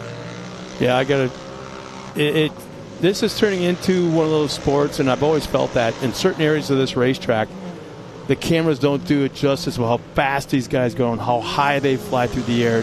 And then if you had a chance to actually go down on the racetrack, it's mind-blowing that the banking and the size of some of these jumps is just phenomenal what these guys drive through.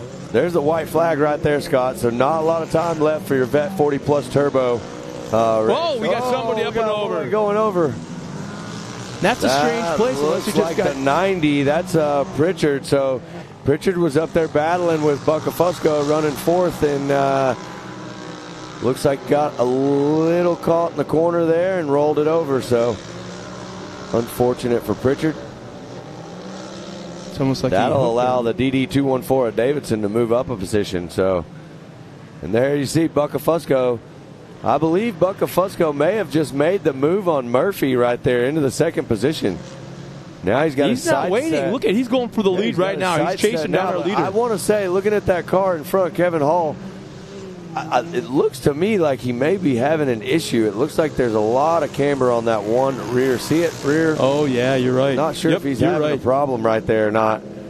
But Buckafusco is trying to chase him down right now, and he's getting awfully close. And the thing is, with it looks like maybe it's a ball joint of sorts, or maybe it's an axle starting to slop around. The bearings.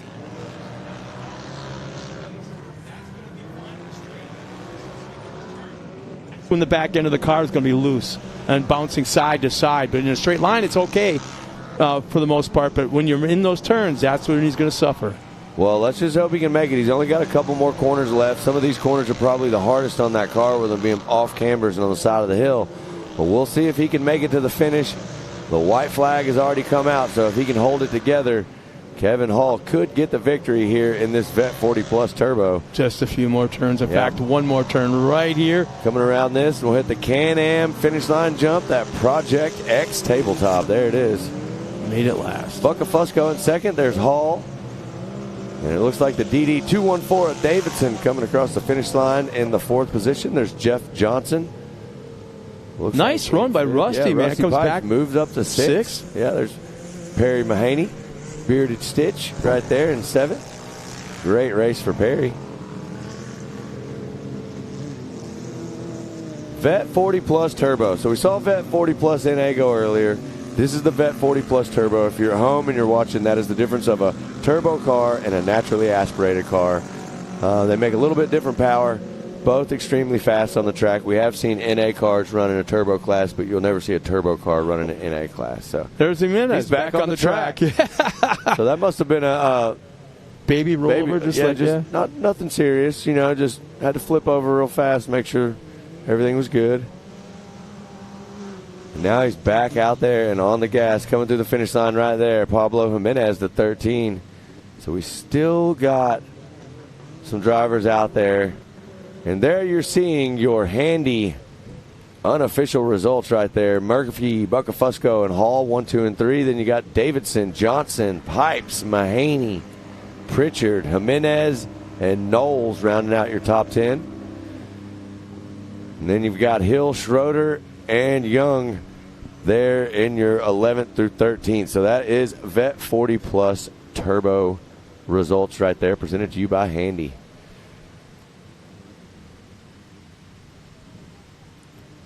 So big shout out to the track crew right there. They are working hard to get the track cleared so we can get back underway and racing. And I do believe, Scott, we have one more race in these short course cars. But right now, check out these highlights. This was an awesome Vet 40 Plus Turbo race right here. We saw Mike Buckafusco and all of them right there on the track just doing work. So great job to all your Vet 40 Plus Turbo drivers right there. They had a great race, and it looks like we are locked and loaded and ready to go on the line right here. So we're going to have what looks like another rolling start right here. Yep, I was going to say, yeah. Amateur naturally aspirated, which means carbureted. Well, I can tell you right now, there's some fast names in this. I see Ryder Van Beekom. I see TJ Sievers. Yeah. Josie Watkins is back out here. There's Ashley Rowden. Dude. Well, it sounds like Tiffany Stone has our winner trackside getting ready for the interview. That'll be kind of cool. We haven't seen Tiffany yet this afternoon, so that'll be nice to see.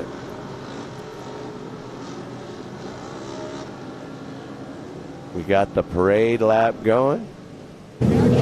Thanks, guys. Down here with the number 46 of Kevin Hall. Kevin, that was a great run out there. We're still figuring out everything unofficially, but going off of that, you had a 6th, 8th, 8th in the last few rounds. Now you're top of that spot. How's that make you feel? Oh, I feel pumped about it. I'm so excited to be here again this round, and just look forward to next round, and just, loving it out here. Well, we've done something a little bit different for this round. We entered that competition yellow. Anybody who knows, that also gives you that chance to really hold off stuff. How does that change your drive style, knowing that we're going to have that mandatory caution, but yet you still got to push through? You don't have to be flat out off the start. You know it's coming. You just work your way through the pack and take it easy and make it last to the end.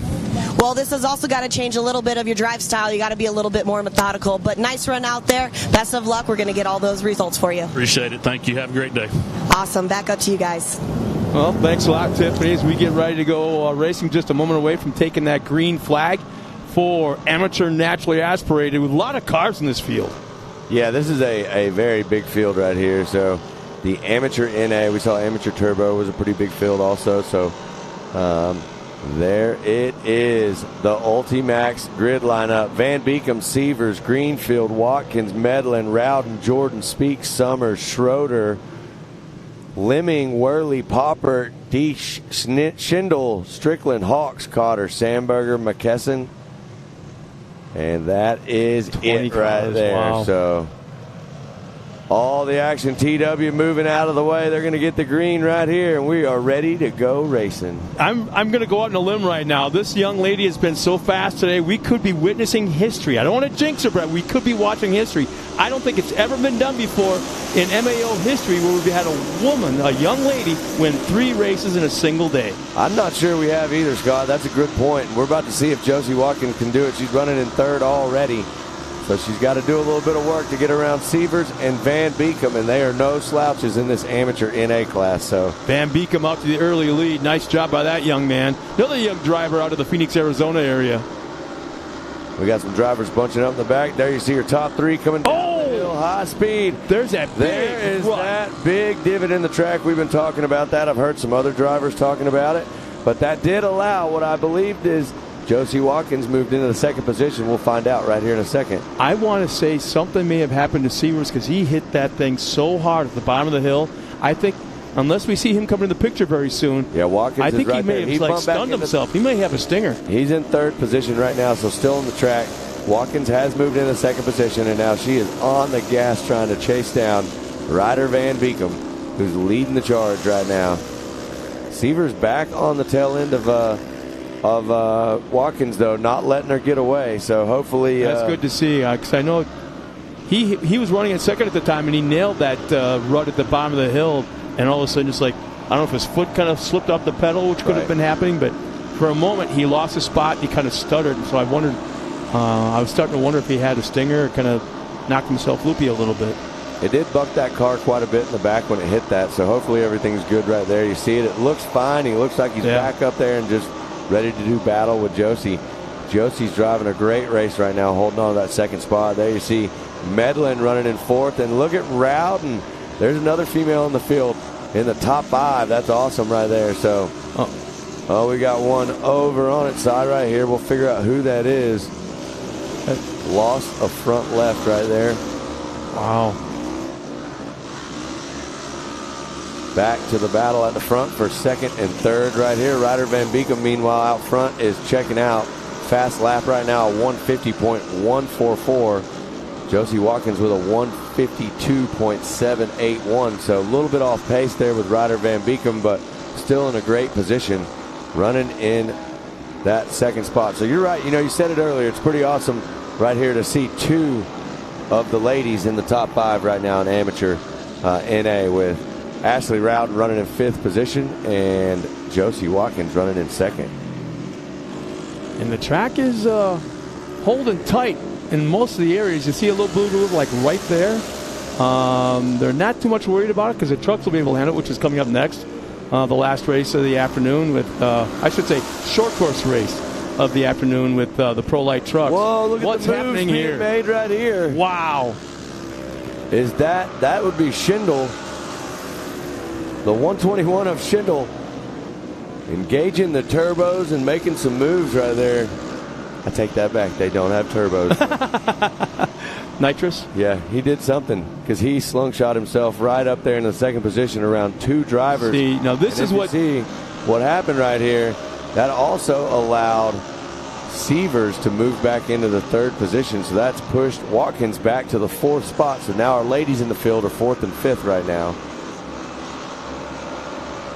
See, the cars should not... They're supposed to maintain the same space between them through the yellow zone, and it looked like to me Sievers made up a ton of ground. Now 2 cars behind. They all bunched back up as if it was a competition yellow. Yeah, the great thing about it is, and here's the instant replay from AMSOIL, so you can see exactly what happened. We got checked up. Yep. Oh, there's our bicycle. You saw that front left wheel just fold under right there, and that's what went ahead and got that car over on its side. So 4 laps remaining. Van Beekem, Schindel, Sievers, Watkins, and Hawks. Something's happened to Ashley Rowden. She's dropped back to 8th position. So you've got Hawks, Medlin, Jordan, Look at Rowden. Schindel pulling the outside of our leader, Van Beekem, right now. They're aimed at the pond. They're sending it. Wow. That is a move right there. Schindel going around the outside. If that's not deflating right there, when you get past on the outside of a high-speed turn like that, and you had nothing for them, I guess you're racing for second almost. But what a power move by Schindel. Van Beekem led the whole entire way. Schindel coming through and taking it over. But, Scott, we got competition caution that'll be coming up here shortly, and it's going to allow Van Beekem and Sievers and Watkins and everybody to bunch back up. And we'll also have to pay attention to, if any, I'm sure our race officials are, but if there was anybody that advanced any positions, went too fast under caution like you were just discussing something like that, that could play a part into what we see as the official results at the end of this also. It's hard to make those calls while the race is going on, because if they take their eye away from looking at tape of what just happened, that means their eyes are away from the current racetrack, and that they can't do that. So I'm sure they're going to work on it. Van Beekem trying to go around the outside and find some speed. There's the competition yellow. Competition caution, yep.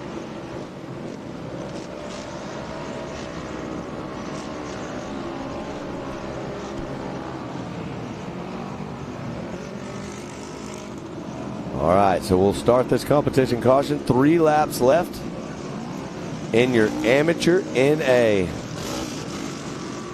Final race of the day on the short course track in the side-by-sides, but don't go anywhere if you're at home watching. Next up, we're going to have the Pro Light trucks take the course. Pro Lights immediately following after the Pro Lights. That's right. We're headed up to the pool. We've got 4400s going on, man. Well, yeah, you can watch 4400s if you're at home. The broadcast will follow them right up there. You're not going to be able to watch what we're doing at the pool, unfortunately. Which I know you're going to totally not. It's not as cool as 4400, so definitely going to want to stay tuned in and watch that. Yeah, I mean, definitely better in the water, but we'll be watching it on the big screen at the pool. There you go. So our top 5 right now: Kendall Hawks in that 5th spot, Josie Watkins back and forth, TJ Sellers in that 3rd spot. Ryder Van Beekem fell back to 2nd as he led right from the start, and Paxton Schindel, power move on the lap right before the competition yellow on the outside down by the pond turn, that left-hander. I'd have to say, as much as my heart's pulling for Josie, my head is telling me it's going to be Paxton. When he pulled that power move on that left hand passing on the outside, I don't think anybody can have anything for him. Well, I can tell you this. There's 3 laps left. Ryder Van Beekem is going to be on a mission to get back around Schindel. I don't know if he can do it, but he's definitely going to try. Sievers going to be the same. There's Watkins, Hawks, Medlin, I think I just Jordan. saw Ryder Van Beekem brake check in Sievers. Did you? I think so. Well, you know, they've got a history. Find out. And they're and more times than not, it's those two that kind of pull away from the field and battle with each other. Well, there is your current leader, the 121, flying Old Glory on top of that. All blacked out Razor right there. And Ryder Van Beekum in the second position. Yep. Big kid, young kid. Yeah. Always happy, always having a good time. And there you see TJ Sievers running in third position, the 101, also in the Polaris Razor. You know, sometimes when I'm watching these guys race, and you take a moment and think about it after watching them a couple of rounds, actually, a year or two, I hate calling them amateurs. That's an amateur class. My gosh. Yeah, it's definitely Ryder Van Beekam's been putting on a show for us for a while, and so we've seen a lot of races with him, and now we're seeing Schindel come in here and show us that he's got all the speed as well. So every one of these drivers out here are incredible racers in this amateur NA division, and definitely look for them to be moving up in the next few years for sure. So that's the exciting part. Here we go. How about this? Van Beekam's making the move on the inside. Not able to get it done. He better watch out because he's got Sievers trying to come around on the inside too. Well, now we're going to watch to see if Schendel pulls away at all. Not really.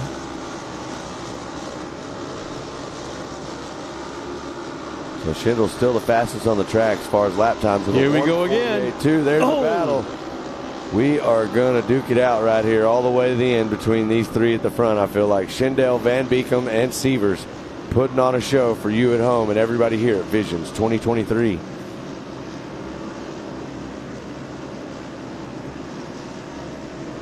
So the rest of the field comes around. I'm trying to see how far back up. She's not out of it yet either. Josie's right there. Josie right there running in fourth. Very strong race for Josie. All right, here comes Ryder and the crew. Ryder's running in second. I just can't believe, look at the air they're getting off that tabletop. Jeez, just flying.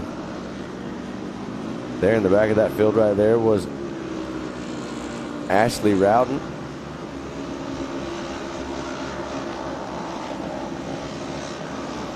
Tighten it up. The gap's getting closer, Scott. We may be able to see a battle here to the end. Ryder wants to get around Schindel so bad. You can see it. He is pushing that car super hard. Hopefully he can push hard and get around. We don't want to see him push too hard and make a mistake. We've seen that happen several times today with people that are right there ready to make that pass. They just push a little too hard. I'm liking how Van Beekam's car is handling. Watch him go into the corners. He'll nail the brakes. The car will dive down in the front. He'll set the car, be able to make the rotation. Get back on the throttle. The back of the car just like sits down. Front bite, front traction. But then look at Schindel. Anything, anywhere that Van Beekum has gone and tried, Schendel's right there. Yeah, right now Schindel's still got the speed. I mean, Van Beekam's right there close, but he's going to have to get a lot closer than that if he's going to make a move on Schindel. And Sievers has slipped back just a little bit. So right now, Van Beekum and Sievers running almost the exact same fast laps at 149.3 and 149.4. And look how they pulled away from Sievers and Watkins, who've got their own battle going on for that last podium spot. So 2 laps left right here in amateur NA. Schindel, Van Beekum, Sievers all shining right now out front. There's Watkins in 4th. And there is Cotter in the 5th position. The white flag is coming out this time around as they make their way around the racetrack. And our current top 10 right now is Jackson Lemming back in that 10th spot, Kendall Hawks, Dakota Medlin, and then 8th, Crichton Jordan, 7th, Cruz Worley, 6th, Mason Cotter in the top 5, Josie Watkins 4th, TJ Sewers in that 3rd spot, Ryder Van Beekum, and Paxton Schindel up in the top 2. And yeah, they pulled away. Yeah, the 121 of Schindel on the gas right now, trying to get to that checkered flag. He's going to have one more lap as they come around right here. There you see the white flag waving. So this is the last opportunity for Ryder Van Beekum. If he's going to try and make something happen, he has got to put it together inside the next 2 miles. Yeah, it sounds like a long time, long distance. 2 miles, but not at these speeds with these obstacles. yeah, you're coming down this hill right here, clocking upwards of high 70s, low 80s. If you're pros, you're probably moving a little bit faster than that, but this is a very, very fast track. You can do a big, big 2-mile track like this and not a lot of time when you're carrying the speed these drivers are carrying. And this is, we see the 116 on the side of the track. That's unfortunate. That is McKesson. One last time down that long back straightaway. I wonder if any of them got a jet ski show on the way. Car over. There's another one. Who we got there? That looks like the 101. Is that Severs? Oh, man, that's Severs. So that takes Severs. That bumps, I believe that puts Watkins in the 3rd position. That final podium spot. What happened? Watkins. Yeah, so not real sure about that, but that was definitely the 101 of Severs having an issue right there. Well, we're going to find out real soon. Where did Van Beekem go? We should be able. Van Beekem is not too far behind the 121 of Schindel. And here we go.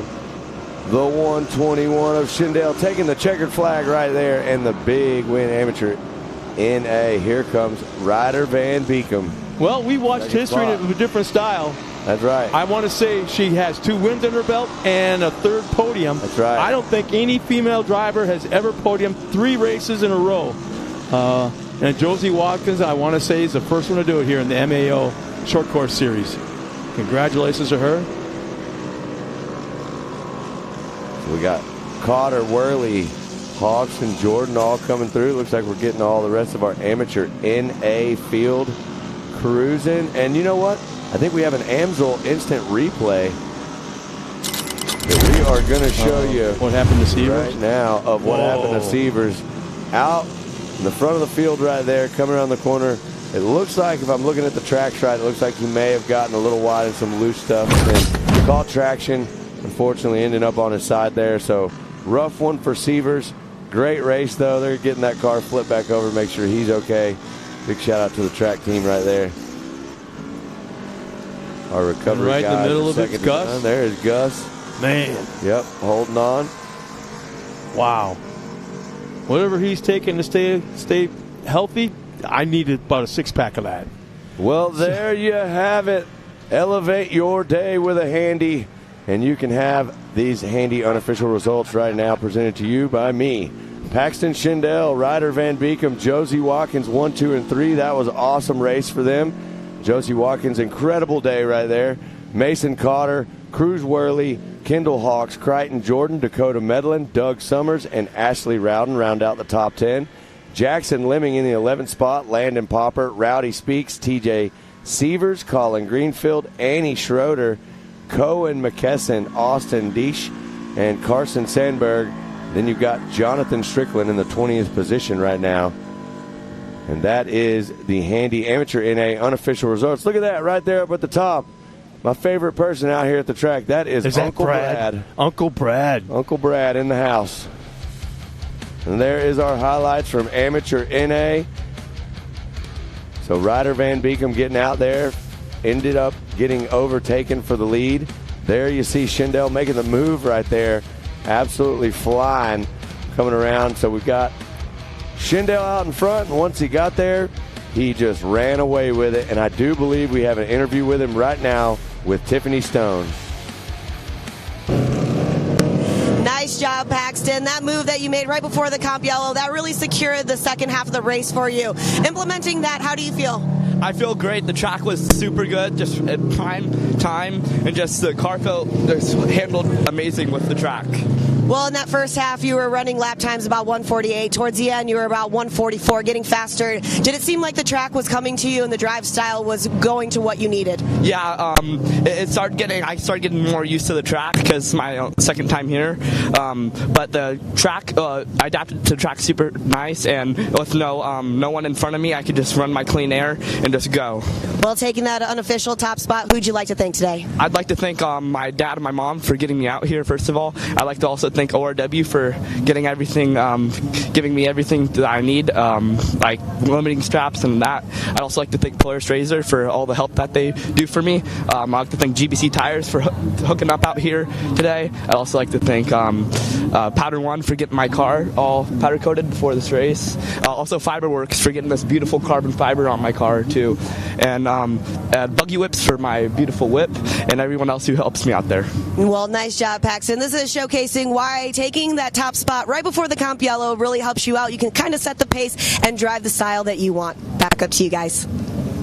Well, thanks a lot, Tiffany. And congratulations to that young driver. We had one heck of a race out there. In fact, I guess you and I are going to step aside one more time as we get ready for one more short course race here this afternoon. It's the Pro Light MAO trucks in just a moment. Meanwhile, we'll see you after this. Lightweight, agile, and strong, the Pitbull is perfect for the job. The Pitbull is the first and only lift that can be used in the pits and in your garage. Elevate your racing with a handy.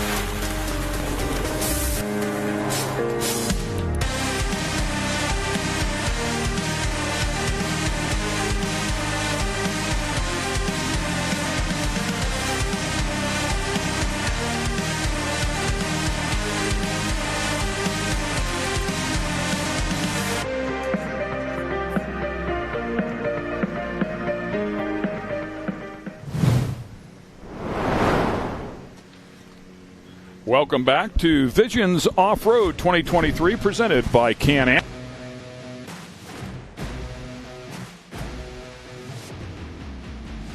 And we are back here once again. So one race yet to go here this afternoon, and that will feature our Pro Light category. Of course, we'll have our pros back to run another round tomorrow evening, late in the afternoon, and wrap things up here. That'll just be our small portion here of what's going on at Visions. Ken Stout and Pam Hall has joined me back in the booth here. And Erica Allreed will be down there to talk to our winner in just a moment. We'll get you our starting grid here for the Pro Lights.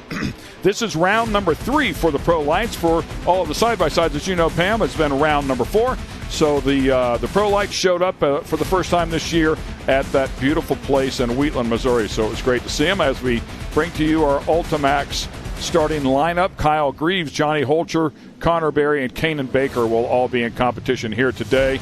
Unfortunately, a couple of the other players not able to make the call. Yes, we do have those 3, Jacob Rosales, Austin Vanover, and Kyle Knott, that did not make it here. But we do have our 4 drivers competing right there on the starting line. It is a super cool day today out here. All the racing has been a blast, but right now it is all about the green flag is coming out in just a moment. Land rush start here. They put them up on the converter, stand on the throttle. Everybody's got a fair shot out of here going into turn number 1. Kyle Greaves is our number 1 qualifier. Looks like he might get the whole shot there. Connor Berry down on the inside scrapping with Johnny Holcher. Connor Berry with a big run down to the off-camber right-hander, and he might roll to the lead here. Good start by Connor Berry, the CBR number 2 truck. That is Kyle Greaves on the inside. Side by side they go as they will head through this turn here out into the rhythm section, duking it out. Oh, and Connor Berry over-rotates just a little bit. That'll give the lead to the KGB-backed machine of Kyle Greaves. And as we saw, that Johnny Holcher has taken over that number 2 spot from Connor Berry. So unfortunate for Connor. He had a great run going, but we do have 10 laps in this race today, so anything can happen. Had a chance to talk to Kyle Greaves there just a little bit, and he said they were not real happy with the rear gear choice that they decided to go with, as Holcher and Connor Berry now duking it out. Connor Berry trying to get back around Holcher. The number 44 truck goes outside in on him. Bobbles there for just a moment. It was kind of an odd moment. It just did not have any forward momentum, and that allows the number 2 truck to regain that second position. Yes. These guys, by the way, sorry to cut you off there. We talked about the mandatory caution and the other side-by-side races. It was 4 laps and 3 laps. For the Pro Lights, we'll be going a total of 8 laps, so it'll be 4 and 4.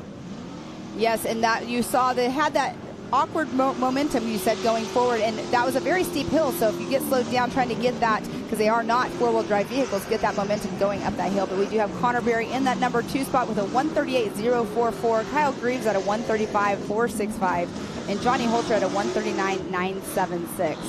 Yeah, good point there. Kanan Baker, who also competes in the Pro NA and Pro Turbo category, in 4th place, trying to get out of here clean. We'll find out if he can pick the pace back up there. Lost a lot of ground on that start.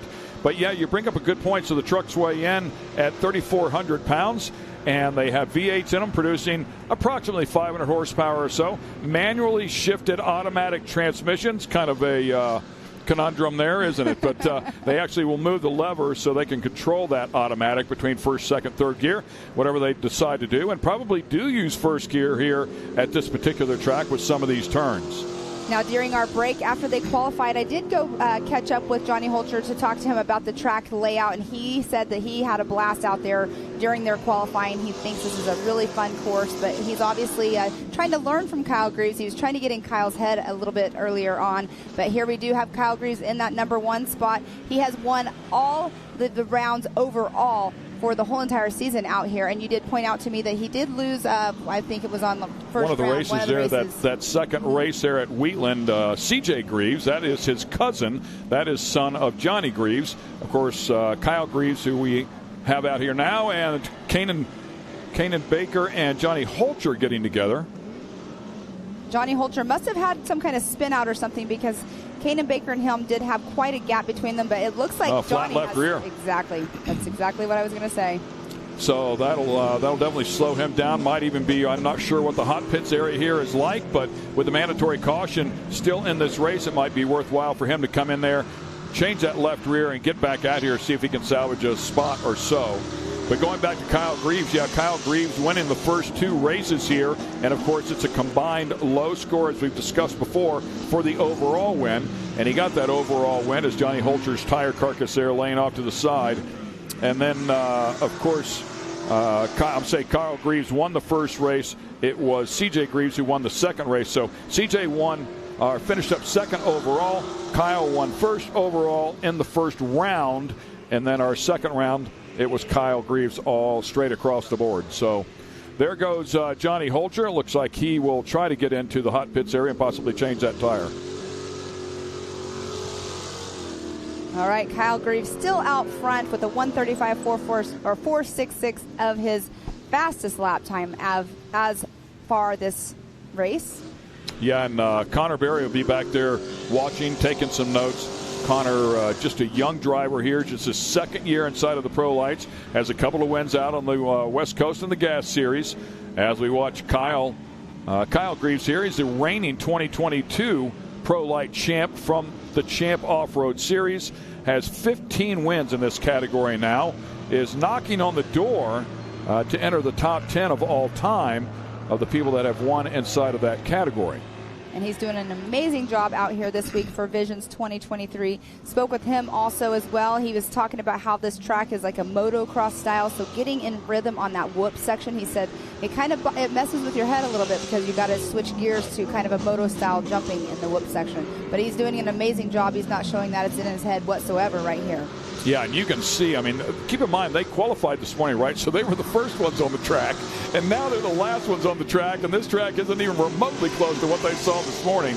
So it's fairly gnarly right now, man. It is rutted up. There's some holes that have developed, and of course, they'll have to learn all of those undulations that are here on as well. The 44 truck, the Yokohama back machine of Johnny Holcher, now with a fresh left rear, able to come back out here and attack. And don't know if he went a complete lap down or not.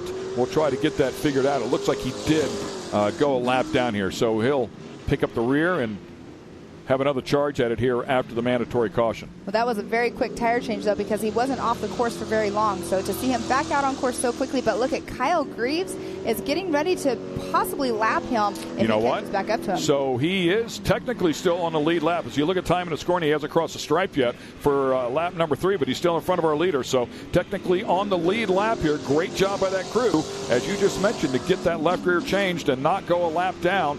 He'll take advantage of that mandatory caution, be able to snub right back up on the back bumper of Kanan, and it looks like he has, wow, I thought he had a flat left rear again there for a moment, which would make me think that maybe a hanger or something was sticking down there, but looks like it still has plenty of air inside of it. It did look a little funny also, the way the dirt was kicking up on it, but he's doing an amazing job back out on race course, trying to not get lapped and stay on that lead lap, but Kyle Greaves, Connor Berry, and Kanan Baker will not be too far behind. Yeah, and a look at Connor Berry right there. The number 2 truck got off to a great start, man. He was really putting up a battle as the caution flag waves there. That's a mandatory caution. So 4 laps in the books, 4 to go. Put up a great fight there at that land rush start right alongside Kyle Greaves. It was pretty exciting to say the least, and unfortunately over-rotated just a bit, and that gave the nod, of course, to Kyle. Johnny Holcher followed right in line, put him back to 3rd, and Connor scrapped back up into 2nd. Then Holcher had the flat tire. Kanan and Holcher, I think, got together a little bit as well. We'll see if Kanan Baker rolls up here into 3rd place. Of course, Holcher is in the back part of this course making hay. He's way in the back over there, still hard on the gas, like, come on, guys, give me a minute, here I come. So I raced pro buggy for a full year. I know what that feels like. I was on the lead lap, and I'd be way in the back. So like everybody got a lap off except for me. I had to run the caution lap as hard as I ran a race lap just to catch up with the back of the pack. So, but boy, what a great year it was, and learned a lot about short course off-road racing and what these drivers are actually feeling and going through. But how cool is it, though, that he had a flat tire, got in the pits, his pit crew did an amazing job, changed it, he's still on the lead lap. Now the mandatory caution came out. He's going to be right back up behind Kanan Baker here in just a moment. So how cool is that to have such a quick pit stop? And right there he went through that little dirt area that made him look like he had a flat tire again, but it's just the way the dust is on the track. But Johnny Holcher really trying to kick it up to make sure he can get back up to the pack before they go green again. Johnny Holcher, a talent as well, 2020 Champ Series champion, 3 career wins in Pro Light, finished 1st and 2nd at Glen Helen in the Gas Series. So good effort there out of the number 44 Yokohama back machine as he continues to hustle around here. Looking at the reigning champ, the Champ Pro Light champ, I should say. Kind of a play on words for sure. Connor Berry, as we talked about before when he was out here in Pro NA, the 2021 Mod Kart champ, 2020 National Series Mod Kart champ, 2018 National Series Junior 2 champ, and racing here in Pro Light for his 2nd year. 35 career wins, 70-plus podiums since he's been racing at age 9, currently 18 years of age. So a lot of seat time for that young man, and he proved it there at the start. He was ready to rock. Yes, the young gentleman right there, Connor Berry. Here, there is Kanan Baker, another well-seasoned racer out here at the young age of 15, and he's now in the Pro Lights. Being 15 years old in a Pro Light truck has got to be such an awesome feeling for him. Yeah, really exciting. 2021 Pro NA champ. Really talented in the SU, or the side-by-sides, I should say. Runner-up in 2022. Also competes in Pro Turbo this year. His sister, as we've talked about, 1 year older, 16 years of age. She also competes in Pro NA. Racing family as they come back around here. Final turn, looking for the green flag. That is Kyle Greaves out front, waiting for our starter. Boom, that's it. Everybody stands on the throttle. We're going racing. 4-lap shootout here at the end of this Pro Light race. Round 1, or race 1, I should say, of round 3. Connor Berry right there. Johnny Holcher knocking at the door of Kanan Baker. Hopefully, he's hoping to get around him. He's a fast driver. He's been doing it for a long time, has more time in the Pro Light trucks than Kanan Baker, but Kanan Baker definitely knows how to hold his own. O'Connor Berry with a nice inside line there on turn number 2. Unfortunately, just did not have the drive up the hill that Kyle Greaves had. So Greaves puts a little bit of distance on him here. They head back into this rhythm section as you talked to Kyle about it. Maybe a better term is unrhythm. Yes, we used to call that back section the non-rhythm section because of the way they were a little off camber last Certainly year. Makes sense, right? The rhythm, non-rhythm, but Kyle Greaves out front, Connor Berry behind him. Kanan Baker still holding his own in that number 3 spot. Kanan getting a feel for it. First time, Kanan has been in this category this year, so really only a handful of races, and Connor Berry gets off course, goes for a vicious ride. I can't believe the left front is still attached. Wow. And stuffs the nose right down underneath there. I don't think made any contact with Kanan. Kanan racing him hard. Kanan will race you hard, but Kanan checks up just a little bit right there, and somehow Berry hangs on to the spot. Of course, that opens up the door for Holter to come after Kanan. Wow, exciting stuff there. Those 3 cars, 2nd, 3rd, and 4th, all duking it out. Connor Berry getting off course just a little bit and really banging the front end of that truck on a hill there, if you will, a hillside. Yes, that was a hard hit, but his truck's still going along, and he's still in that number 2 spot, which is another amazing thing. But how cool of a camera view was that? It was like straight on from where he hit that rock hill. Make the highlights real for sure. And how about this? Amsoil instant replay is going to give us another look. So kicks him off that jump a little bit, goes off the left side of the track, and I thought his day was going to be done. I mean, it blew the fiberglass off of that fender because the left front tire just was jammed up into the well so far. Yeah. Wow. Our producer said his teeth are still chattering. He might not have any teeth left. I don't know. Oh, my goodness. But you know what? He's still in that number 2 spot, kept on trucking along. Like it didn't even seem like it phased him when he just hit the rocks and off course. But right foot down. Exactly. Pedal to the metal.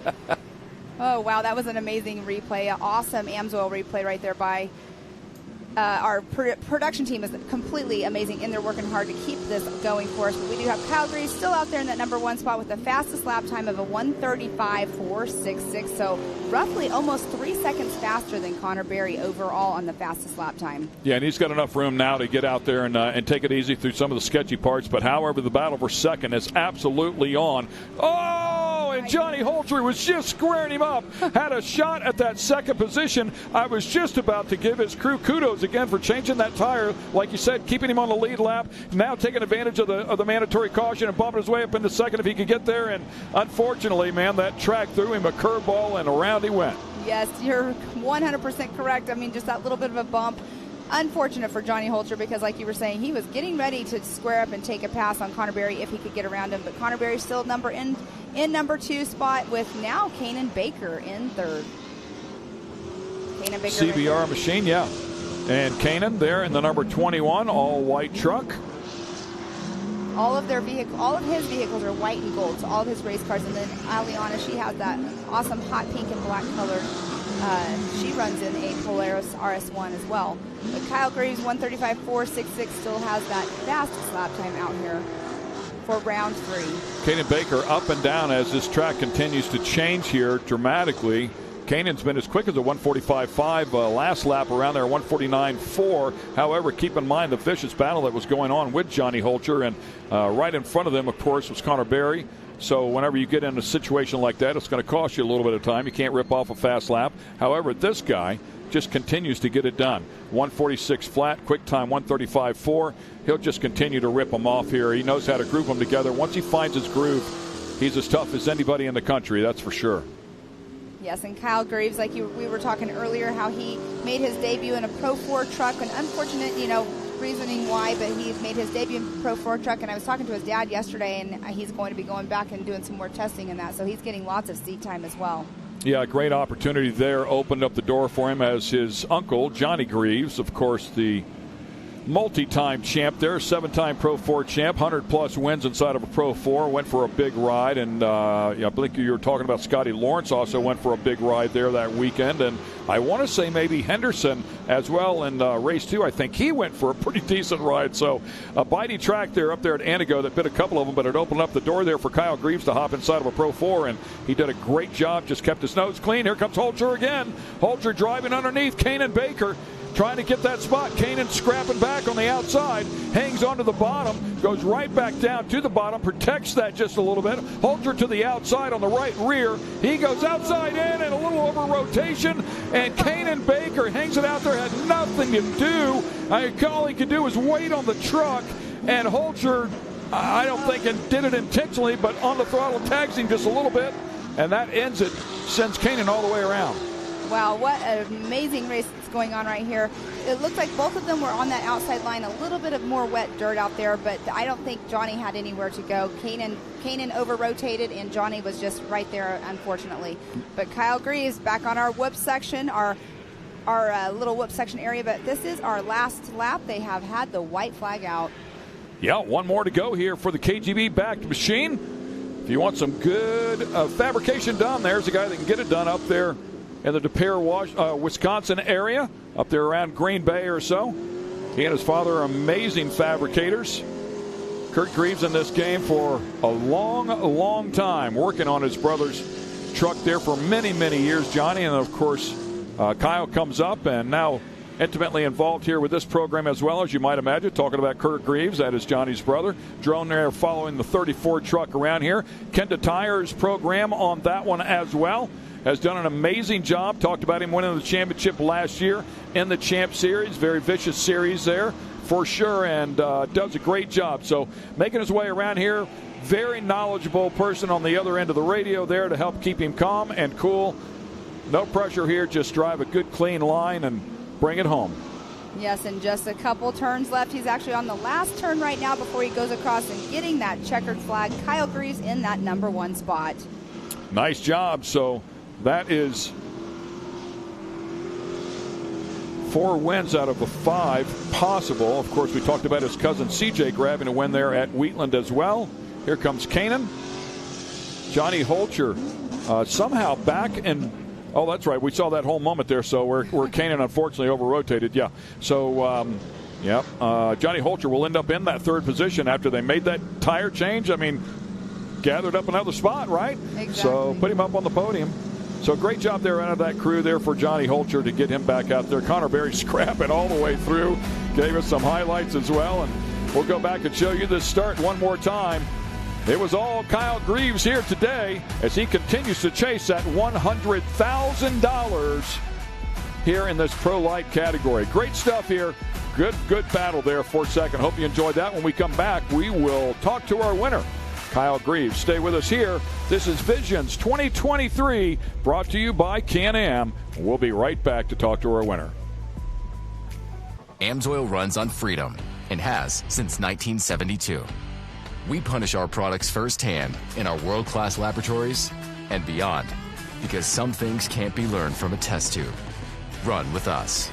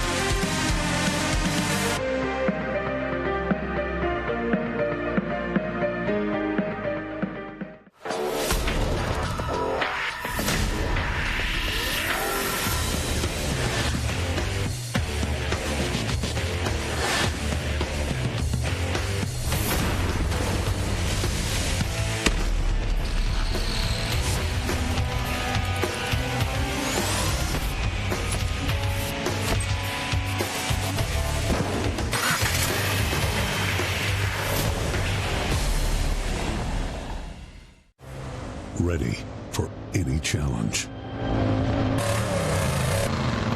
Maxxis tires can handle even the most punishing off-road conditions.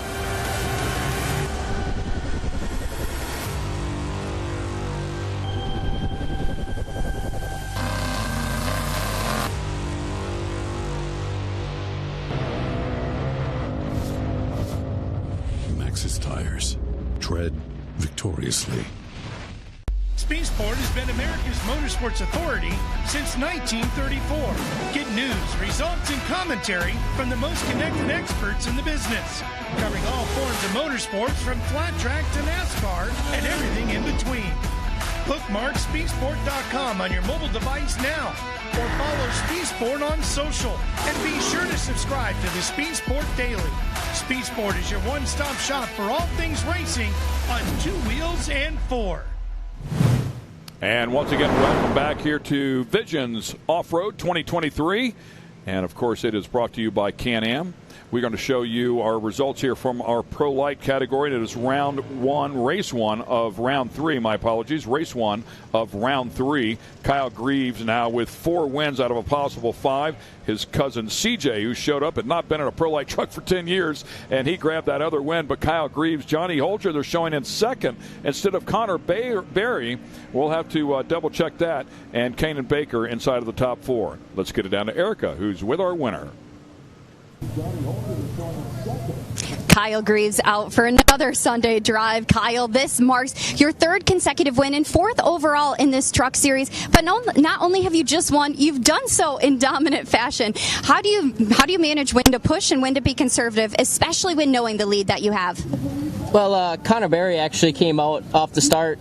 You know, I got to run up the hill, and all of a sudden there was a blue nose that came up next to me. I'm like, holy man, I better get going here. And he played really nice. You know, he could have gave me a wheel in the left-hander at the back, and but he didn't. You know, so it was great racing. And surprisingly, I had a coil wire go out, so I was down a cylinder, and it was almost a blessing in disguise because it wasn't letting me to blow the tires off as much as the dry slick was. So it was just about patience and protecting the insides on restart because you know they'd have a full engine and I had maybe half. So we just did the best we could. We were scrambling before the race. After practice, we had to change a lot of things, and you know I just got to give it up to my team. You know they worked their butts off.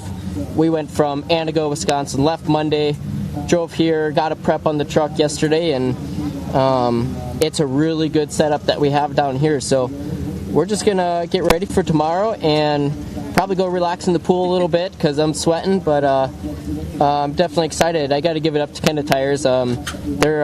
They weren't too about this series yet because they didn't know what was going on, but they were willing to throw tires at me and at least get me going down here. So thank you, Kenda Tire, Aaron Precision, KGB Customs, Ultra Race Wheel. JP Remington got me some fuel to get down here, and you know he's been helping me out for 3 years. ATD Charlie, Fox Shocks, Hoffman Motorsports been tuning these Fox Shocks right in. But yeah, you know, dedication to my whole team.